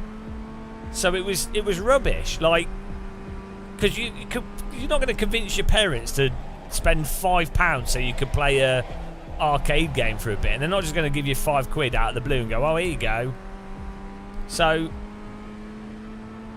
it's a shame, like I feel like people born in like the 80s kind of missed the like sweet spot of the arcade pricing of things, and then missed like the home computing thing a bit. In UK at least. I think in America there were more options, and in Asia there was more options.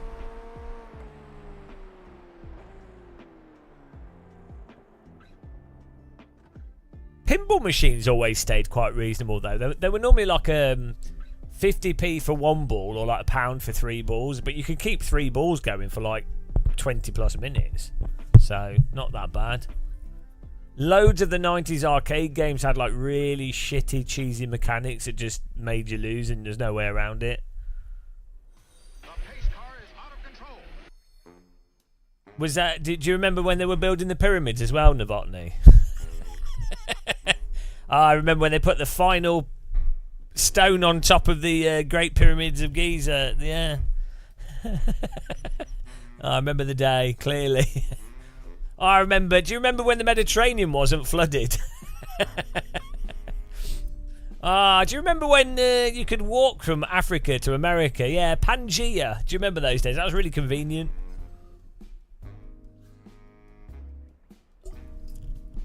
Yeah, well, so when I was a kid, it was that weird period where older kids basically had this sort of Sega Mega Drives and stuff, and then you'd have like, so the younger brothers and the younger kids might have their older kids' previous console, which would be like the Sega Master System or the beat up Commodore 64 or the beat up Atari ST.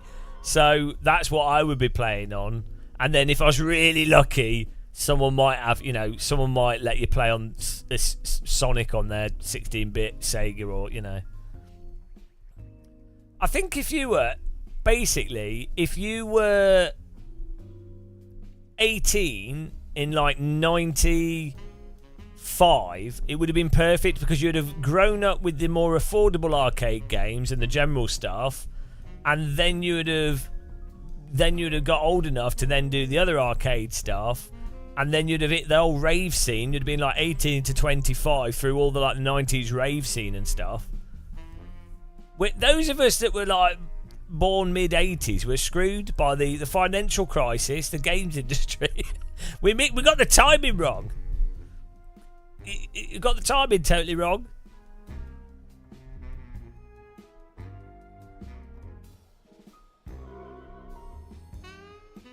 Here we go. Oh, it's Hans Jakob again. Keep battling this guy. Get wrecked, kids. I mean, now, I don't know if it's good. I'm not sure if it's good now. I think kids now, keep it clean. The DNF today you do have like pretty good games. Like Minecraft's awesome. And young kids seem to really like Fortnite. And I think I could see why you could enjoy playing it. And you've got online, so you can actually play games with people without having to go to stuff.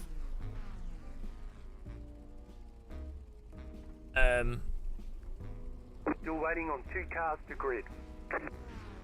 I think the mystique of games has kind of gone. Like, it's turned into it's a normal, like, it definitely, playing games was definitely like a nerdy thing up until like probably 2010 or something, in the UK especially. Maybe not in Europe. Like, Germans are like way more accepting of video game culture and have been for years.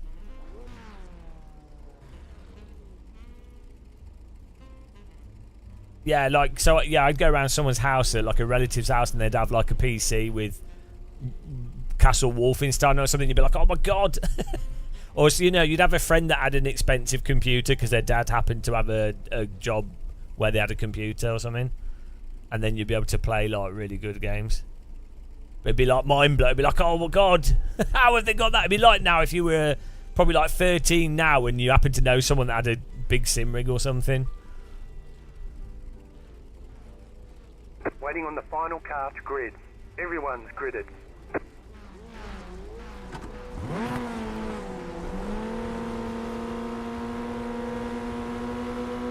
Green flag, green flag.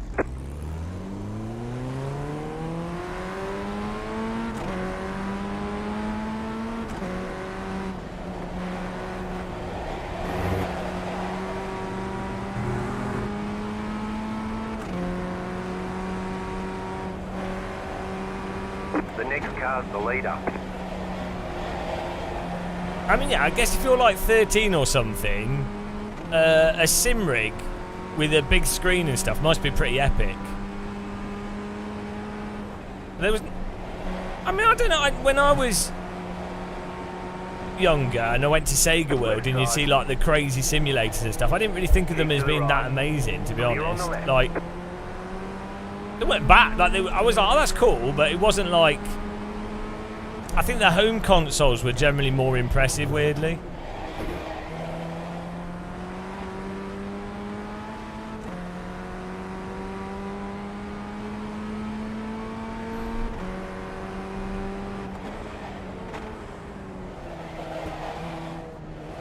So maybe a home sim rig would be really impressive. I thought MSR was really impressive. First time I saw that on the Dreamcast. No battle.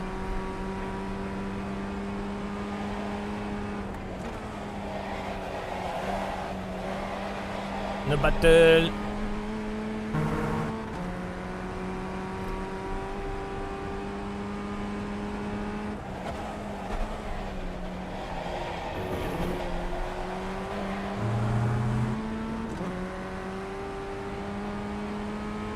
Do you think Hans Jacob has a mullet?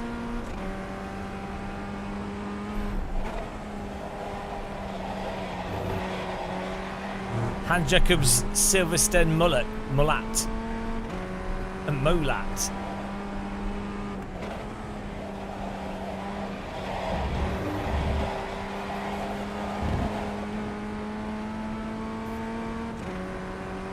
Yeah, the jumps between each console was mental.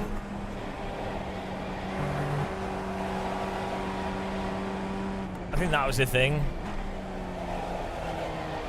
Like every 2 or 3 years, it'd be like an insane, actual, very obvious jump in quality from basic sprites to 16-bit, or like like actually animated, or cutscenes and stuff, and then 3D and really significant changes. And then the games would obviously be very significantly different because the technology had changed.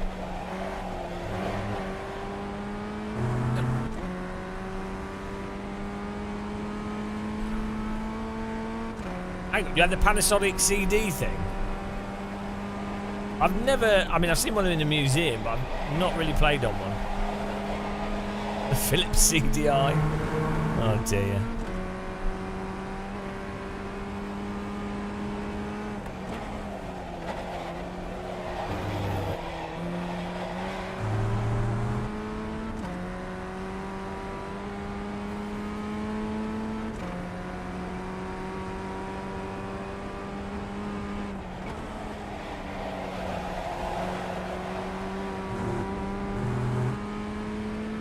I like the Sega Mega Drive with all the attachments and all the power bricks it has on it. It's just actually ridiculous. With the way that everything has to have its own power supply.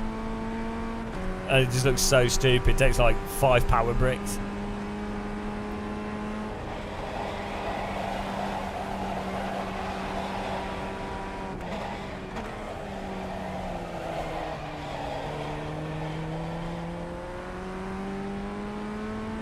I think the SNES though was a really well designed console.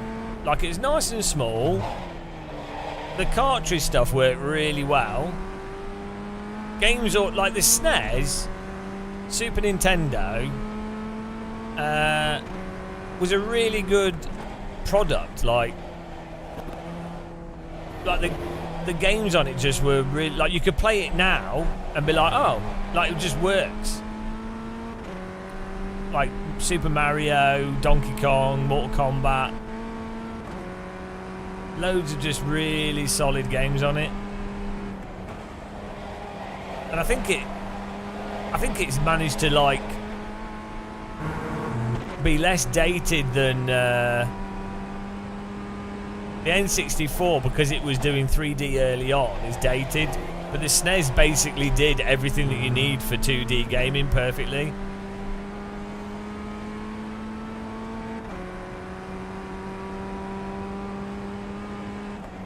The car in P2 just set the fastest lap, 43.453.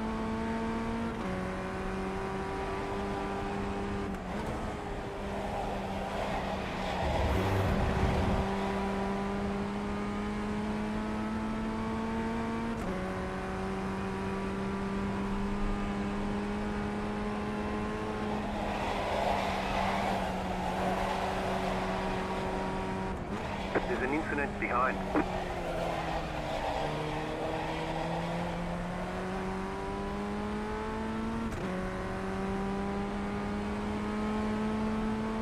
I think Tails was better than Sonic as the main character. Like being able to fly with your tail.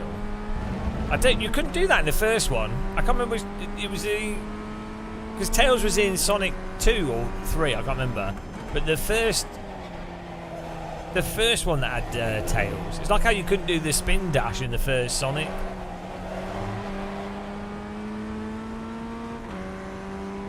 I remember the bonus stage. Thinking that was mind blowing. The 3D, the fake 3D.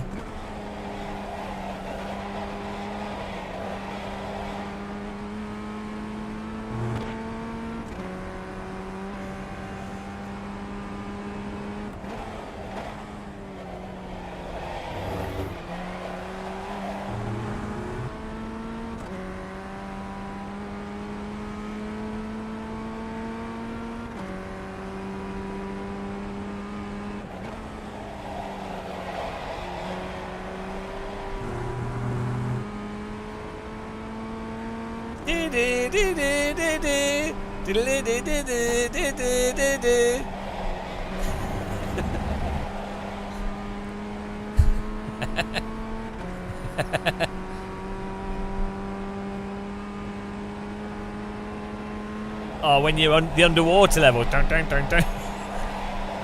You could get the bubble, and then the bubble wouldn't spawn. Oh, the bloody city levels with the underwater sections were the worst. Brum, brum, brum, brum, brum, brum, brum, brum.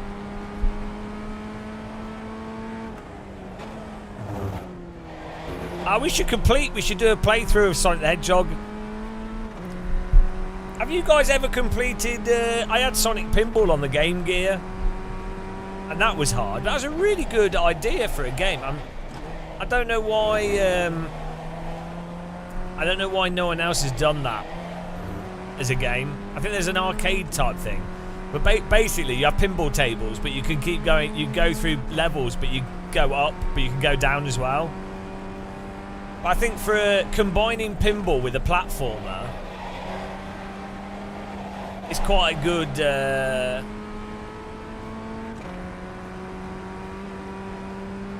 An interesting game mechanic. I don't think pinball's been fully exploited as a game mechanic. I think the problem is pinball's quite difficult to get used to initially, but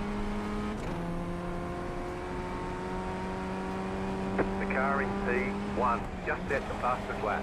43.259. is there a Mario pinball? I don't remember that. Have a look.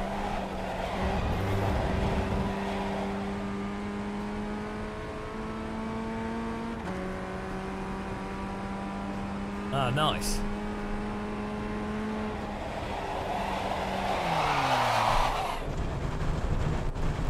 Just testing the tire model, guys. Whoops. Whoopsie.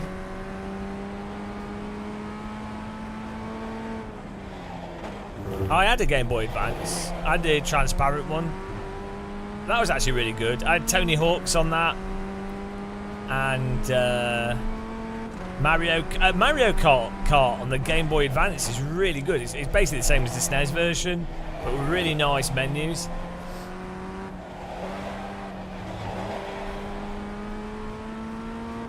What else did I have? Tony Hawk's. I think I just played Tony Hawk's and Mario Kart on it. Oh, WarioWare was good on it as well. There's loads of really good GBA games actually. What's the one where you have to do stuff in time to music?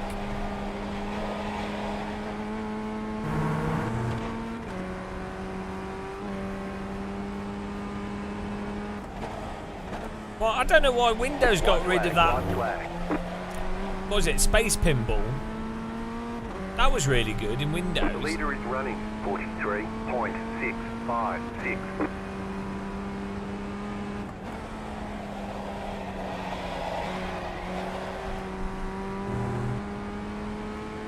That Atari Lynx console was so shit. That That was such a shit console. Like, someone I knew had one, so I only ever played it for like a few hours, but that was enough time to know it was so shit. The screen was shit. The games were shit. Didn't have that like card scanning thing on it as well, which didn't work properly. Oh my god, it was so bad. Such a piece of shit. Like, the Game Gear was amazing, but it just took too many batteries and was too big. I really regret that I got a Game Gear instead of a Game Boy, because I think the Game Boy is actually amazing. Like, the quality of games on the Game Boy were so good.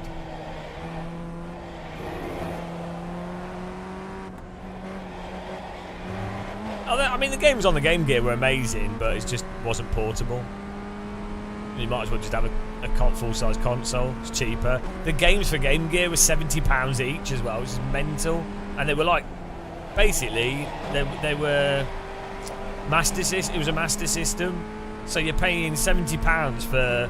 You're paying Mega Drive prices for Master System games on a console which has 3 seconds battery life. Oh no! If we were. Oh. Got it. Slow car on the right. No! Go left. Ah! Oh.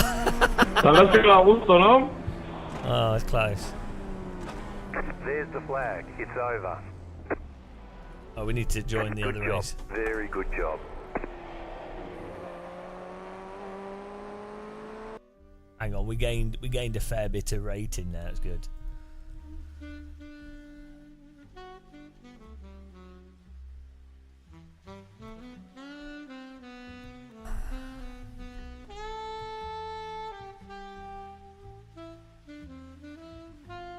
Your neighbour had one, Fernando.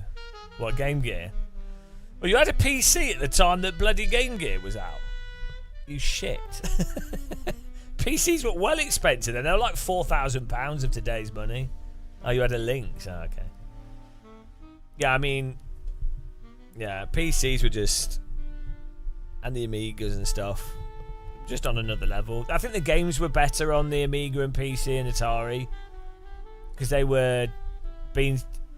So the games on the games consoles were obviously sold to like 10 to 15 year olds, maybe 10 to 18. Whereas the Amiga, Atari and PC stuff was obviously being made by like 20 plus year olds for other 20 plus year olds.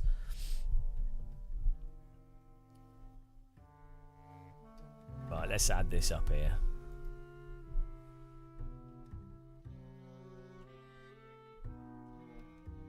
Are you ready, guys? 494 plus 44. That was a good game, that. 538, get in there.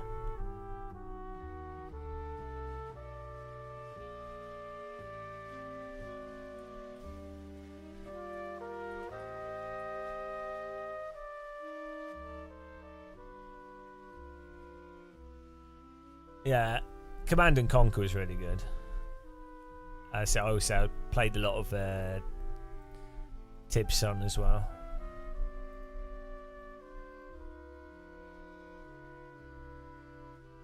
Command and Conquer was really fun if you edited the files so that you got way more money, so the game played a lot faster.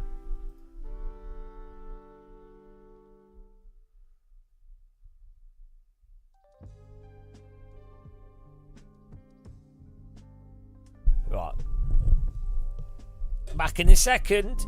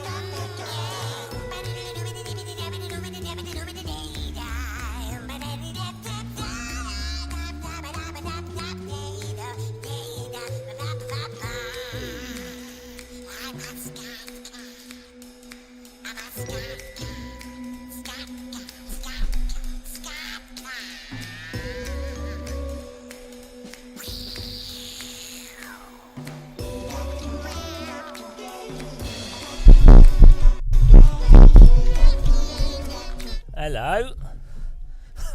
What is this music? Good quality music as usual. Only the best music on this channel.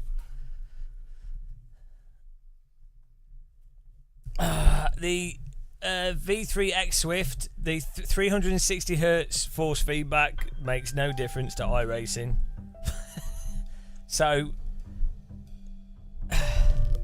the update rate of force feedback is not that relevant, other than the situation of some light track vibrations from track bumps and curbing. The bulk of force feedback that you drive from is sub 10 Hz, 15 Hz. It's like low frequency, sustained forces as you're going through a corner. So, yeah, a simulator might as well have higher frequency force feedback, because it does mean that bumps and vibrations and things are unlikely to be between like your wheel picking up and stuff. But it's not really relevant to what's important to drive from. And basically, even with iRacing's current force feedback, just using interpolation or smoothing filter on any of the major DD wheels is completely fine. So it's really not that much of a thing. And at the end of the day, iRacing's force feedback is limited by the tyre model and the tyre model behaviour, and the force feedback for iRacing actually reflects what the tyres are doing in the simulator quite well, which is they're grippy, and then they heat up and they gradually get more and more sloppy. That is what you feel through the force feedback. So yeah, there you go.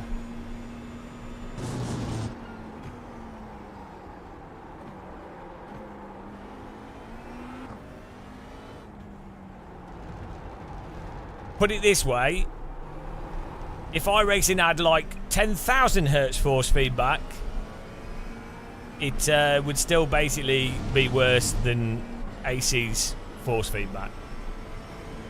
Yeah, they're working on netcode, tyre model. They've been doing this for ages. They're always working on stuff. The question is, are they absolutely rewriting it entirely, or can they get it to actually drive like a tyre? So, and the other question is, why on earth has it been so bad for so long for what is supposed to be the leading... The most advanced and comprehensive racing simulation software in the world. It's also the most realistic. Yeah. Fortunately, more and more real-world Formula 1 drivers are publicly saying what they think about it. So I don't have to say anything anymore, because finally Formula 1 drivers are actually talking publicly about it, and so now all the iRacers that give me shit for like 5 years can all apologise to me. But you know how it works. When people actually realise something, they go, "Oh no, we knew that all along." But I do like the Normalist. So that is amazing. So it's probably one of the one of the,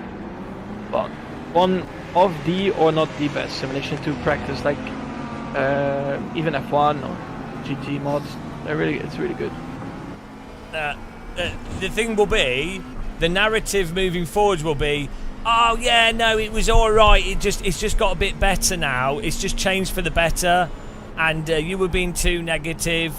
And we were really we were just disagreed with your attitude, not what you were saying.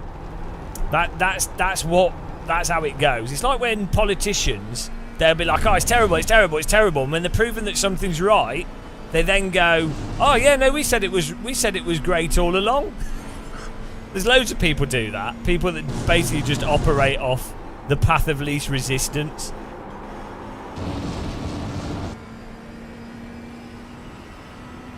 They haven't actually thought for themselves, and they don't think critically. It's just whatever is the established narrative path of least resistance.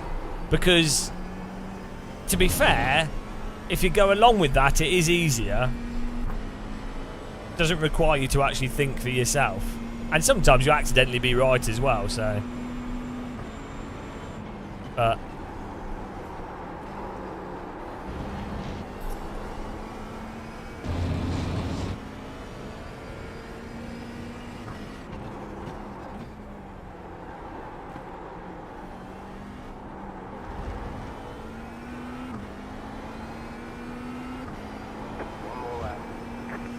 Oh, no, we're only going to get one lap in, but that was an okay lap.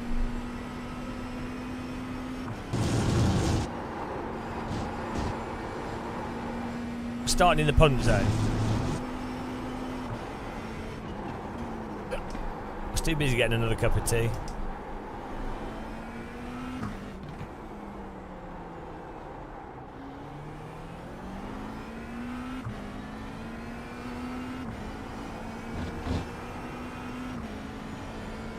Yeah, I mean, like, the thing is with Sims, it's like with AMS2 as well.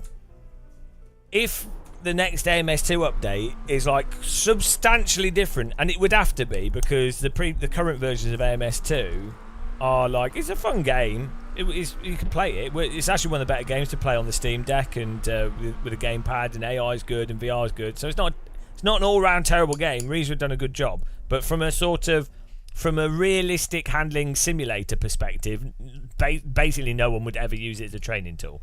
So the fact is, it's going to have to change massively. And if 1.6 is game-changing and massively different, you would have to reasonably and logically go, oh yeah, well the previous version must have been substantially incorrect if the new version is substantially different. Or the new version is substantially incorrect. If there's a big difference, which there has to be because it's not that realistic right now, you would have to come to the conclusion. But you know what people are like? They'll be like, oh no, they've just improved it, but they won't be able to put the finger on it.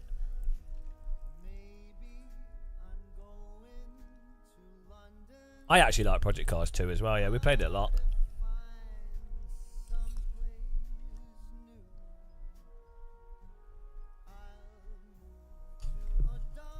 Basically, in life, there isn't really much benefit to being right. The benefit is to promote the common consensus and always be positive about everything, and then wiggle out of anything when the tide is changing. That is, I mean, it makes you a bit of a knob. I mean, I'd rather be disliked but be honest, but like, you're not going to be rewarded for it, put it that way. Same in everything, business, whatever, just stuff in life. Not always, but as a general rule.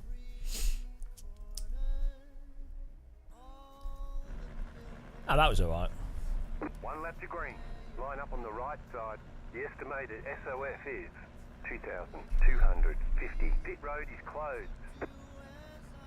Keep it clean. The DNF today would hurt our points a lot. Everyone's gridded.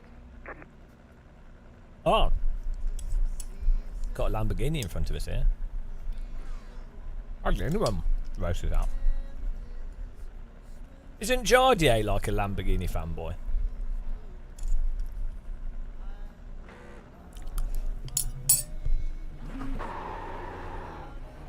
Catch up 18. Go. Seem to remember Jardier always driving Lamborghinis for some reason. About to go green. Stay focused.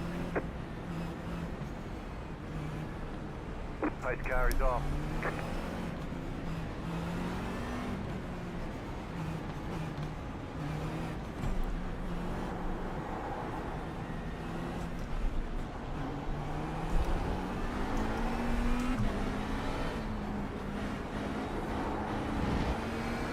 Green, green, green.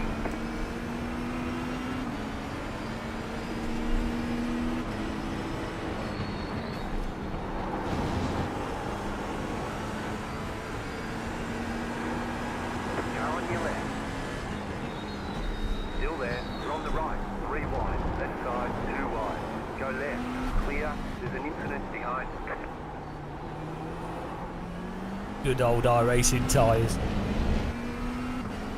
Goodbye. It's so slow how the cars slide out in it.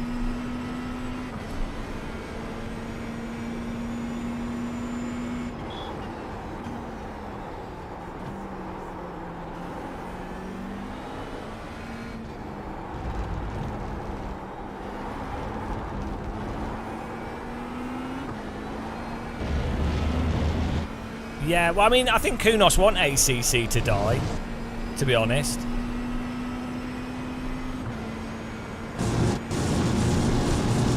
Which is weird, because you would have thought that they could have kept ACC going as a separate product.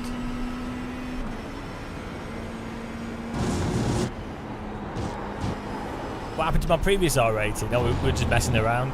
Sometimes we play iRacing for iRating, which consists of no battle. Or if we're just playing for fun, i.e. driving normally, you lose iRating because people crash into you all the time.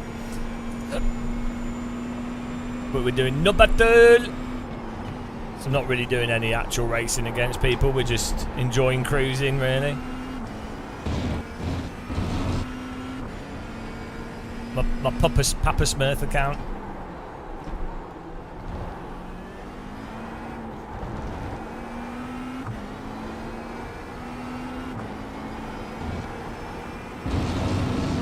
That's what they get for battling. You're in fourth position. Exactly. They've not learnt the lesson.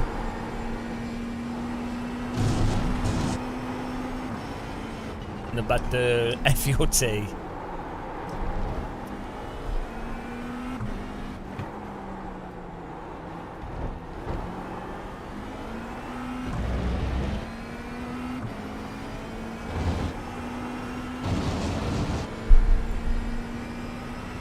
Yeah, but I think for Kunos, they probably just want one product. They're not a huge studio. I mean, they're not tiny either, but they're not huge. So having one product is easier to manage. So you kind of, and then for licensing and things, it's easier.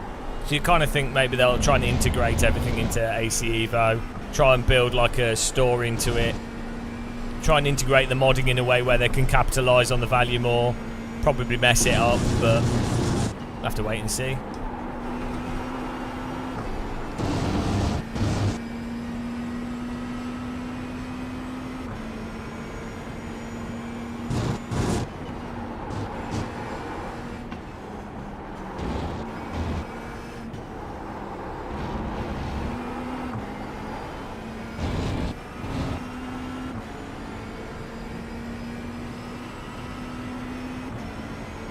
Good. It's good for everyone when games are good on console and PC. Like for sim racing, there really needs to be more console sims that are good. Because a lot of players have to discover it. It's like the VR problem. People have to play it to realise how fun it is. And most people, a lot of people don't have a PC, especially younger people. So you need a console to kind of nudge them in the right direction, because they'll be like, oh, they'll play a game on console like Gran Turismo and stuff, and then they'll be like, oh, I like that, I wonder what else there is, or I wonder if there's anything better, you know. And then they're like, oh, AC, okay, I'll get AC on console, ACC. And then they're like, oh, hang on a minute, if I got a PC, I see that you can use better equipment, or it runs better, you know.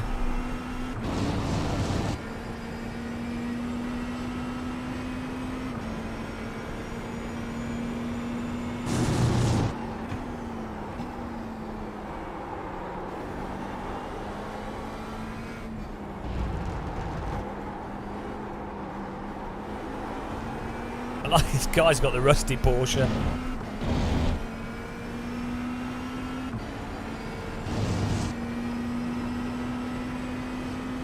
Yeah, GT7.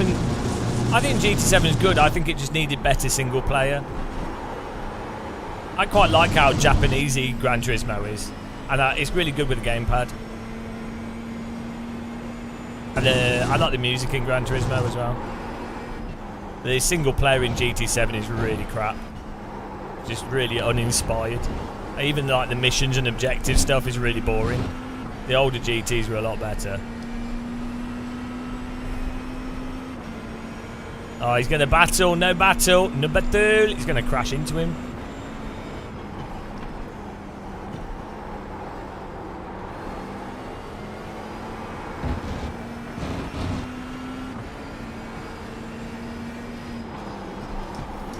Yep.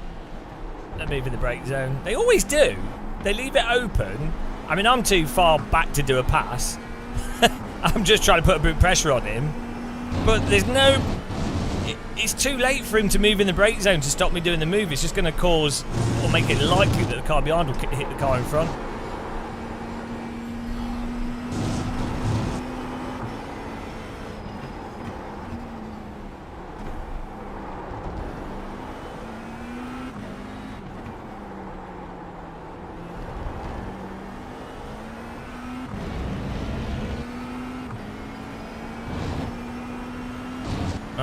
Well, you can drink and drive. Why not?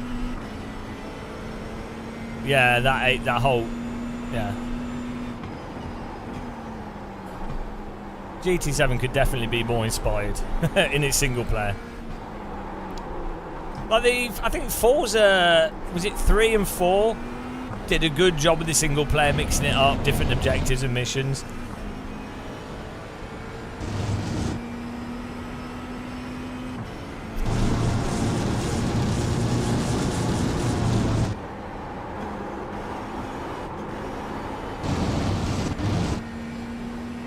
Yeah, Quest 3 is incredible.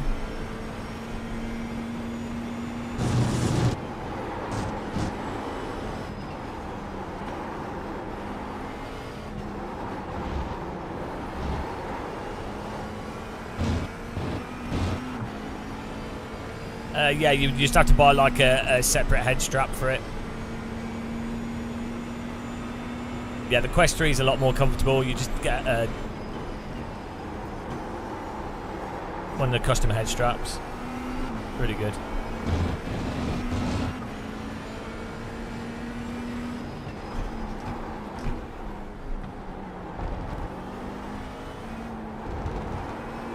I think we'll go for the overtake on this Porsche on the right-hander. Not this one, but the right-hander 2 corners ahead. Might be probably dropped too far back in. Here we go. This right-hander. Oh, we're too far back.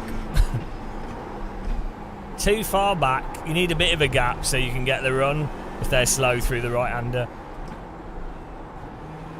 I opened up too much.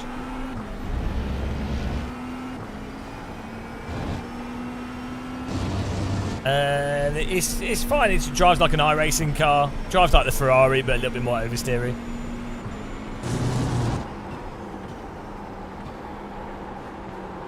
Just typical iRacing car there.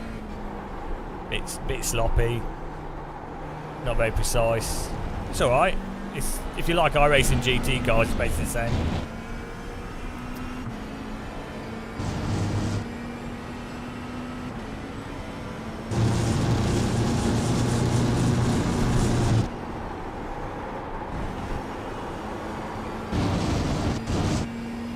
Lugber, hello.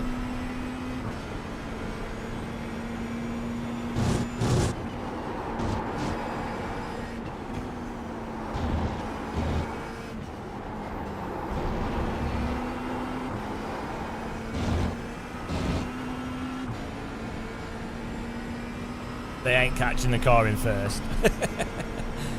He's gone.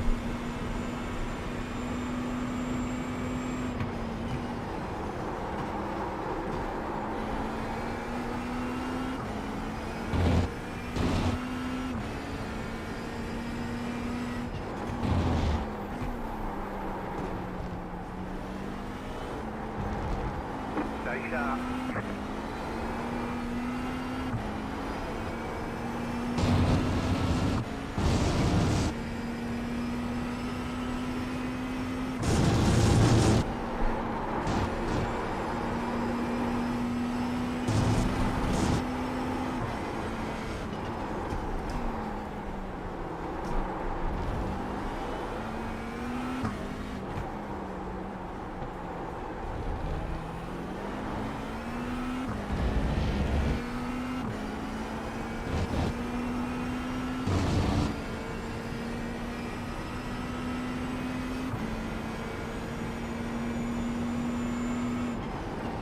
Oh, here we go. No, I thought he was going to make a move and pummel him.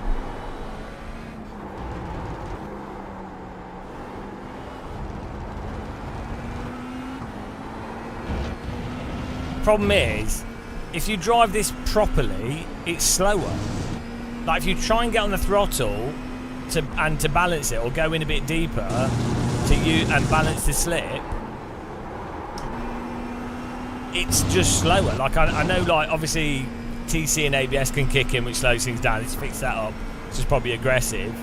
But even then, a little bit of slip, i.e. driving properly on the limit, should be faster.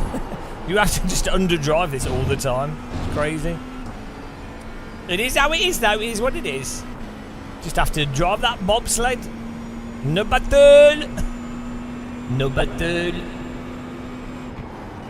No battle to victory.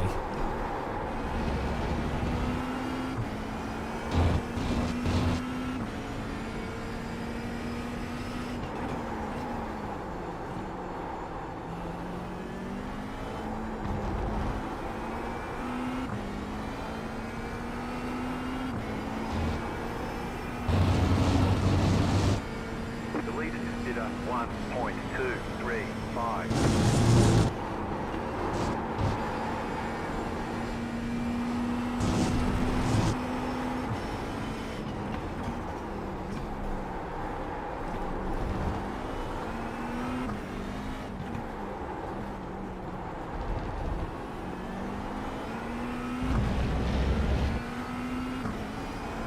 No battle.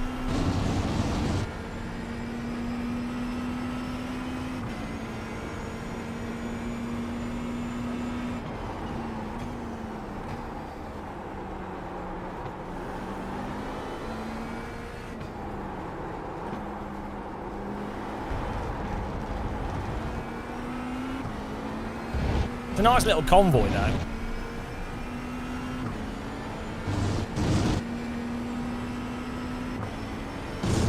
I think so. I think you're right, Mina.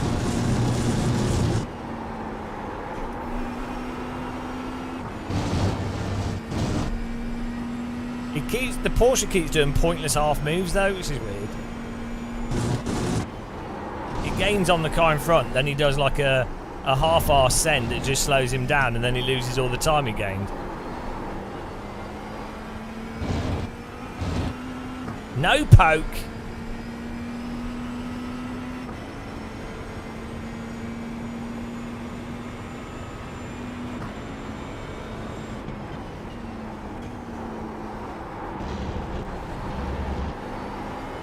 I'm also a slowpoke.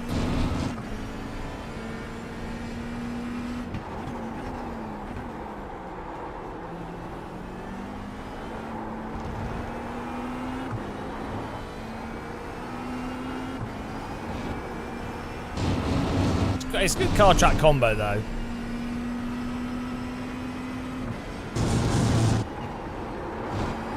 I like a bit of Silverstone.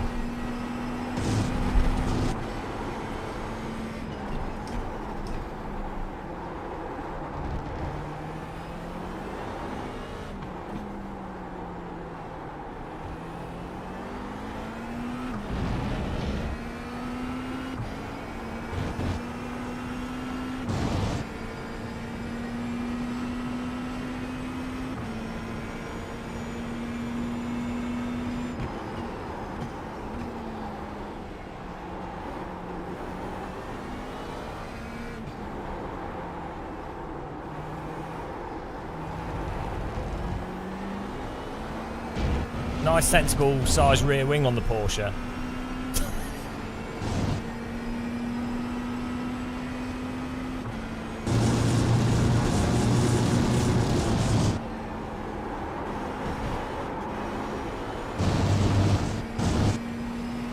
Four minutes to go here.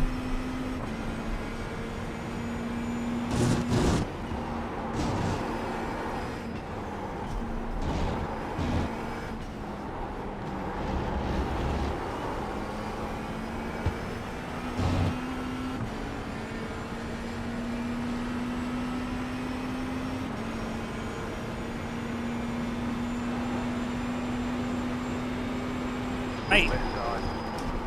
you left it open. Clear on the left. You can't.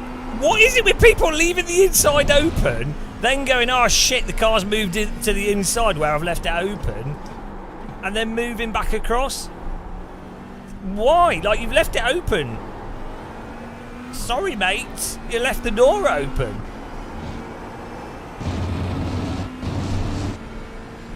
You're now in third.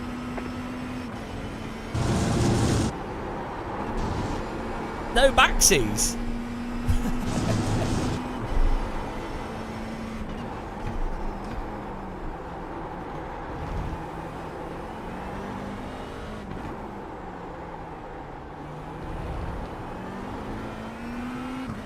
No battle.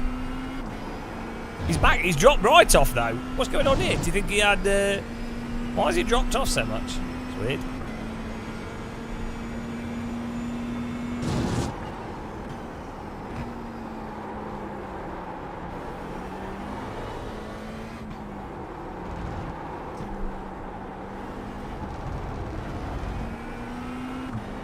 Maybe he's got too much rust on his wheels. Demoralised him. I stole his throttle pedal.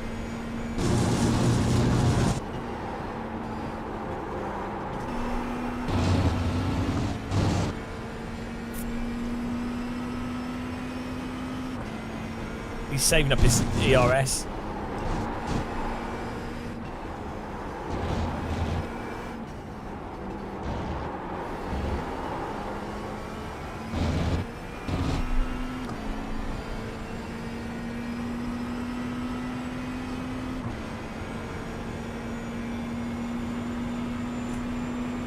One more lap to go.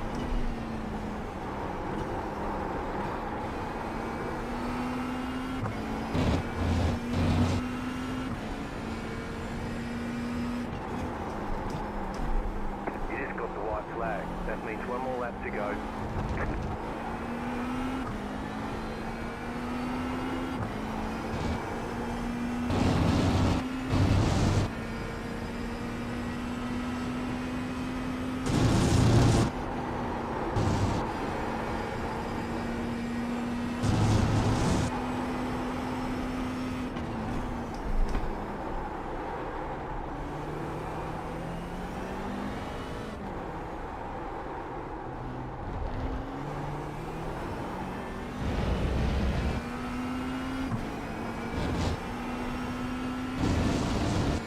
Oh, it'd be good if the cars in front crashed and we get a win.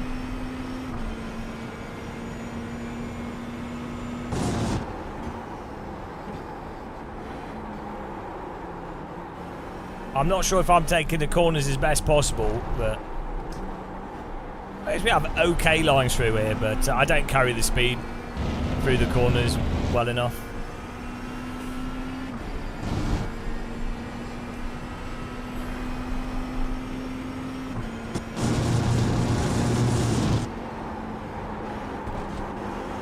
If you nail the right-handers, you can really gain so much time.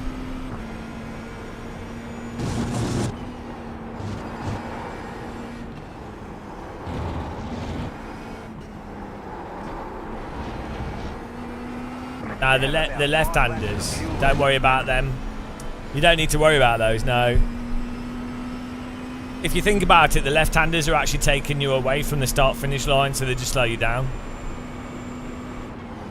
It's all about the right-handers. They're getting you closer to the start-finish line. See, look, if I ignored this left-hander and went right there, we'd finish faster.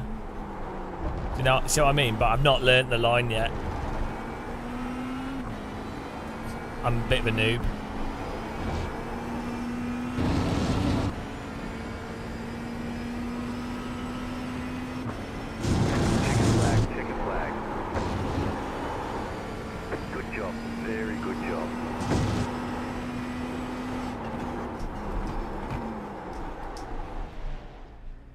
Just realised, I could probably turn my braking up higher than it is. Oh well. Ah.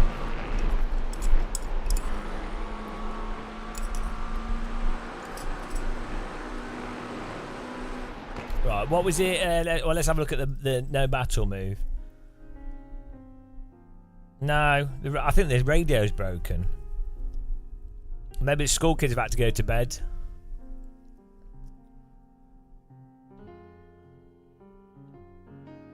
The problem with iRacing now is that I've got used to it. It's right. When we were playing iRacing, like trying to get iRating like a year or two ago, I was still learning iRacing. In terms of like unlearning very basic driving technique in order to play iRacing. And now I've learnt iRacing, and so it's terrible. Like there's nothing to like. You get to a point where you can't even complain about it because you're just I'm at that point of acceptance now. I've internalized the horrendous tyre model, and now I'm at the point where like a lot of iRacers that like iRacing are at, where they're just like, oh, yeah, no, you know, you can't drive it how you want to. You can't drive it like a car, but it is just iRacing, and you just have to accept. It's like if you get a tumour on the front of your face and it's blocking half your vision. Like if you can't get it removed for whatever reason, you still, you know, you just have to accept that you've got a tumour there blocking. Like if you're Joseph Merrick and your face is all like disfigured and you're in the Victorian times and people are throwing letters at you, at first you're like, oh God, why have I got elephantitis? Or well, I don't know what it was called, but why am I called the Elephant Man? I'm gonna put a bag on my face. But after a while, Joseph Merrick was like, do you know what? I will accept the lettuces thrown at me by the intolerant people of Victorian society, and I'll be forever remembered as Elephant Man. But he just accepted it, and that's what you have to do. It's the 7 stages of iRacing. First, oh, this is a video.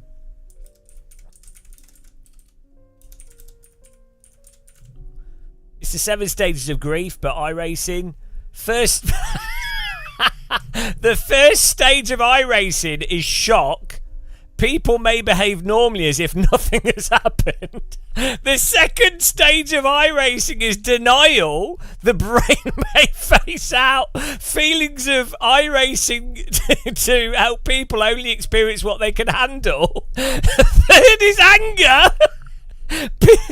People may feel angry at iRacing. Bargaining. Oh my God, this is iRacing. People might make promises to themselves or a higher being. Depression. Reconstruction. Working through. People might begin to work through the iRacing tyre model. And then finally, acceptance and hope. People may begin to feel acceptance and hope that iRacing will eventually make the tyre model decent. It's actually written for us. It's beautiful. That completely describes iRacing. But I need to put that in a video. Oh dear. Reality, you don't even need to come up with anything. Reality comes up with the humour for you. Right. He's left the inside open there. I mean, he's only squeezed a little bit. To be fair to him, he didn't do anything egregious, did he? Like the thing is, he's moving to the left there, though. He's left the inside open. He should have, and then he's probably thought, "Oh, we're not going to do anything." But like, why at this point here? It's too late to start squeezing. Right? He should have just held his line. 'Cause it didn't really make any difference. Oh, you made the same stroke, but your stream's delayed.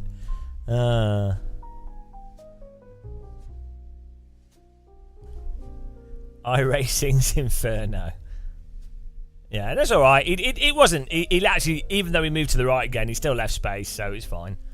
But we had nice driving with him. Can't complain really. We've actually had quite a few good drivers in GT3 when we've been playing today. The only people that have hit us, I think, has been because of lag and netcode. We haven't had any like outright idiotic wrecking, have we?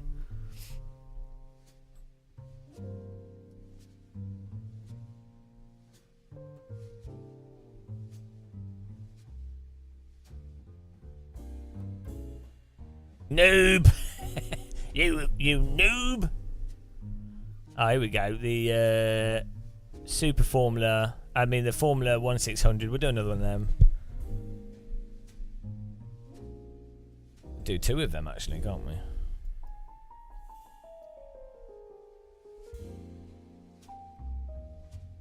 I wonder what a...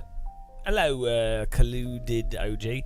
I wonder what a Formula V would drive like if you put a wing on it.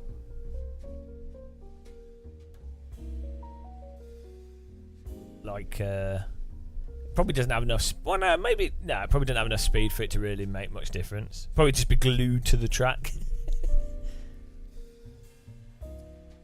Right. Let's have a look at the start here. There's some carnage at the start, yeah.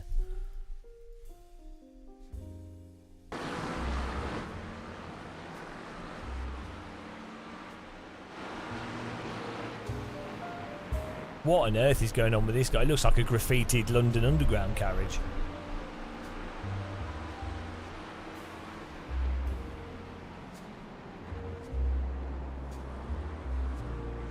That went well, didn't it? That was nice. It's nice of all these cars to just let us through, really.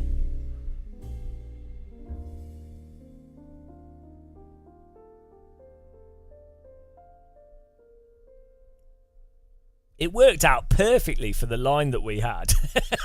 It couldn't have been any more perfect. Because we're going in a little bit too fast here because we want to be ahead of where this car, so this car doesn't apex into us.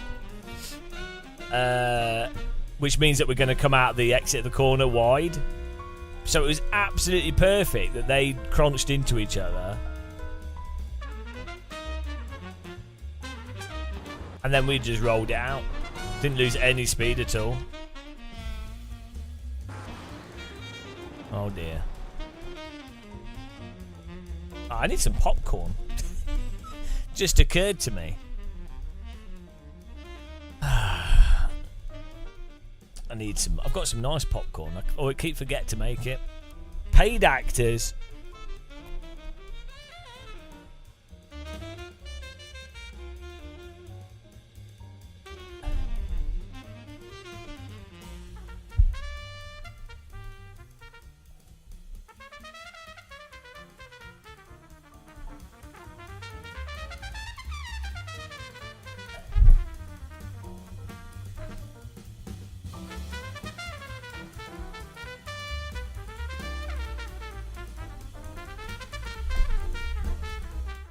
Dear, right.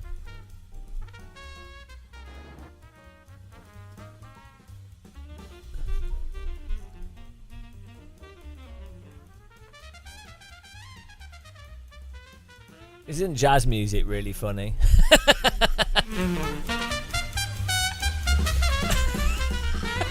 It's a stupid genre of music. I think the race needs an introduction. What's funny is my sister hates jazz music, like really hates jazz music. So I'm definitely going to find a way to troll her with this. It really drives her mental. I don't mind it. I think it's stupid. Like, I think it's a very stupid genre of music, but I don't mind it, and I like it's like appreciate the talent of the people doing it. Like, yeah, it's weird. I think it's stupid, but I quite like it. Well, it's like I think like dance music and stuff is completely moronic. So just because something's stupid doesn't mean it's bad.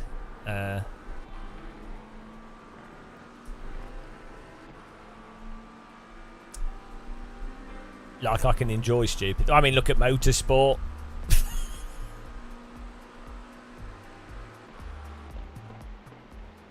Yeah, they'll be terrible at driving. Yeah, I mean, motorsport is objectively stupid. Like, it's such a waste of resources.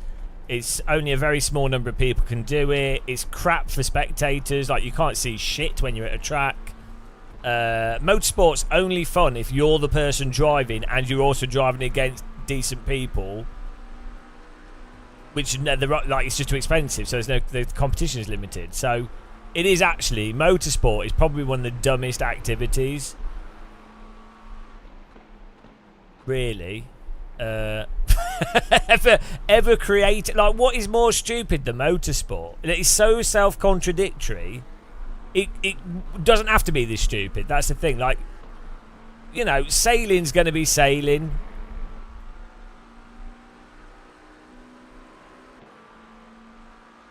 Yeah, to be fair, Thomas. But at least you're doing it. Hello, Maxime. Honestly, though, what is more stupid than motorsport? You can't do it. Hardly anyone can actually do it. It's even within itself, it's not accessible even for rich people. Every person I know in motorsport or have ever talked to in motorsport thinks it's a bit stupid. They're all frustrated. All race drive. I can't think of a single race driver that doesn't seem somewhat frustrated, apart from the ones that have like basically won like one of their career things. So like they've won, like, you know, they've been F1 champion or something. Like Tony Kanaan has done one Indy 500 or whatever. So Max Verstappen, Lewis Hamilton, they've won like big things, right? Great. So for them, it's like, oh well, they've done their life progression for what was their goal. But for anybody else, they're all a bit frustrated. Right. What is more stupid than motorsport? Like, it's fun to do, but you can't do it. Walking, you could do that. Climbing Mount Everest. That is more stupid than motorsport. Because you've got to get like a Sherpa. You've got to rope some poor local person to carry all your shit for you to then get hypoxia climbing up a pointless mountain that everyone's already climbed up, and you can fly higher than it anyway. So what's the point? And you're using all this equipment and people have already climbed it. And it's not necessarily the hardest thing to climb. It just depends what the weather is. Like, you have to be very fit, but it's just luck. It's like, oh, you don't get hypoxia, you're fit, generally fit, and you didn't get an avalanche and the weather was all right, and your guides carried all the shit for you. No, Red Bull Air Racing's more just that's fine. That's more like don't be talking down anything to do with flying. Yeah, no, climbing Mount Everest is worse than motorsport. Yeah, it's hot lapping in the air. Okay, there's nothing worse than climbing Mount Everest. I think base jumping is pretty stupid, actually, but at least you're like, if your parachute doesn't open, that's not really in your control, but you can pack your parachute. You've got an element of control there. But yeah, wingsuit flying is pretty bad. It's like 1 in 700 jumps is fatal.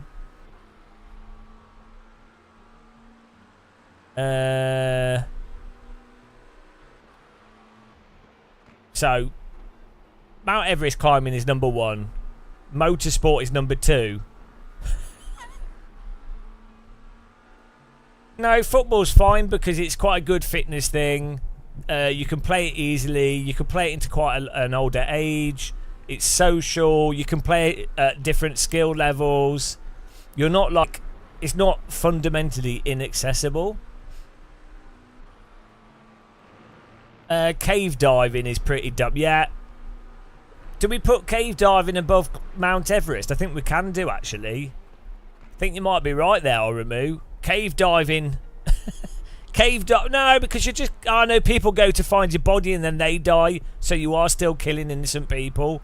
So, yeah. Okay. Cave diving is the dumbest thing. Mount Everest climbing is the second, and then motorsport. No, but that's deep sea diving in... I mean, that's just a fun way to go. If you could choose, if you were like, right, you've got to go at this date, at this time, and you're like, oh, well, do we have to? And they're like, yeah, That's the arrangement. You have to go at this time. So I'm sorry. That's the time. Time and date. That's it. No changing it. Set in stone. It's how it works. And you'd be like, oh, okay. Well, I might as well do the carbon fibre submarine. Not going to feel nothing. Don't even hear it. Vaporised instantly. Pretty much the best way to go.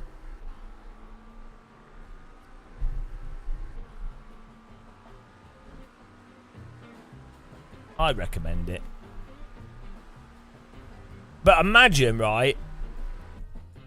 Imagine if that submarine thing had happened. But imagine if the scenario... Oh, hello! Who's this? I am the champion of the ninjas. Chewie! Thank you. Imagine the scenario that they didn't, like... they didn't pop, and they were in the submarine on the surface of the sea in the capsule that they can't open with a limited supply of oxygen, with them like banging on it, and then people not finding them, and they're basically there right on the surface. That's a great horror film. That would have been amazing. Well, I mean, it wouldn't, because they'd be dead and it'd be terrible. But like for like a edge of your seats sort of, you know, oh, you got to find them. The oxygen's running out.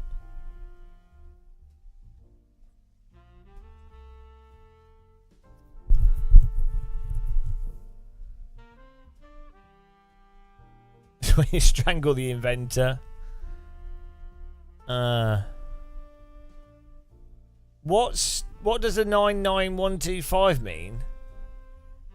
Are you not allowed any... What? Don't know what you're saying. Right.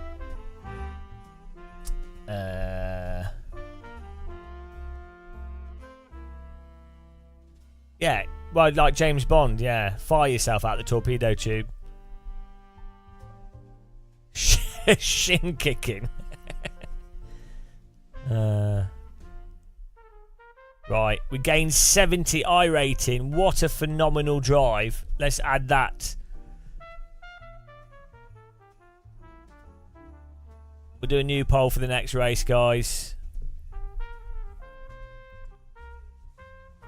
Oh, we basically, after we pass, like, if you get 300 subscribers, I get even more money.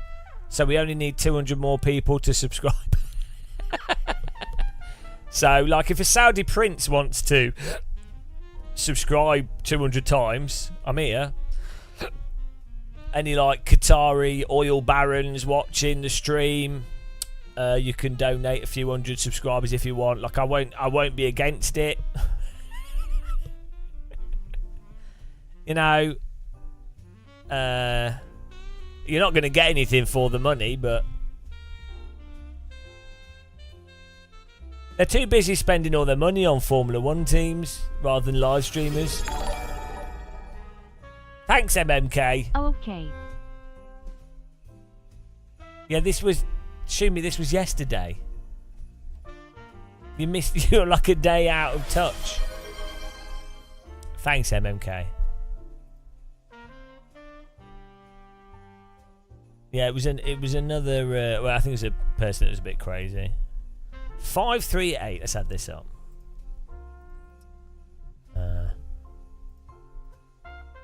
Plus 70. Well, that was a good gain, actually. 608.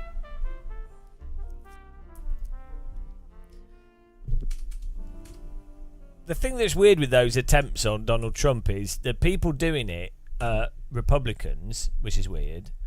And then what's the stupid thing is, it seems like the ones doing it are ones that are disgruntled Republicans, and they don't seem to realise that if Trump was assassinated, it would be politically, it would embolden Trump's vice candidate, and it would build up Trump's following, because you'd have turned him into a martyr that is infallible.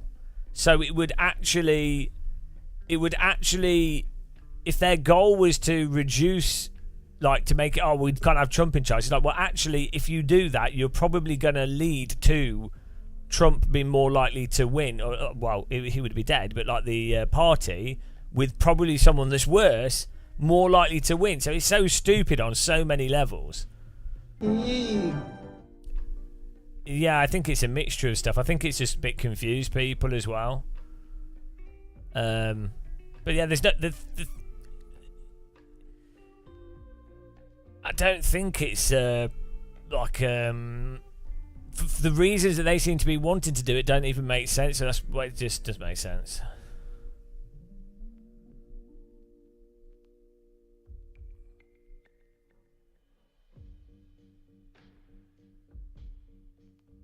I can't see it.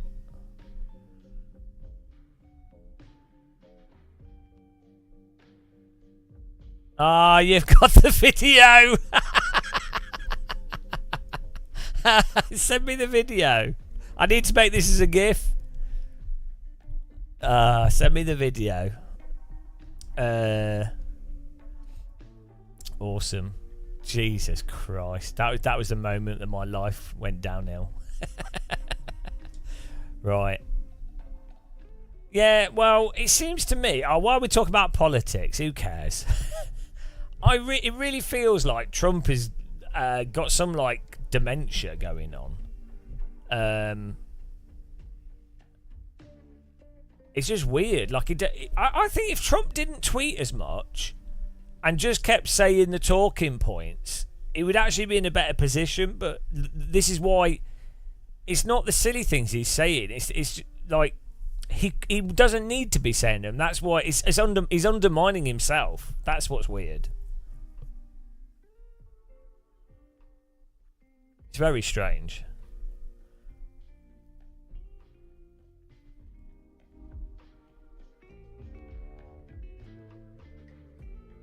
Yeah, I think that's. I mean, you look at it's mental that who's the president?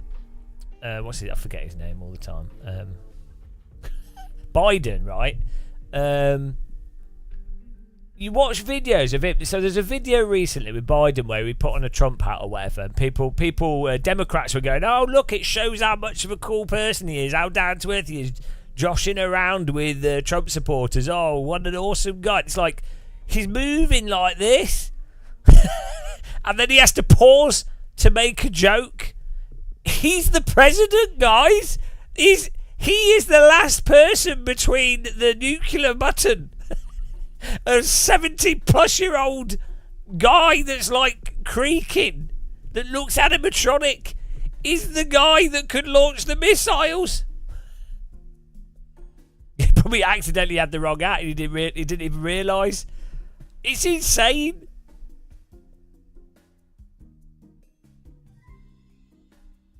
I don't know. It doesn't really matter with that thing if who he was a supporter of. That other thing, it doesn't really matter. It's, as I say, the point is, it wouldn't matter if someone was Republican or Democrat.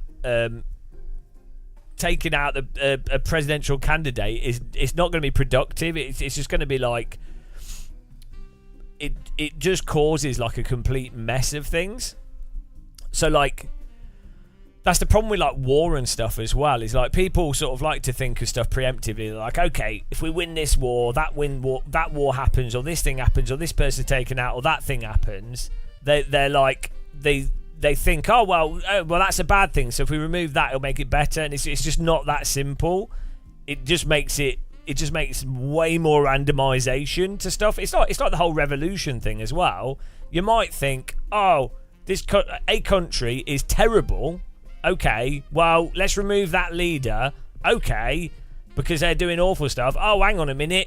It's got even worse. Like, look at, even with, like, Saddam Hussein. I'm not even justifying them. Like, it could still be awful. It's just, like, the randomness of stuff is very hard to deal with. And you've just added to the negativity of murdering someone. So... which is then leveraged by different people with different motivations in a more noisy and randomised way. So when someone isn't murdered, at least there's a little bit more coherency to stuff, I think. So that's probably the best argument for not removing leaders or assassinating people, is that it actually produces a more coherent result if they're not, even if they're terrible.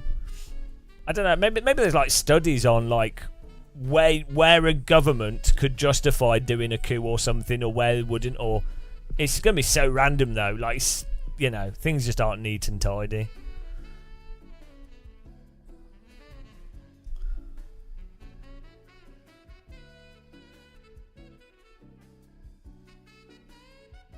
Yeah, I mean, it's like one of the big problems in the UK we had is the fact that like Conservatives could be terrible, or any government could be terrible, but you've got a terrible government. But if you've got like some kind of consistent process, even if it's awful, if there's some sort of consistent process, people that are acting in good faith can work with that terrible process to try and get something semi-decent or workable.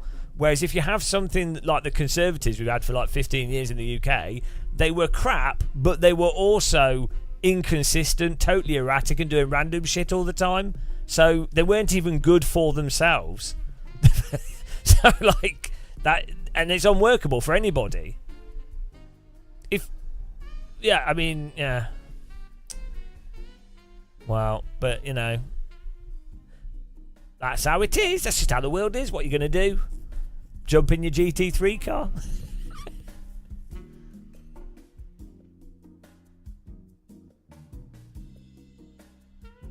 I'm an evil sellout for all the money.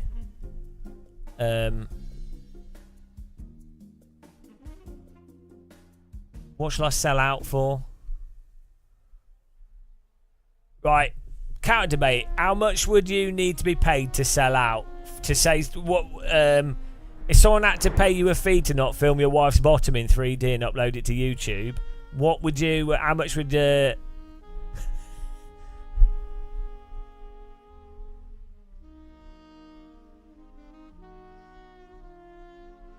How much would it take for?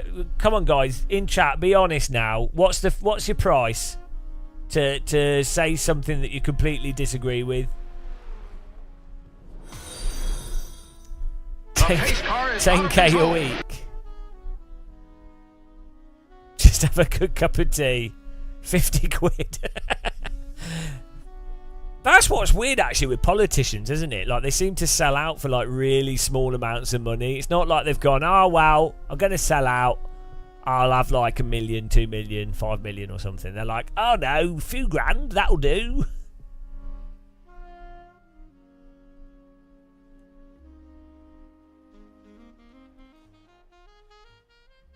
£10,000.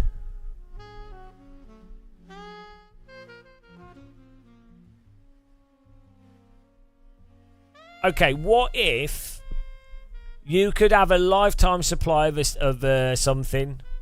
It can't be money or gold or something. Like, it is something consumable that you can't transfer, but you get a lifetime supply of it. So like a single item. Optima, thanks for subscribing. So like tea bags or chocolate or fish or something. Cod. A lifetime supply of cod. Lifetime supply of beetroot. No, because then that would just be one house counter debate. You could get a lifetime supply of loft conversions.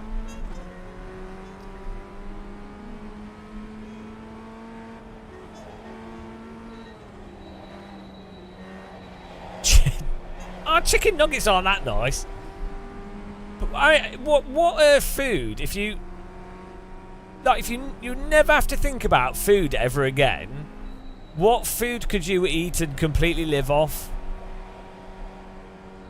I don't think there is a single food. Like, maybe fish. Maybe if you had like fresh fish every single day, you have fresh fish, then you could basically live off that. Not like you'd never need to worry about food. No, kebab is not healthy, is it? So you wouldn't want to eat it every single day.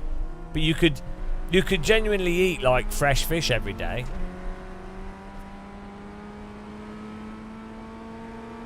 No, Mexican, that's a dish. That's not a single thing. You're cheating. You're already breaking the rules. It has to be a singular thing. You can't sell it.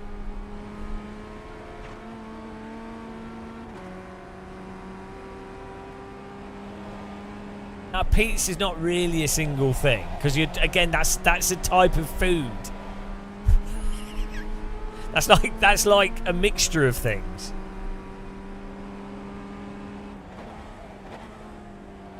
Green, green, green. Yeah, potatoes might be all right. Okay, here comes your first You still can't. I think you'd still end if you only had one type of food. I think you'd still end up buying food, wouldn't you? Like there isn't something which you could go right. That's all. You'd need at least 3 things for you to then go right. Okay, now I never need to buy any food ever again. Imagine if the only option was pot noodles. Oh, you get given £10 million, but you're only allowed to ever eat pot noodles. You can eat different flavoured pot noodles. But £10 million, but you can.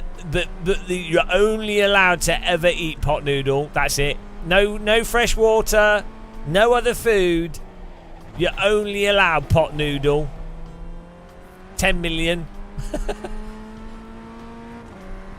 You're giving up all food basically, and being forced to eat shit for the rest of your life. For 10 million. That's the price. Okay, what about if it's 1 million? 1 million. And you're only ever allowed to eat pot noodle and pot noodle juice. That's it. No chocolate, no fruit, no vegetables, no breakfast cereal, no milk, no tea. Only pot noodle. Only pot noodle. No? You're only allowed pot noodle. You can't do anything else. No drink. Only pot noodle. Pot noodle juice. You're like you've been on a jog. You're thirsty, and all you can have is hot pot noodle juice. That's terrible. For £1 million though. £1 million. Okay. What? For 500,000. Okay, so 1 million. Okay, who would do that for 1 million? Type yes if you do it for 1 million, guys, in chat. Getting the data here. This is Mr. Beast's next video.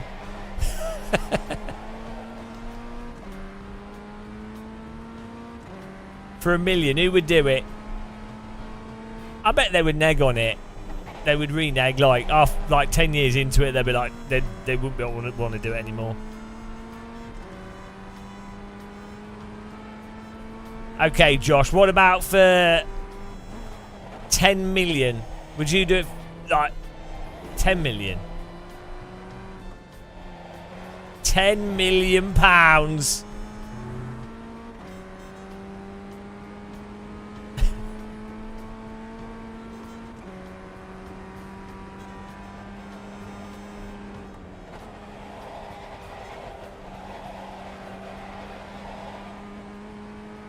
It's like a Reddit homepage question. It'll be on Reddit in a few hours, don't worry. I basically come up with all Reddit content in my live streams and people copy it.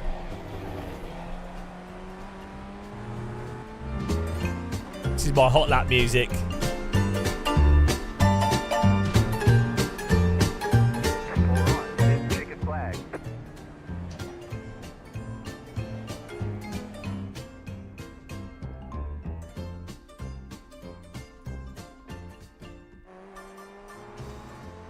Yeah, I mean, you just wouldn't be able to eat or drink anything other than pot noodle.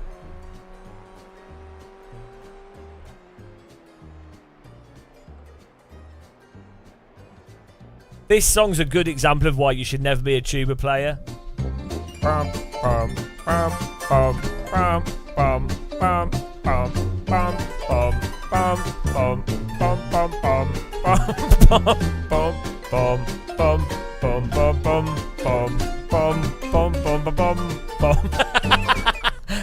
You never want to be a tuba player. The worst. The whole song is just going burr, burr, burr, burr, burr, burr. Like, what a terrible instrument. As a tuba player, I'm insulted. Oh dear. It's the worst of all the brass instruments, the tuba. Why didn't you learn a French horn or a trombone? Why would you pick the tuba?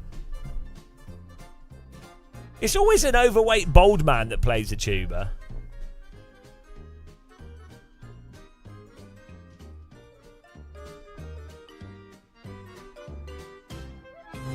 Bum bum bum bum bum bum bum bum bum. So bad.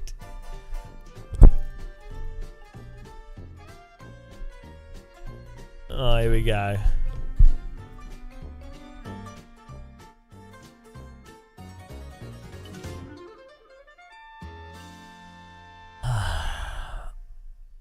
Oh, hang on. What time's the next?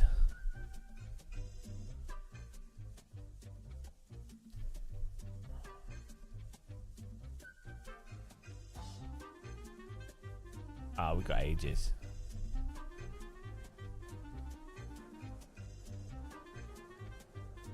Get in there.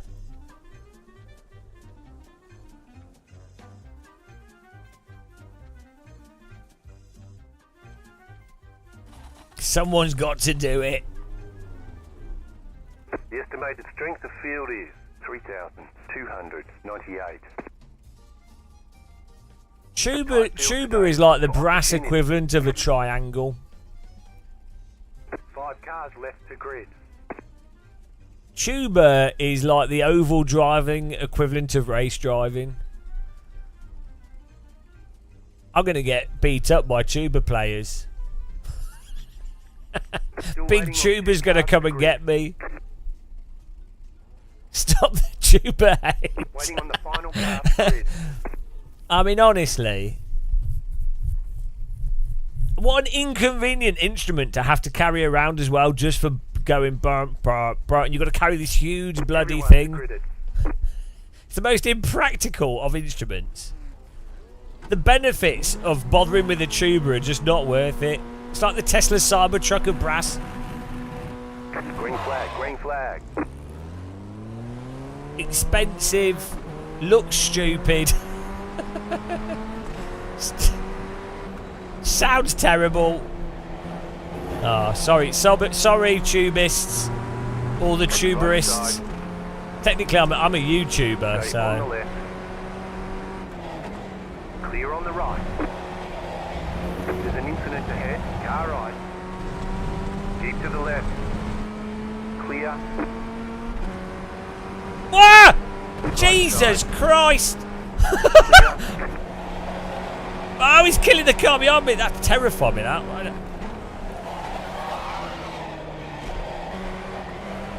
Bloody hell, that's a tuba player.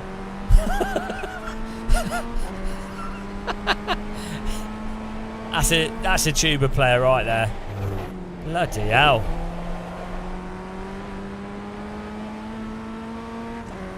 Swooping in. It's like Matt Malone.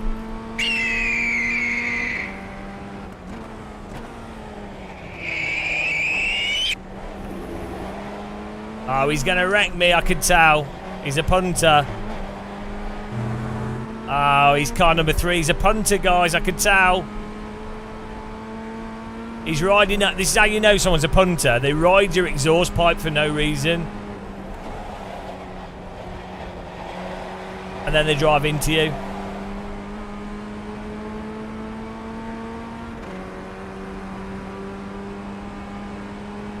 Car on your left. Still there. Clear. Oh, we ran out of track. What a shame.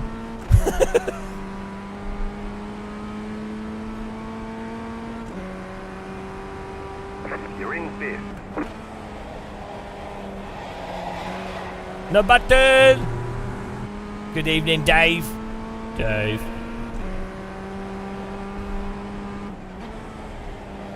My name's Dave.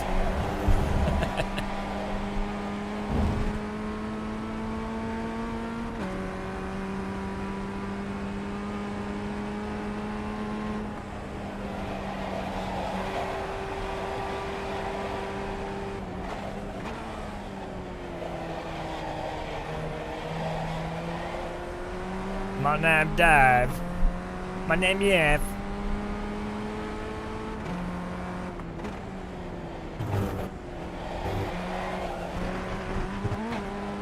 I haven't quite got that corner right.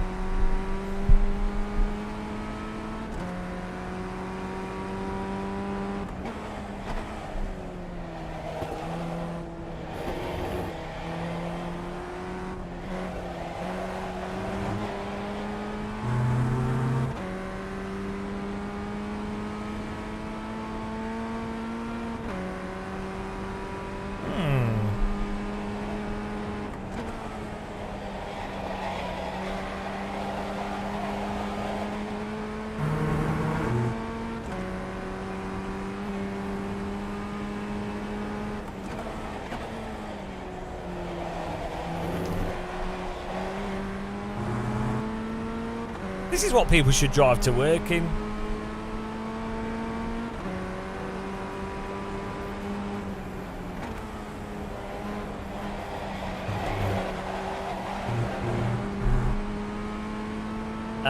He's not going very well. I need more practice. I've had a bit of a didgeridoo rest. We got the notes coming along well, but the circular breathing's taking time.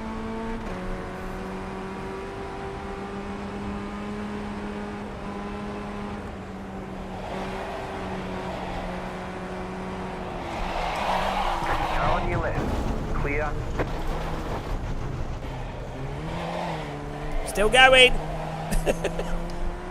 What was he doing? Car's fine. Car's in perfectly good order there. Typical iRacing. Bloody hell.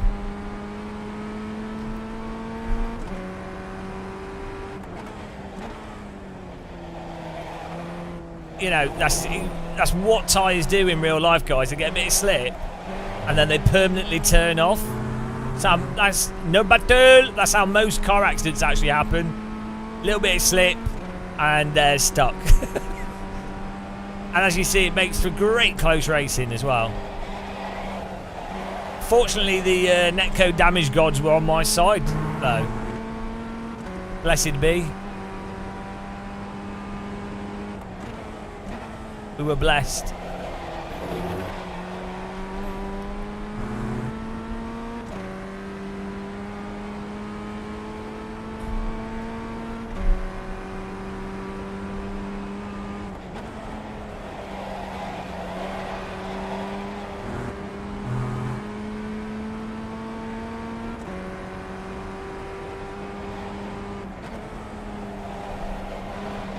I think we might. Are we slow? I think we're alright.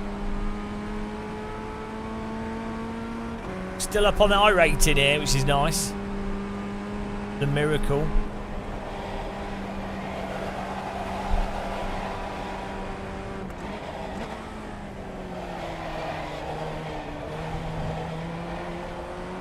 Oh no, Bart! Bart Borgling! Oh, actually, I think we might have a bit of damage. We seem a bit slow. Oh, thanks, Bart. Nice one. We're on 9X. Why did he just drive into me? What was that about?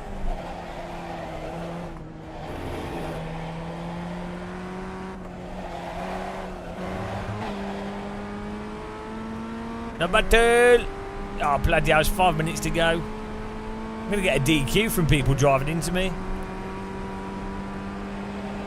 You're pulling away from the car behind. The gap is 1.7 seconds. There's an incident behind.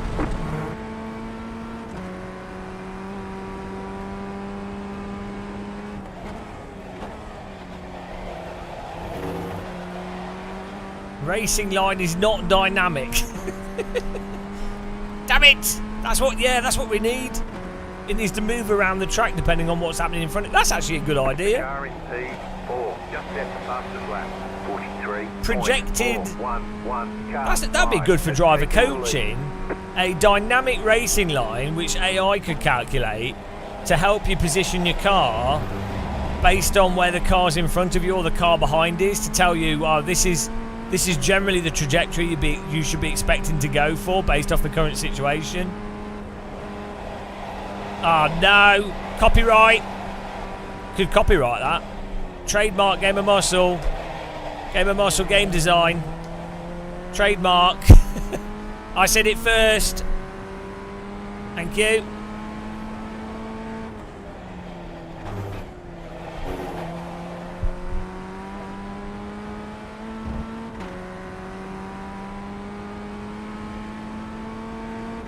No. You just said racing. Like you just said it isn't. Okay, I'll give you 20%. It's not contractual. You just said there isn't one. I mean, everyone knows that. You can't just claim it only. That's like going back to Victorian times and going, oh God, there's no way for us to store our food without it going off. Our food's going mouldy, and then someone goes, aha, if I get this pressurized device and move the liquid around, we could take advantage of the cooling effect and move the heat around, and we can then freeze and cool our food. And then you'd be like, aha, 20% for all future refrigerators. So someone was in a horse and carriage, and Maxim's like, oh God, it's a shame that we're on the ground. Bloody annoying. All these like hedges and stuff in the way.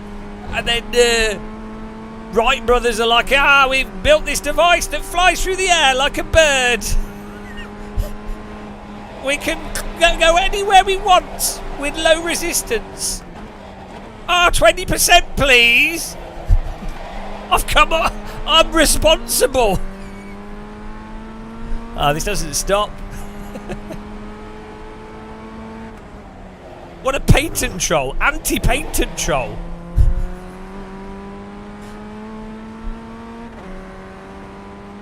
Oh dear.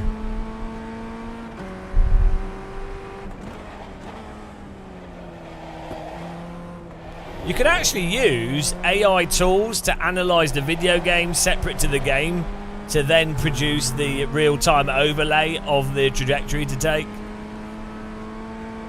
You could do it in OBS.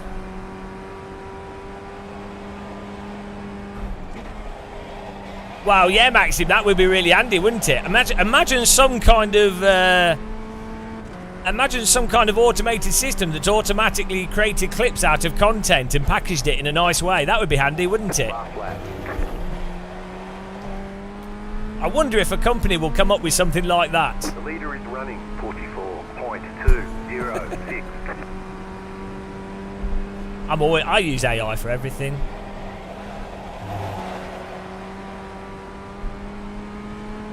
Oh, here we go. Bart Borg is adapted. Oh, Jesus Christ. He's always... Here we come with... Oh, come on. Not like this. Not like this. Right side. Oh, dear God. You can't make it round there. Stay on the left. Clear on Backed the out of right. it. No, no. Car on your left. Stop trying to drive into me. Right. Clear on the left. Bloody hell. I'm going to be on the inside here.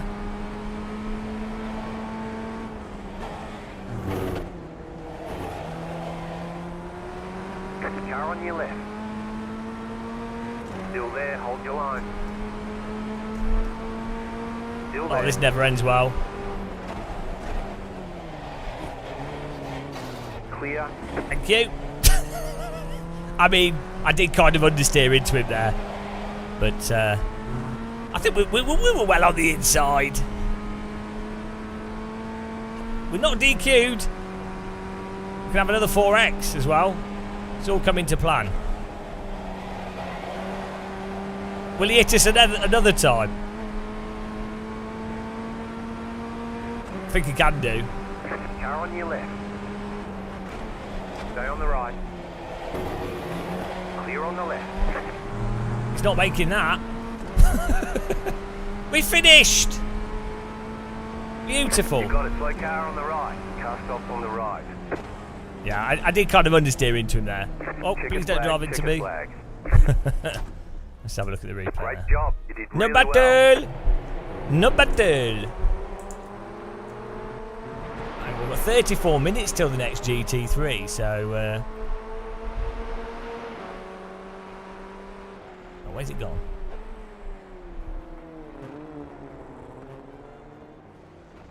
We do another... Oh, we could do another Formula 1600. Right, let's have a look at that understeer.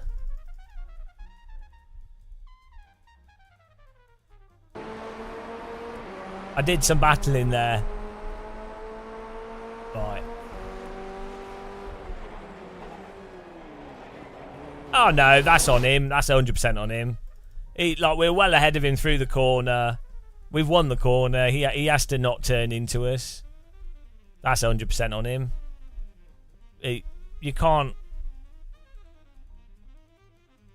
Yeah, like you can't be sticking your car. He's not even took the. No dynamic racing. Yeah, I thought I'd like understeered into him, but he's. Where's he expecting my car to go?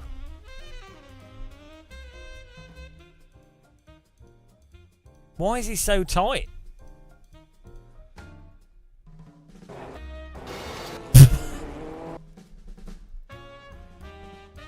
Bart Borgling borged me. Where was the other knock?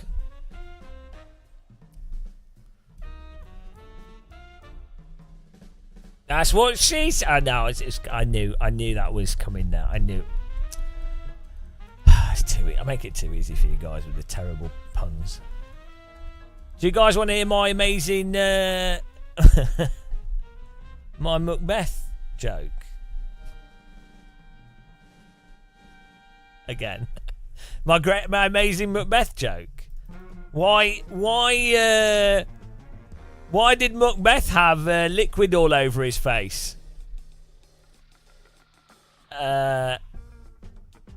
Because he's Shakespeare.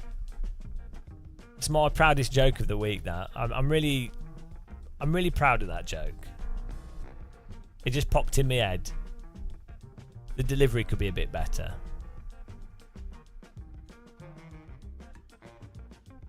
The guy in chat telling about Racing Line. What? Is he talking to me? If you can't make the move without holding your line. Oh, he's not talking to me, I don't think. Talking to someone else. It's a good joke. Oh, here we go.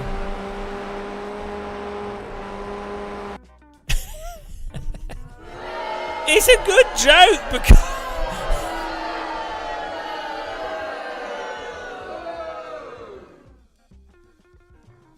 I just like the idea of the visual of Macbeth shaking a beer in his face.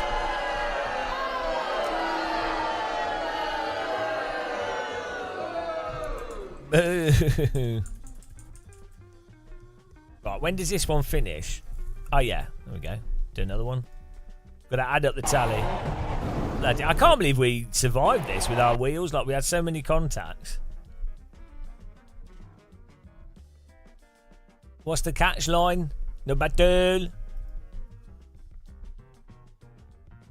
Yeah, Bobby, are you suggesting that I would forget to join a race and then lose loads of I rating because I joined the race 10 seconds after it starts? How stupid do you think I am?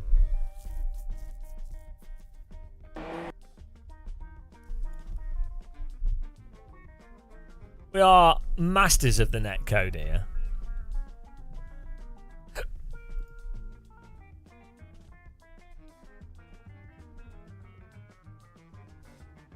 We're on the limit of netcode.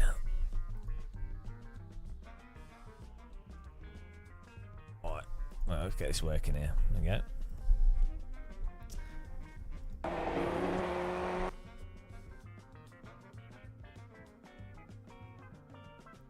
Next one. We got to add up our. Oh, what did we get? What did Doug do? We got plus 30. Oh, we lost a lot of safety rating. I didn't do anything wrong though. I was just repeatedly driven into.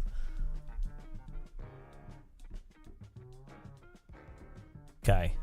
608 plus 36. 644. Bloody hell. The gains.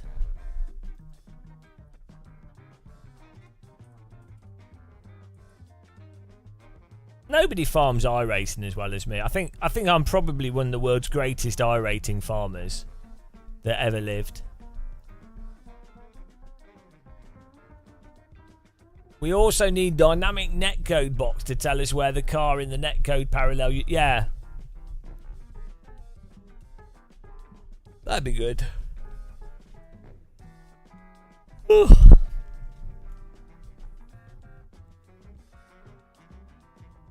iRacing handily has a feature where the cars flash on and off and bounce up and down though to help you know that they're lagging, which is nice. Because they could have just made it subtle and smoothed it and made it non-noticeable.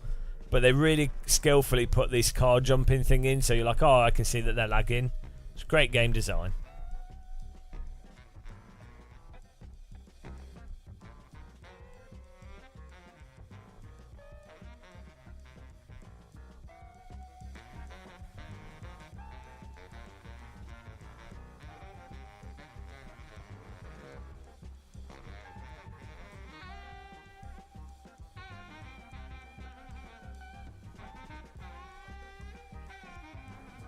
Woo!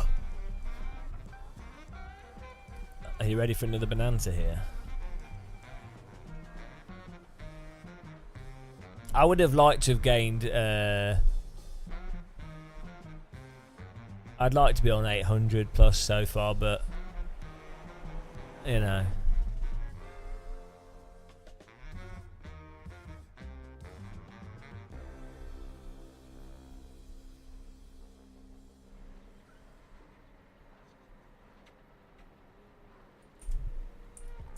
Whew.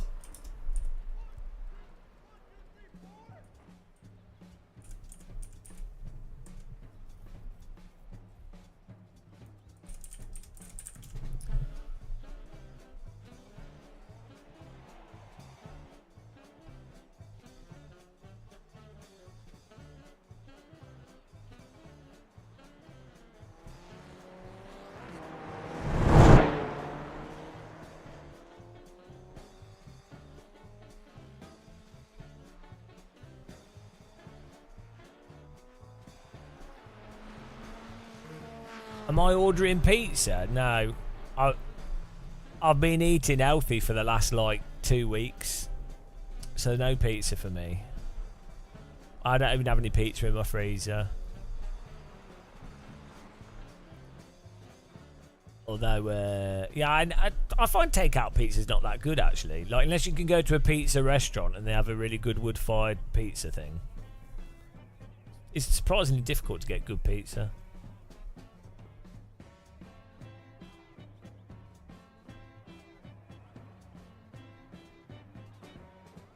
Hello, it's Beatster here for the girth. Yeah, that's good.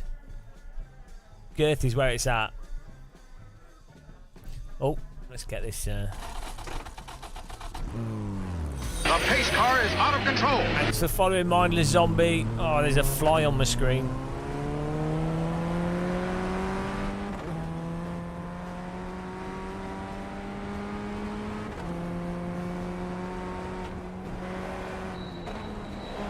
There's a good, I don't know if it's still there. There used to be a really good Italian pizza restaurant near Victoria train station in London. Down one of the side streets. And it wasn't actually that badly priced either.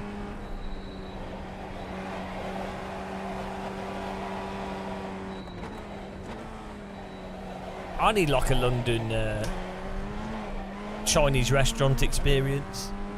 That'd be good.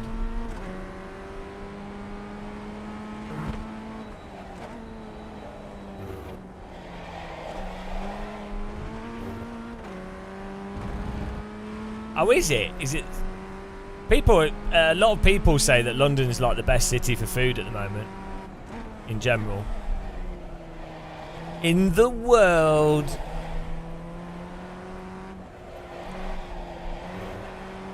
I mean, I guess it does have a lot of McDonald's, so.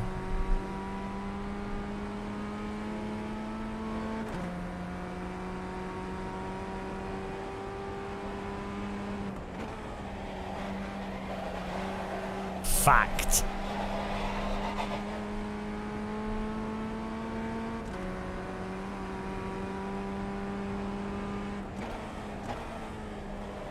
Green flag, green flag. Why has nobody made a realistic jet boat racing game?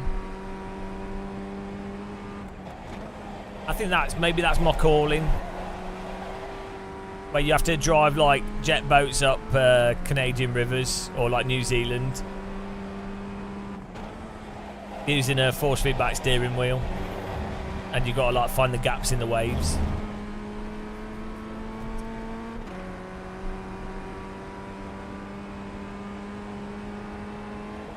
Maybe it's boring. I'd have thought it'd lend itself quite well to. I mean, I guess there are some arcade racing boat games. But doing it as a simulator, that'd be good.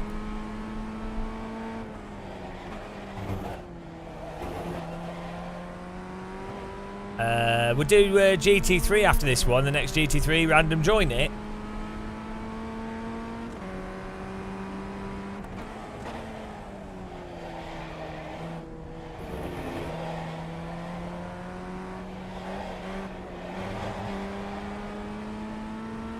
Yeah, I seem to remember there being a mod or in some game. I can't remember what it was, but I seem to remember there being something.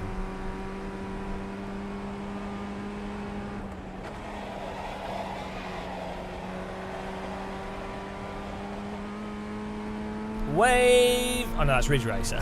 Yeah, Wave Racer was quite good, especially at the time. It looked amazing.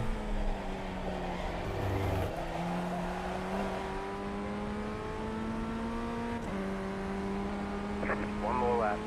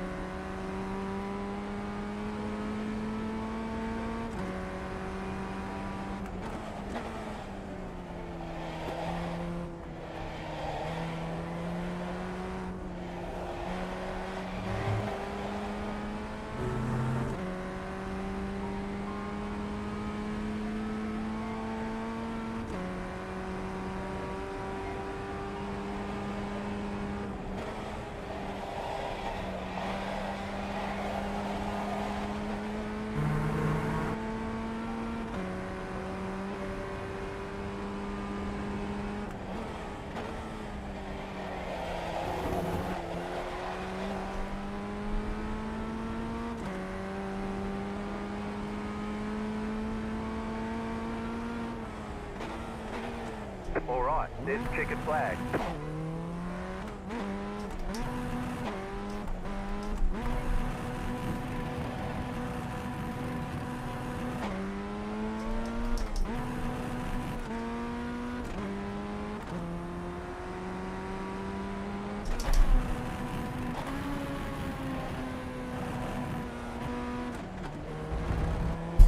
Should blow the engine up.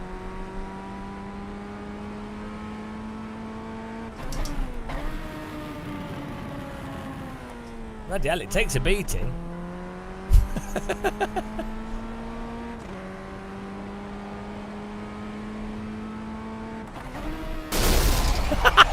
There it is. You could well abuse that engine.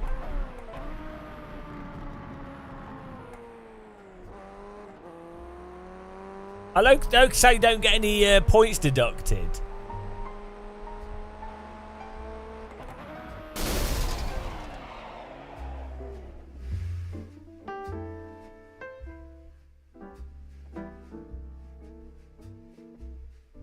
You can blow your engine up, and that's less worse than touching the grass.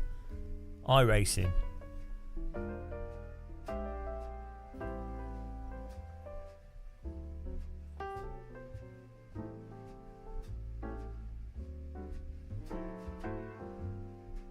Oh, Lewis is in here. Bandit. We're in bandit territory. Banditry. I don't know why my voice sounds weird. Use the Force, Luke.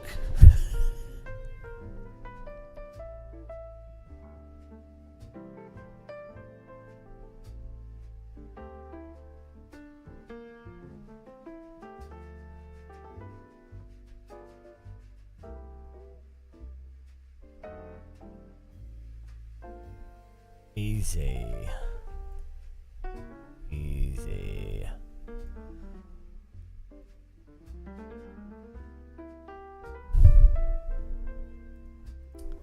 This has been a pretty good farming session.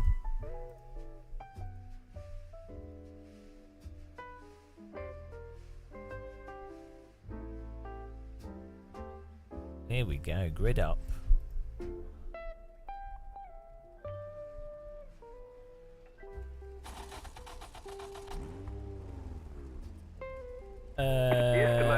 We are using I like to mix the music up every now and again. We like to change it around a bit. It's competitive out there. Head down. I like stay to sharp. it out there. Bandit 5 cars racing. left to grid.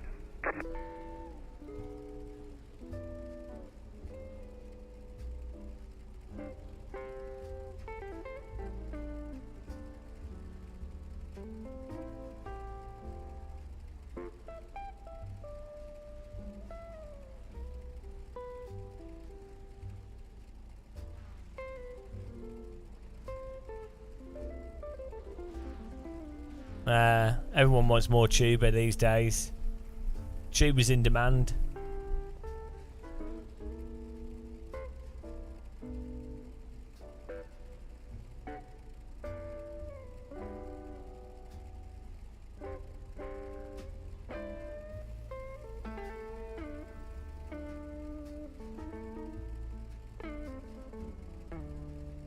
Still waiting on 2 cars to grid.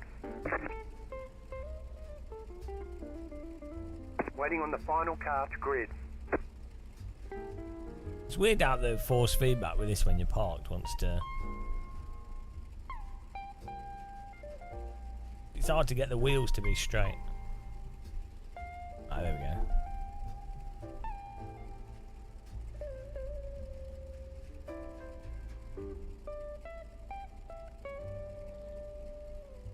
we go. Everyone's gridded. Here we go.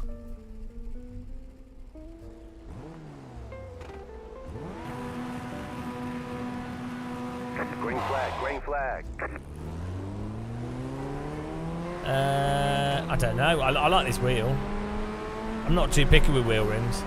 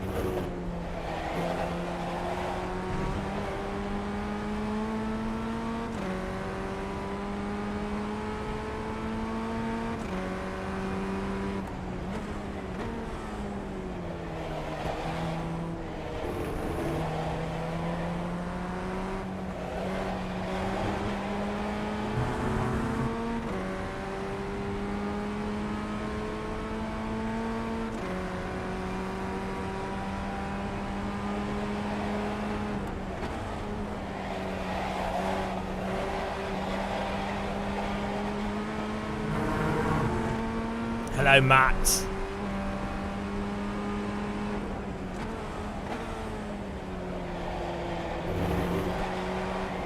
Everybody wants the iGirth. iGirth by Toyota. Martin! What?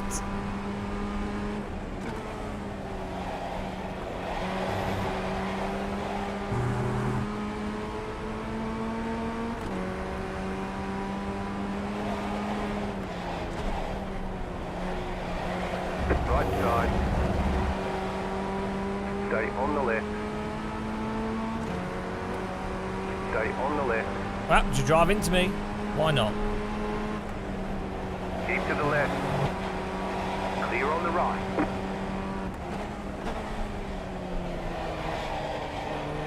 He very nearly punted me then. No battle!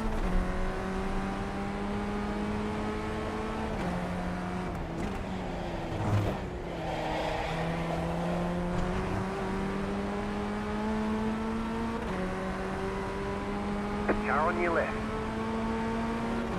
Stay on the right. Clear on the left.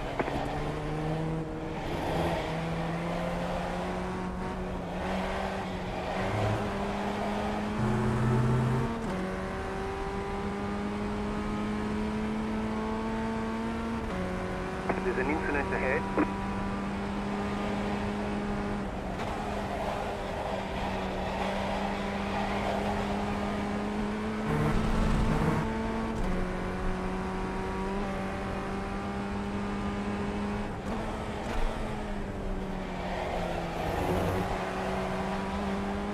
You can very aggressively engine brake in this.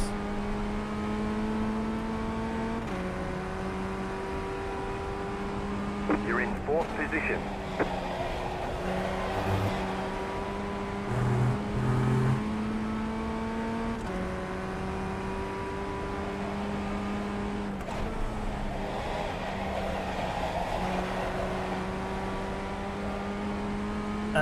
We maybe we're warming up to it, Shumi. We're just warming up.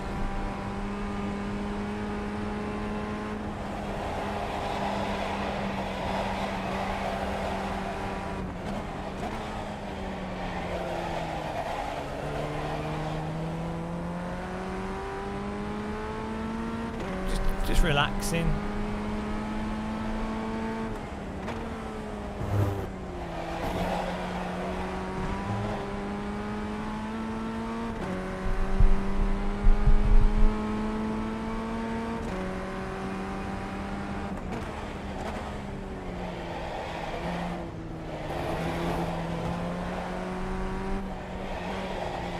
It's funny how with the smoothing is so much in iRacing that when cars drive close to the tyre wall at Alton Park, they drive into it.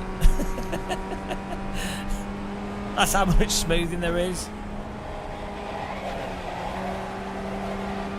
Name another simulator where the cars drive into the wall but they haven't driven into it.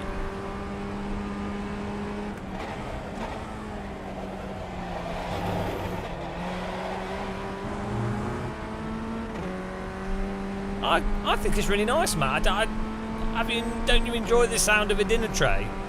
That was your fastest lap of the session. The joy of the tray. 44.226.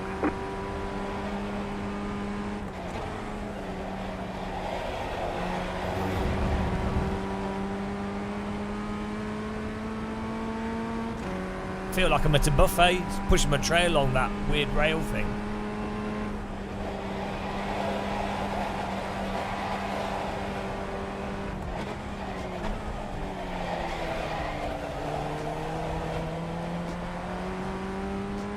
Gale force winds.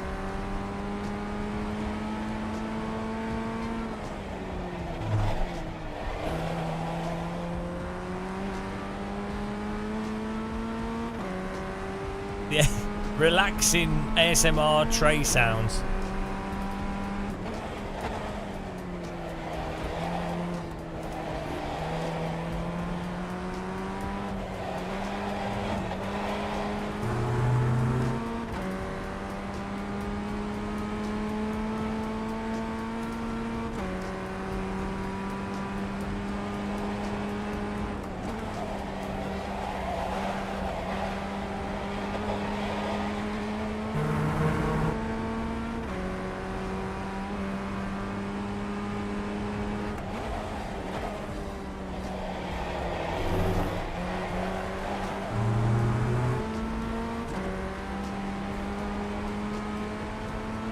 No button. Just set your fastest lap of the session. No button. Car in P5. Just set the fastest lap. 44.01.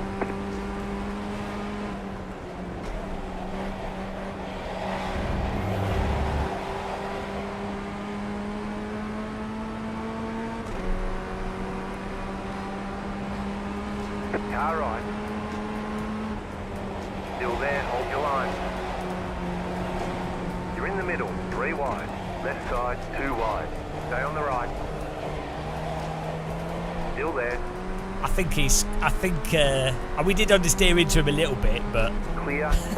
Button!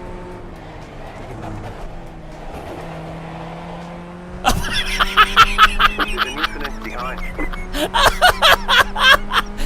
Oh, flipping it, James. If you hadn't have pushed me off, I'd have been alright.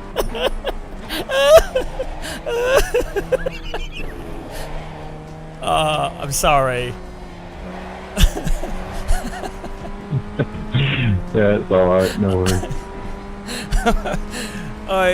It looked funny. I'll admit it, I'm laughing at that, I'm sorry. Oh dear. No battle! Absolute murder. I mean, technically, I didn't break any rules.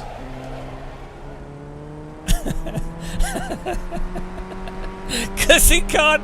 if I'm slow out of the corner, if he breaks his tyres are already at iRacing's binary limit, and there's nothing he can do other than stamp on the accelerator and brake. And he does that. If he stamps on the accelerator and brake, the car behind's rear-ending him. If he tries to catch it, he's spinning and the car behind him drives into him.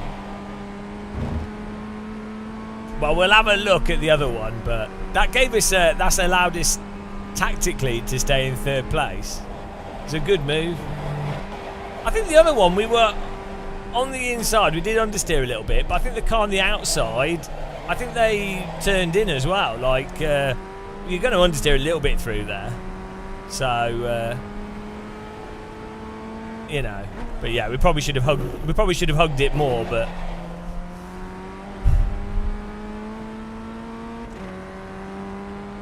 Oh dear. Absolute death behind us.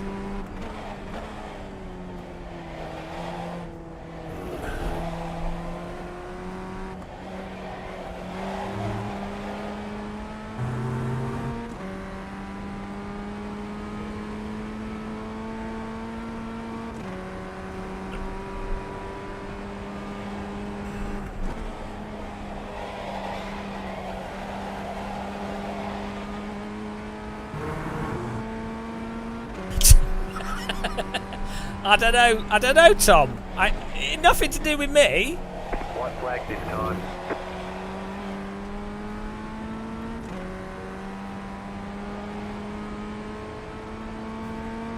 Exactly, Bob. The car in P1 just set the fastest lap. 43.64. Car right, car 2 has taken the lead. Clear on the right. What? Where did he come from? Out of the pits, Harry Houdini? Bloody hell. God, what is it with these cars and cars just appearing out of nowhere? Ridiculous. Redonkulous. Redinky-donk.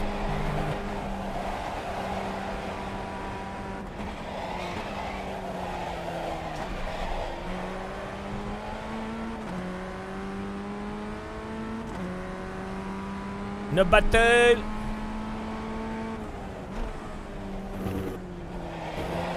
Oh look, it's Tom. Did he have to get a new car?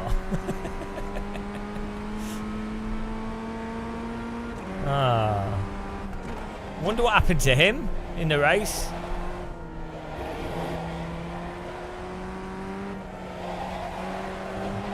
It's another glorious 3rd place.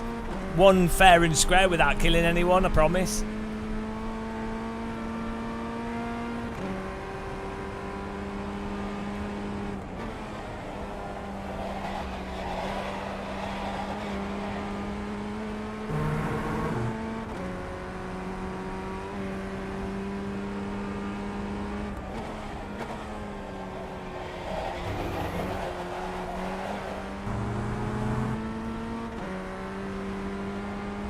You ready? Do you want a firework, guys?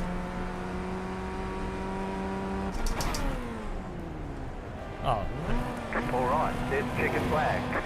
Didn't quite work. I thought that'd blow the engine up. Very good job. Right, let's have a look here at the murder. I mean, I feel like the car on the outside maybe was turning in a bit. If you've got a car on the inside through the wide left-hander, you're screwed. Like, if they're in front of you on the wide left-hander, you're done. You have to just let them through, basically.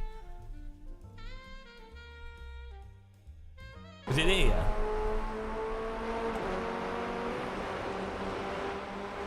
Alright, let's see. Yeah, I mean, you can't... The problem is, like, it is my fault for understeering. But the problem is, the car on the outside is screwed here.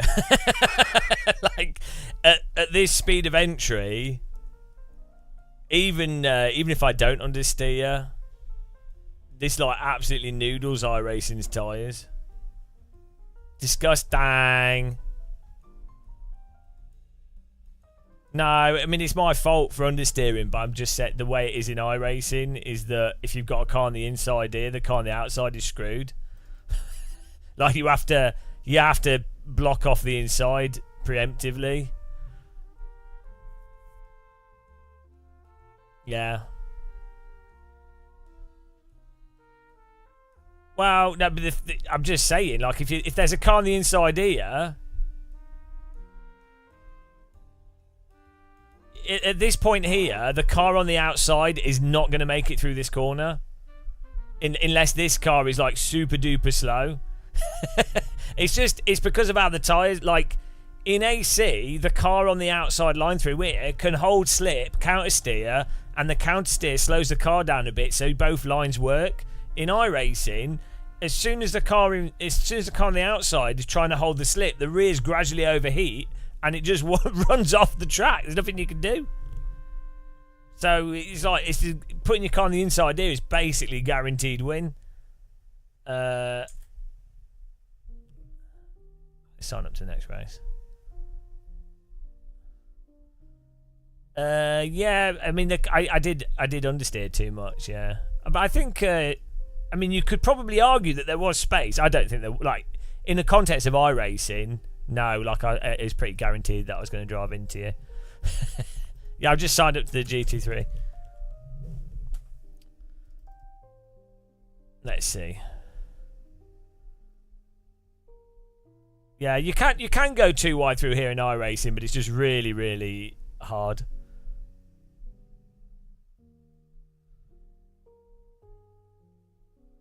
I mean, that is me washing out into him. The other problem is, this car, even if they see the car on the inside washing out, right, they can't, this car can't brake here, because if they brake, it puts the rear tyres even more over the limit.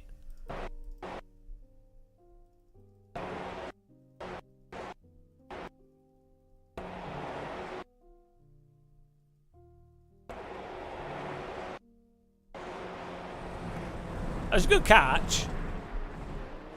Good job keeping it on the track there. But little did he know, little did he know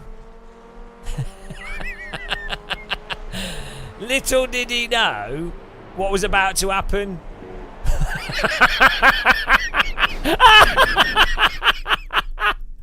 Oh, no. Oh, beautiful. Oh, man. It's so bad. This guy rockets in. I'm a little bit slow. He drives into me, spins, and there's nothing you can do. And then the car behind. You would have survived it, and then this guy just absolutely bones it into you. Oh. And that's his car wrecked.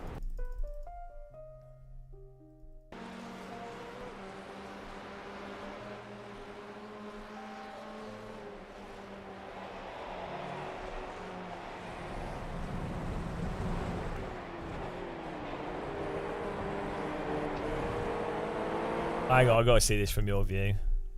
I would go to the GT3 in a second.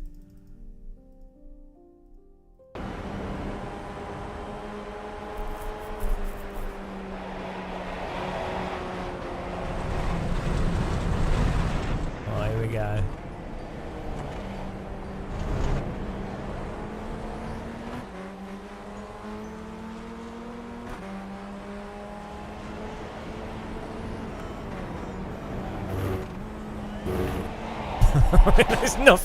There's nothing you can do.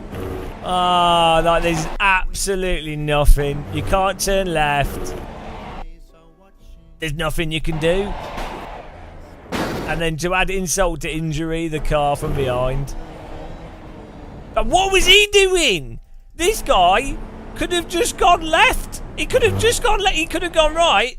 Okay, I'm going to go here because this guy's here. Like, why does this guy make the worst choice? He's got all the grass on the left there, and he could take the slow down and he would still be in front of both of you. What? Oh dear, I mean, it's just the worst possible thing that he could do. I think people are still learning that the grass is Oh, hello. Thank you.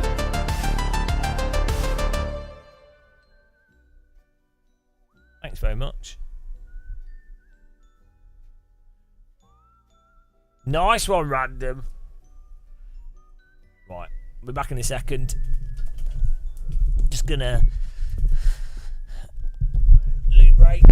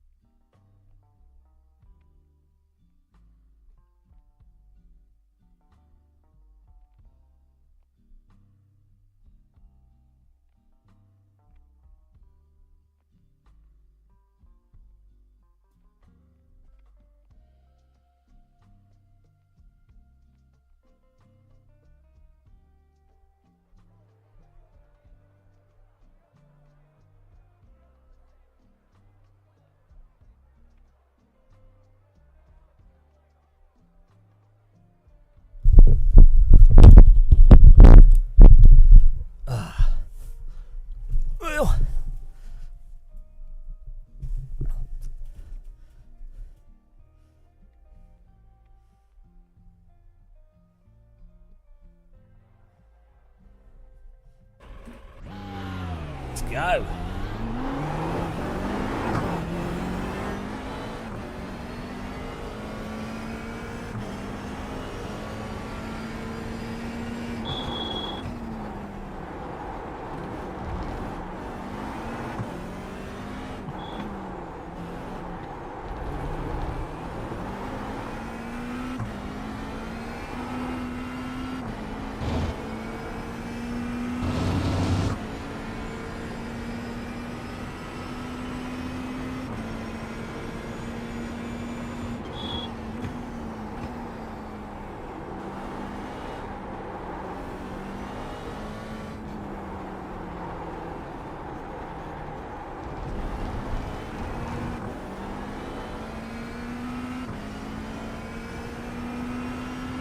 How long's a lap around here?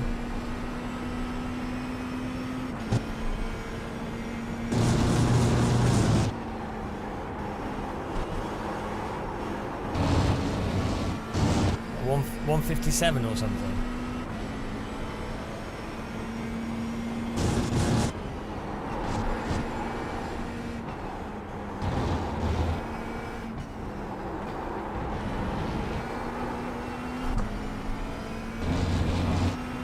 Oh no! We're only going to get one lap then. I know, we should be alright.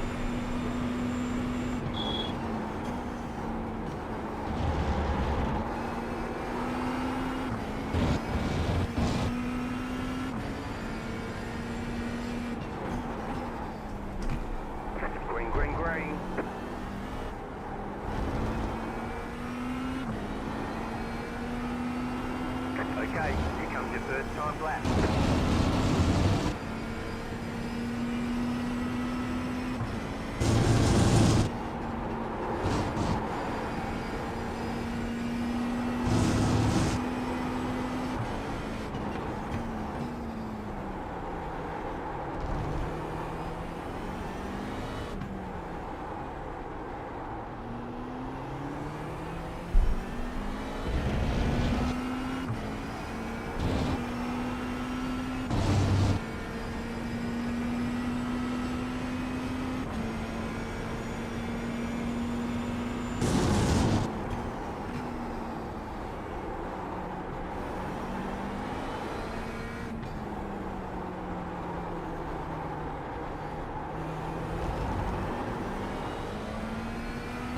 Oh, we didn't have the points from the previous race.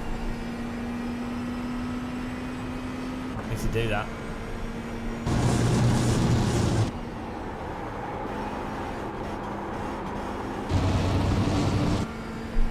Punkte.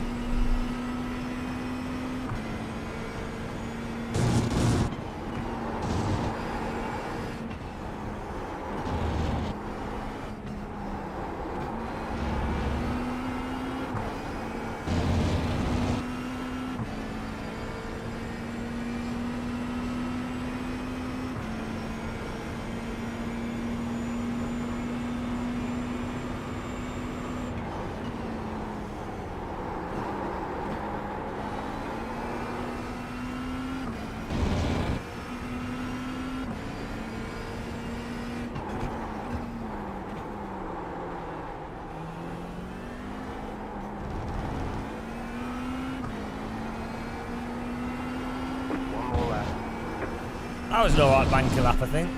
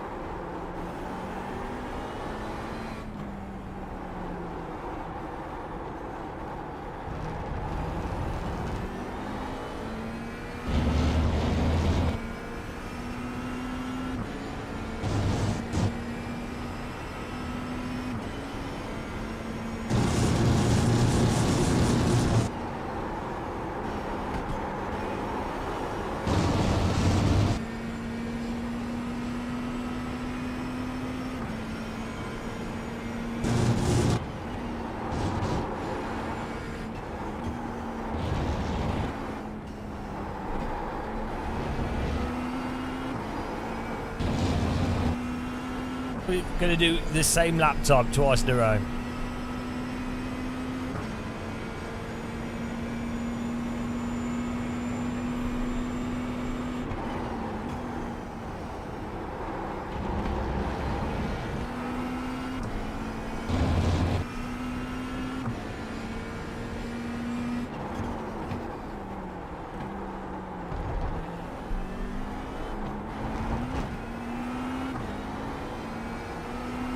A little bit better. That was alright. Got the 201s. That's good for me. Chicken flag, chicken flag. Not terrible.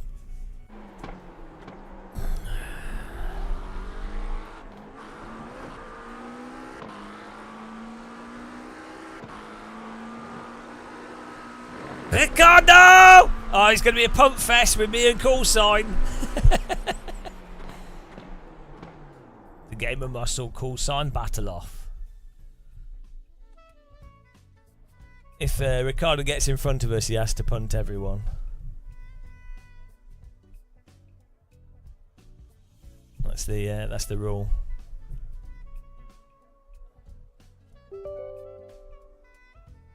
Ricardo Punto.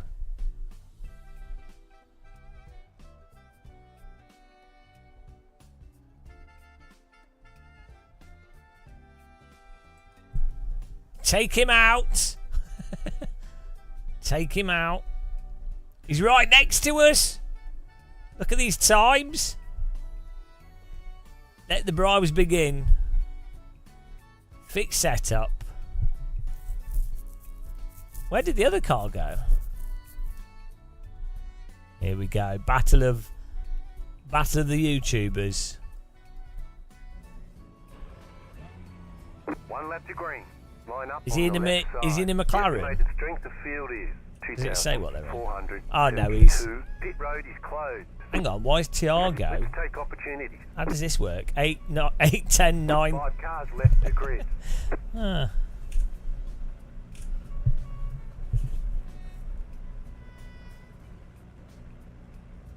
We're well overdue getting wrecked. What, like a punch-up fight? Most of them would beat me. I'm not very fit, am I? Jardier's a beast. Jardier's huge.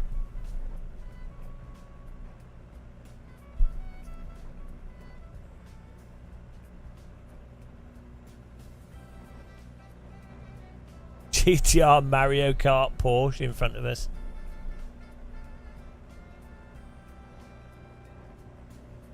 Still waiting on 2 cars to grid. Good luck. Waiting on Good luck. Good luck. Good luck.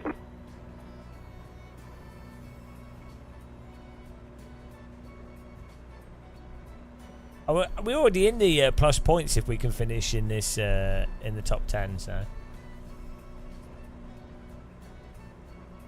pro.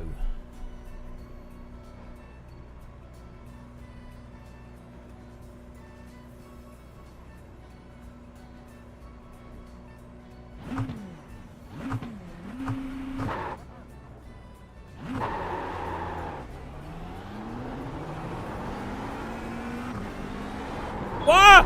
What? Low. You idiot! What happened? What is this? What happened? Post car is off. Time to do your job. What on earth was that? Oh my goodness. Jetstar 15 car. What's wrong with some people? What's wrong with iRacing's physics? What happened, man?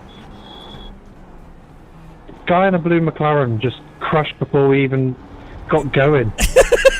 Yeah, because the bloody physics Slashed just... right across in front of me, leaving me nowhere to go with damage.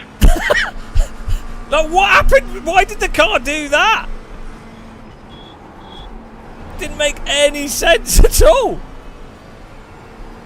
Why did it spin up?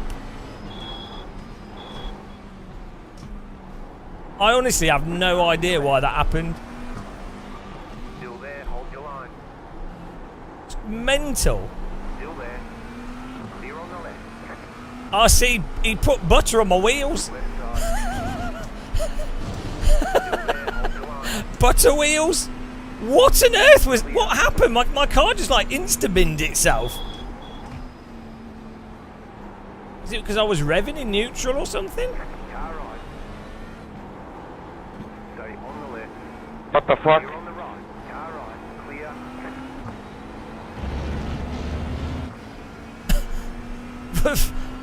Clear. I've never had a GT3 car do like that at the start of a, like in any other sim.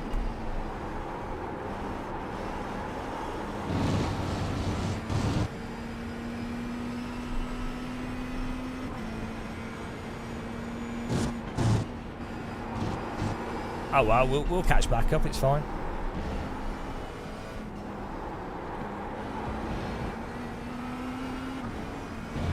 Yeah, we're even in this sim. I don't even get it.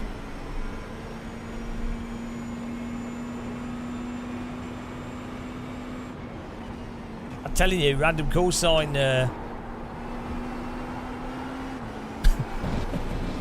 He put butter on my wheels. Car right. Clear.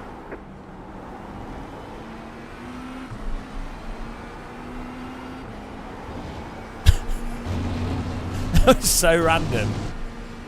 Yeah, I know. I really have. I honestly just don't know what that was at all.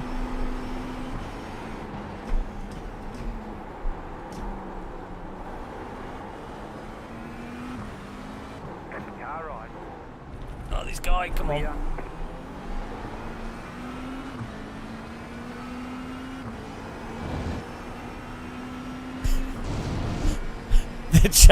The guys in the server were confused.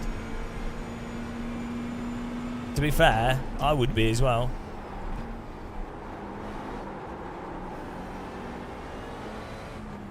Oh man, we're stuck.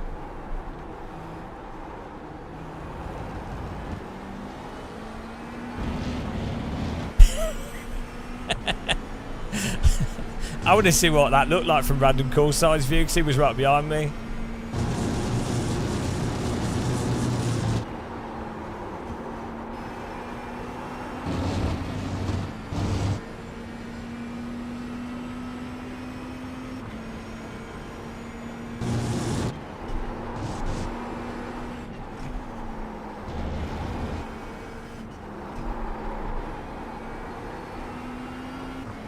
We might have a bit of damage, unfortunately.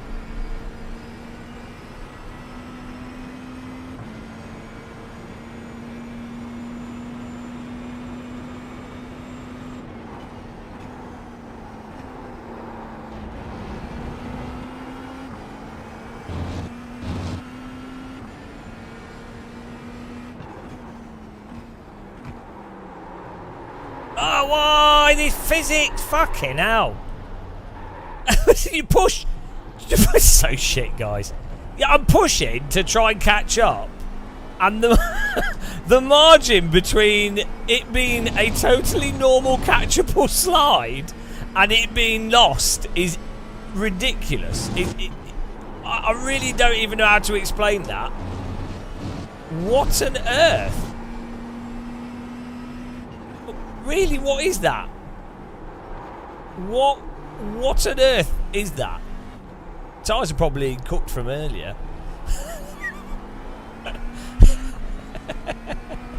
Still faster than the previous lap. No, we've done like 10 races in this. There's probably a little bit of damage and stuff as well. Also just, no, this is exactly what we've been driving before and finishing in the top 3. It's just if you actually try and push to make up places, if you actually try and drive, it just is pointless. You have to not drive.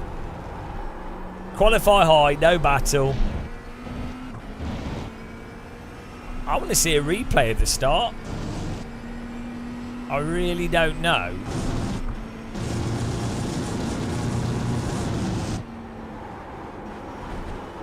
You got a slow car on the left. Go right. Oh no, Tiago's having trouble as well.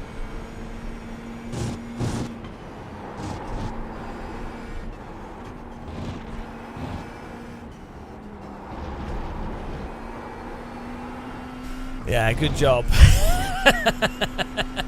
What a disaster race. We were due Vai-se embora a minha corrida. We were due a disaster race.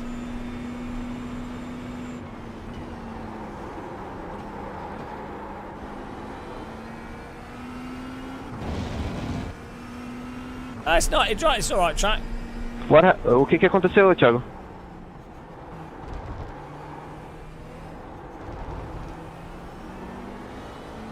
Tracionei.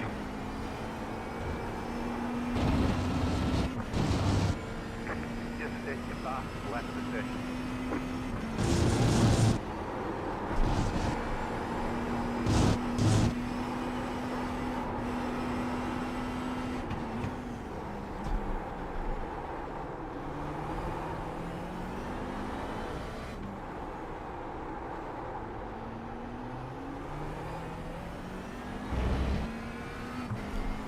Did someone hit me, or did I?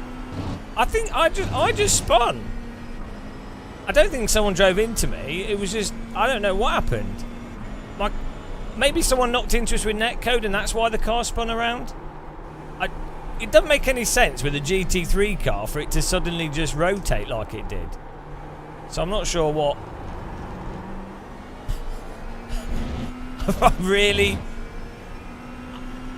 I actually just can't explain it.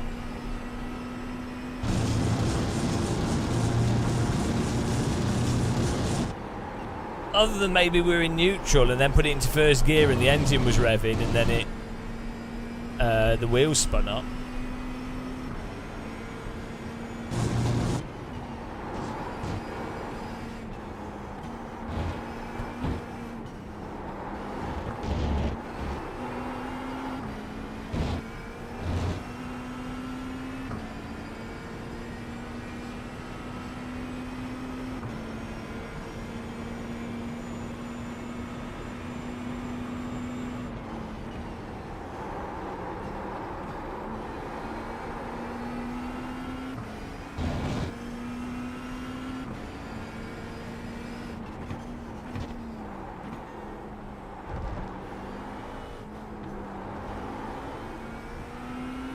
Oh wow.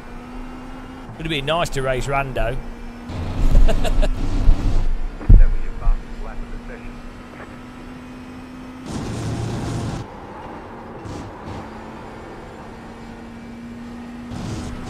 There's an incident ahead. You got a slow car on the left.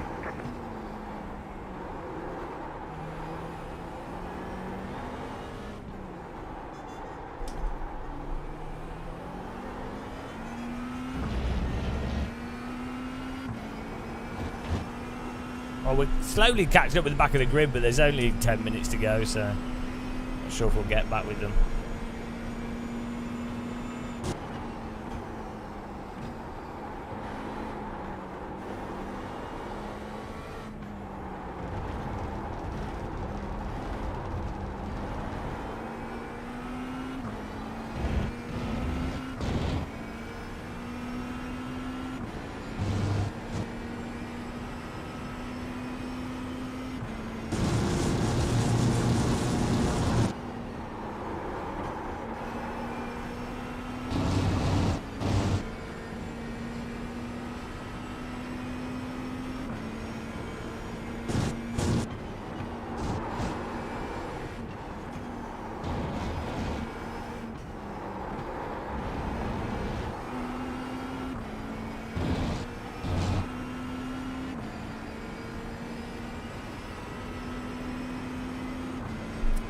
Yeah, but I mean, it doesn't make any sense for the car to spin out a GT3 car at the start with TC when the car's straight. Like the car, it was like the car just suddenly rotated.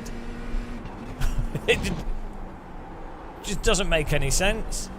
It's like the rear tires just turned off or something.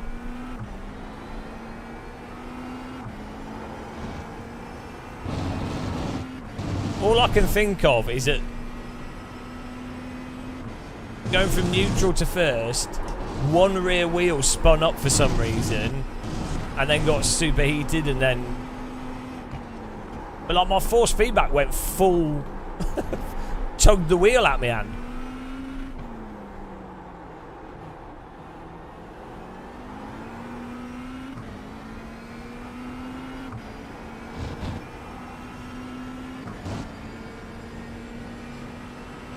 Oh, we're almost back on the tail here, guys. We've got 8 minutes. Beautiful. Time for another spin.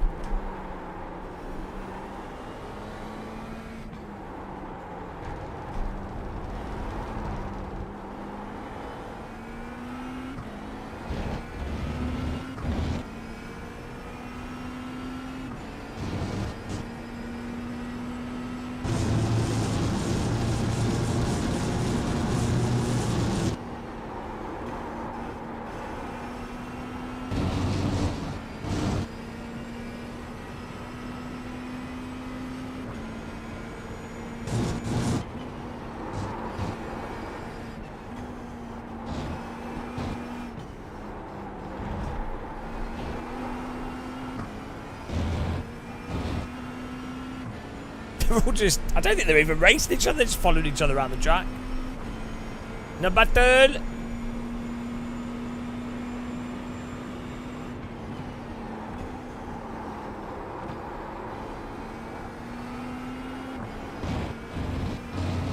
The leader is running 1.399.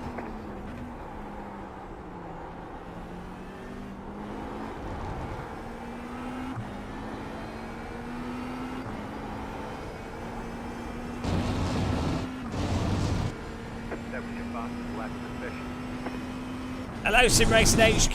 Yeah, maybe. At some point. There's an incident ahead.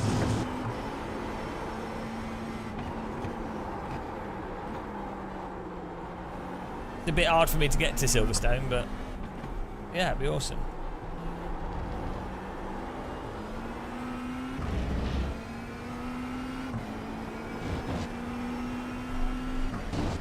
How's it going, man? Presumably better than my race here. There's an incident ahead. Car stopped ahead. Go left. Oh, it's getting feisty.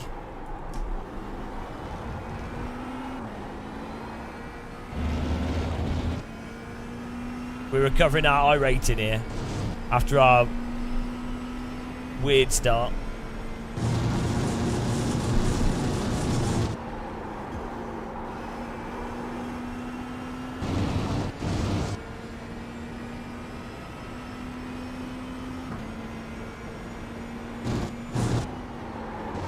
Yeah, I just had the other cars turned off earlier to save on GPU.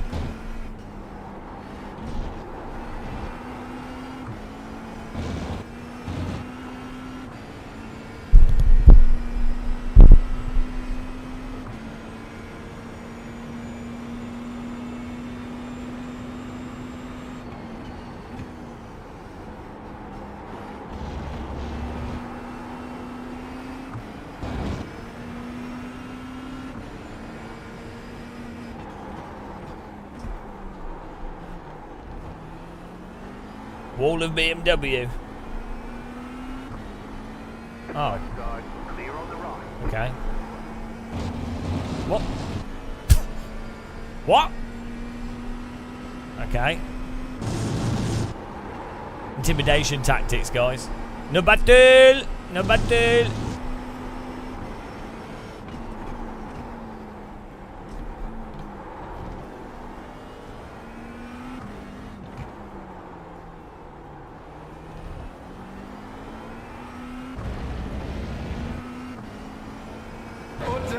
Order! Yeah, he was like shit. Get my monsters behind me. He's gonna ram me, so I'll drive off the track.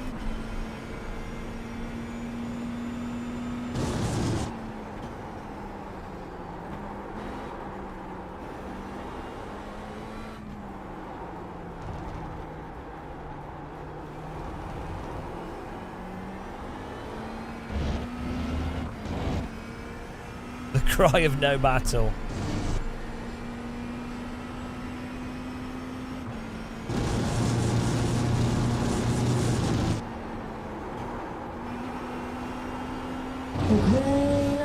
Let's go.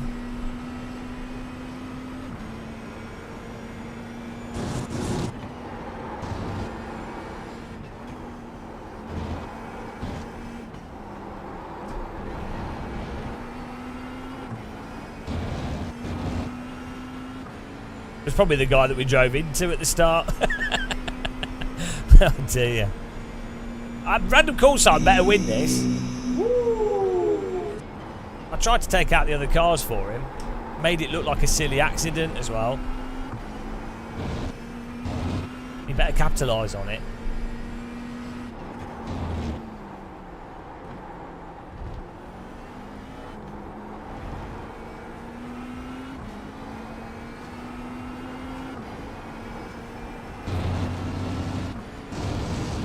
That was your fastest lap of the session.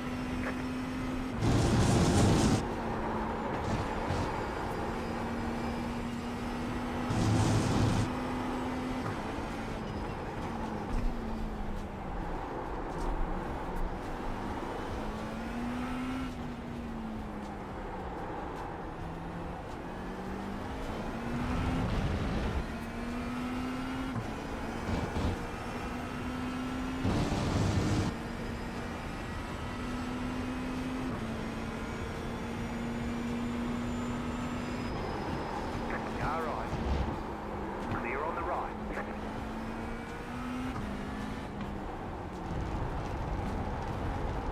No battle.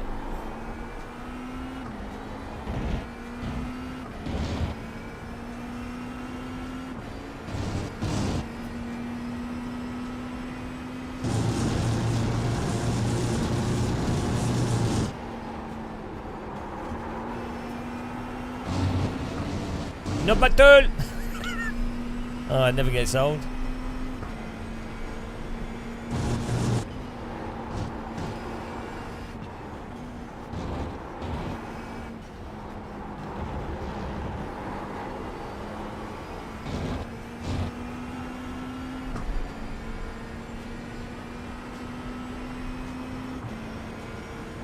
Oh, one more lap to go, I think.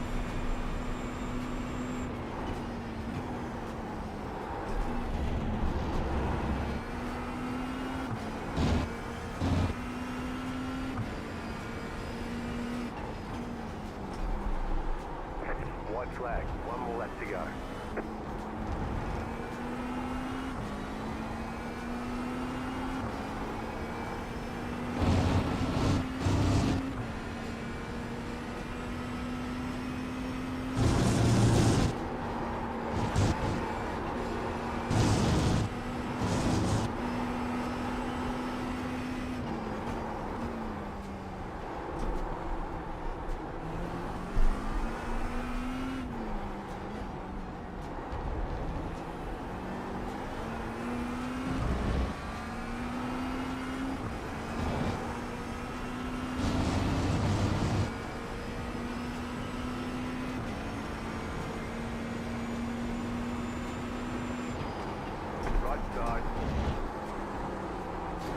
Oh my god! Why turn into me? You've got wheel damage. Why do people still turn in when you're well on the inside? It's like... Yeah, some people will just... They just don't drive as if you're there. I don't know why it spins us as well. It should just be a basic... Should just be a really basic car contact. Shouldn't really do anything to either of us. It's like it doesn't make any sense, does it? It's really weird. At worst, that should just be like a little bump on each car.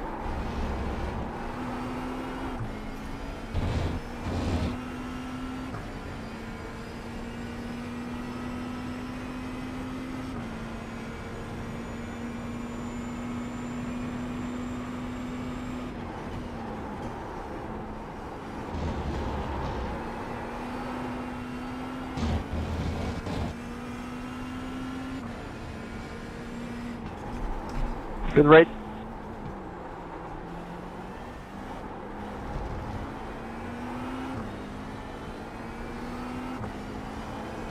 Alright, let's have a look at the evidence here.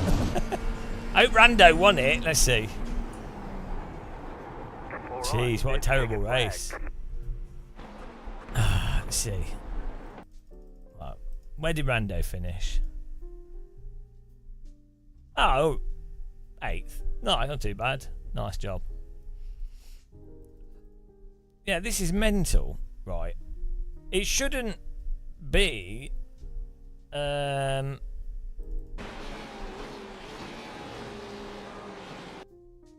mean, to be fair to him, I do come off the inside of the line a bit. But then, why does that contact do that? Yeah, I mean, I am coming off the corner a tiny bit, but I mean, nothing crazy. But I mean, he's so they're saying that he's closing the radius of that so much. Oh, random! You need to see the start of this race. I don't know what happened. Why is he braking and closing the corner there? Yeah, but I mean, fine, but whatever. I did come. I should have rid my brake more anyway. I should have been tighter through the corner. But why does this contact do this? Like, it shouldn't do anything to either car. It should be like, oh, it's a little knock, because we're both like. It doesn't make any sense at all.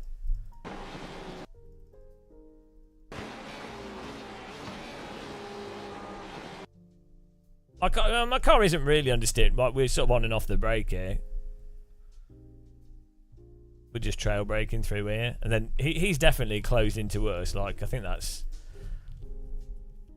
Yeah, he's still driving into us as if we're not there. Like, you can see that my car is actually... Before the contact, you can see we're no longer understeering. My car's actually rotating along the line here. Look.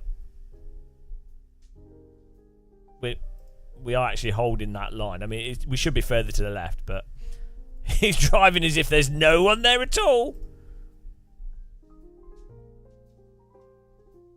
But that just doesn't make any sense. Nothing should have happened to either of us. He's lucky that it didn't spin him. Should have just been like, oh, a little bump, fine. So there was that. Right, what was the other thing? Oh yeah, the weird spin on the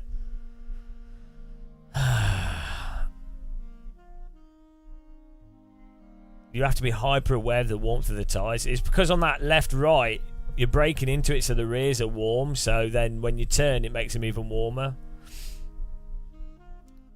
I can't wait to see what happened at the start. I genuinely have zero idea of what happened, why my car just rotated. I can't even.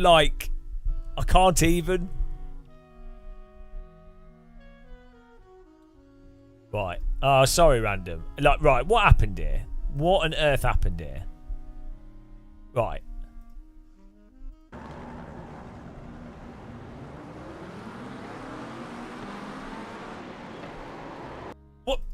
What? The tyre's overheated from this wheel spin. Is that what it is? What? What? What? I dabbed the brake. Right, hang on, look at this. This is insane. It's a GT3 car, guys. It never ceases to amaze me. Some of this, unless you've done it before, unless you've done the specific action, get ready for iRacing to surprise you. It started spinning. Oh, hello. Thanks for rating us with 7 viewers. It started to rotate before, I'm not even braking. It's just from me turning on the throttle. That's why it caught me out. And then I was like, oh shit, why is it spinning? Oh, I'm braking accelerator to try and catch it. What? It's from the throttle in a GT3 car. It's like we've hit like an oil patch. The pace car is out of control. What? And my force feedback went mental as well. What? It makes less sense. What? What on earth? Hello, SRC Sim Sports. This is all because of this. No, we're on the throttle. Also, you don't get that kind of lift off oversteer on. Look. All because of that little wheel spin, the tyres were still warm. It doesn't matter, it's a bloody GT3 car. If a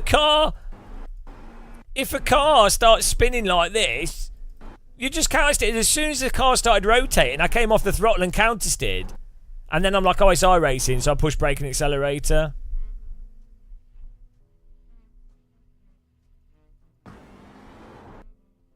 In a real GT3 car, you can have the TC turned down and you can throttle it and power up the rear to warm the tyres up if you wanted to. It's not just going to suddenly... Oh, that's it. There's probably a bump in the track there as well. In fact, I think there is. I think it's the bump in the track. Just gone. The cold tyres overheated. Makes sense. What's weird is my force feedback went mental.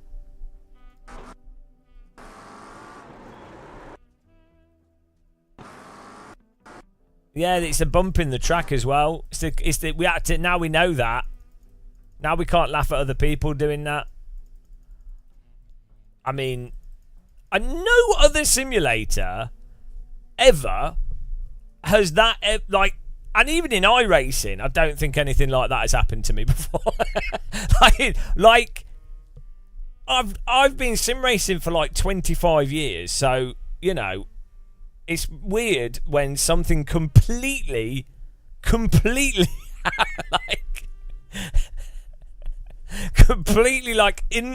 incomprehensible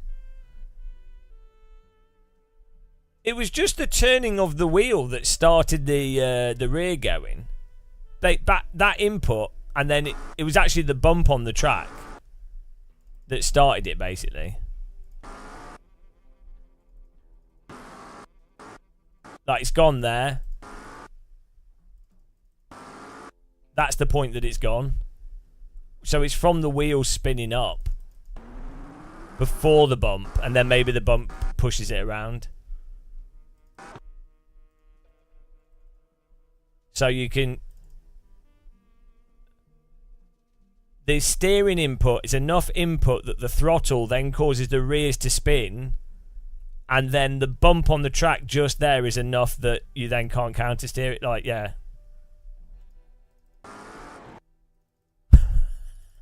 Bloody hell. People have been losing it at the start of the race, so maybe they're doing the same thing as well.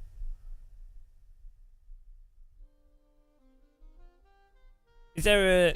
Can you see the wheels from the side?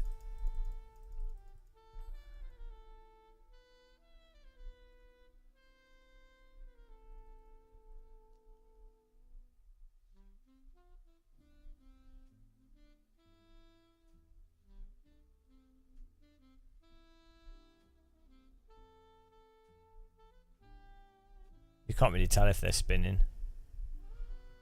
Right, so the other guy complained about me driving into them. He's driven into me, though, right? Like, I mean,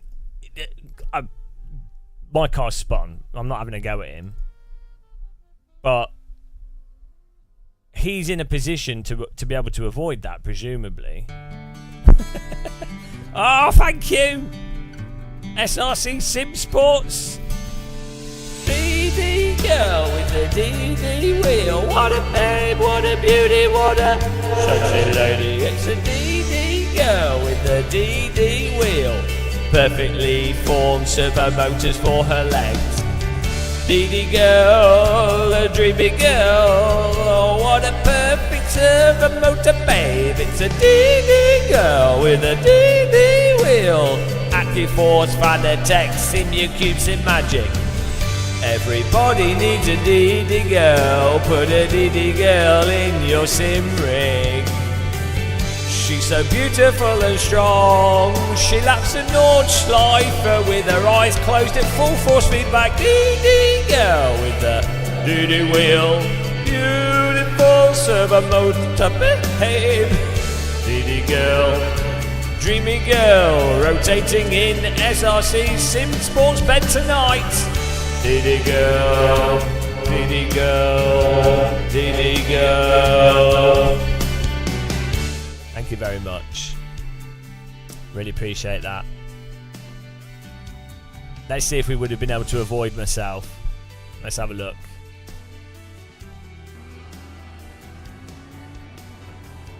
No. Probably I would have hit me as well. Yeah, I mean, to be honest, it's really, from this guy's perspective, it looks like the car on the left is trying to warm their tyres. It doesn't look like they're going to drive into you.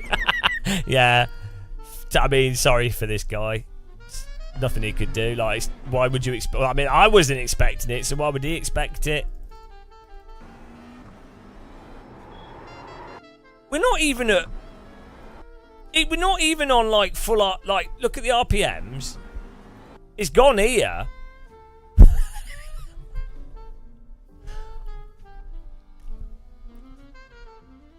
Hang on, it was random call sign.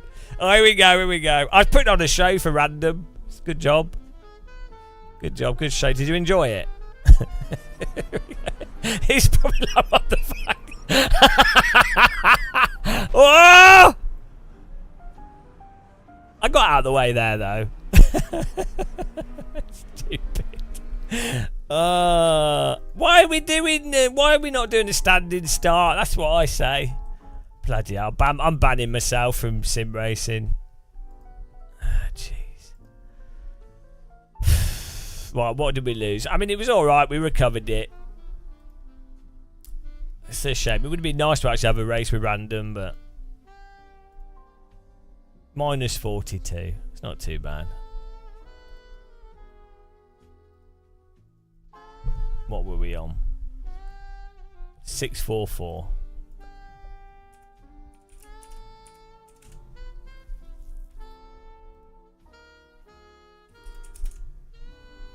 $602.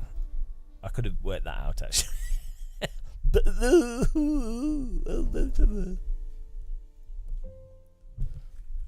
Well, that was good. I enjoyed today. It was nice. We just had we've had headaches and stuff recently, so nice to just relax on the iRacing, chooching around, doing some farming. It's been a successful farming session. What a day of farming.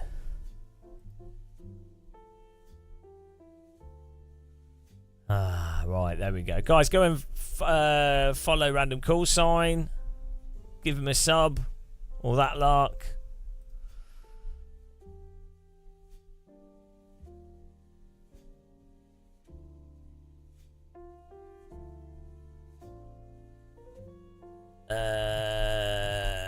Oh, here we go. Let me send you to a legend.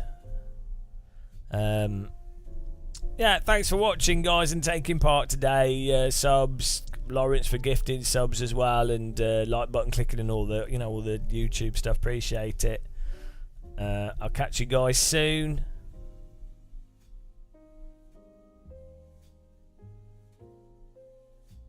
There you go. Go and subscribe to Random Call Sign. Have a good night. Bye.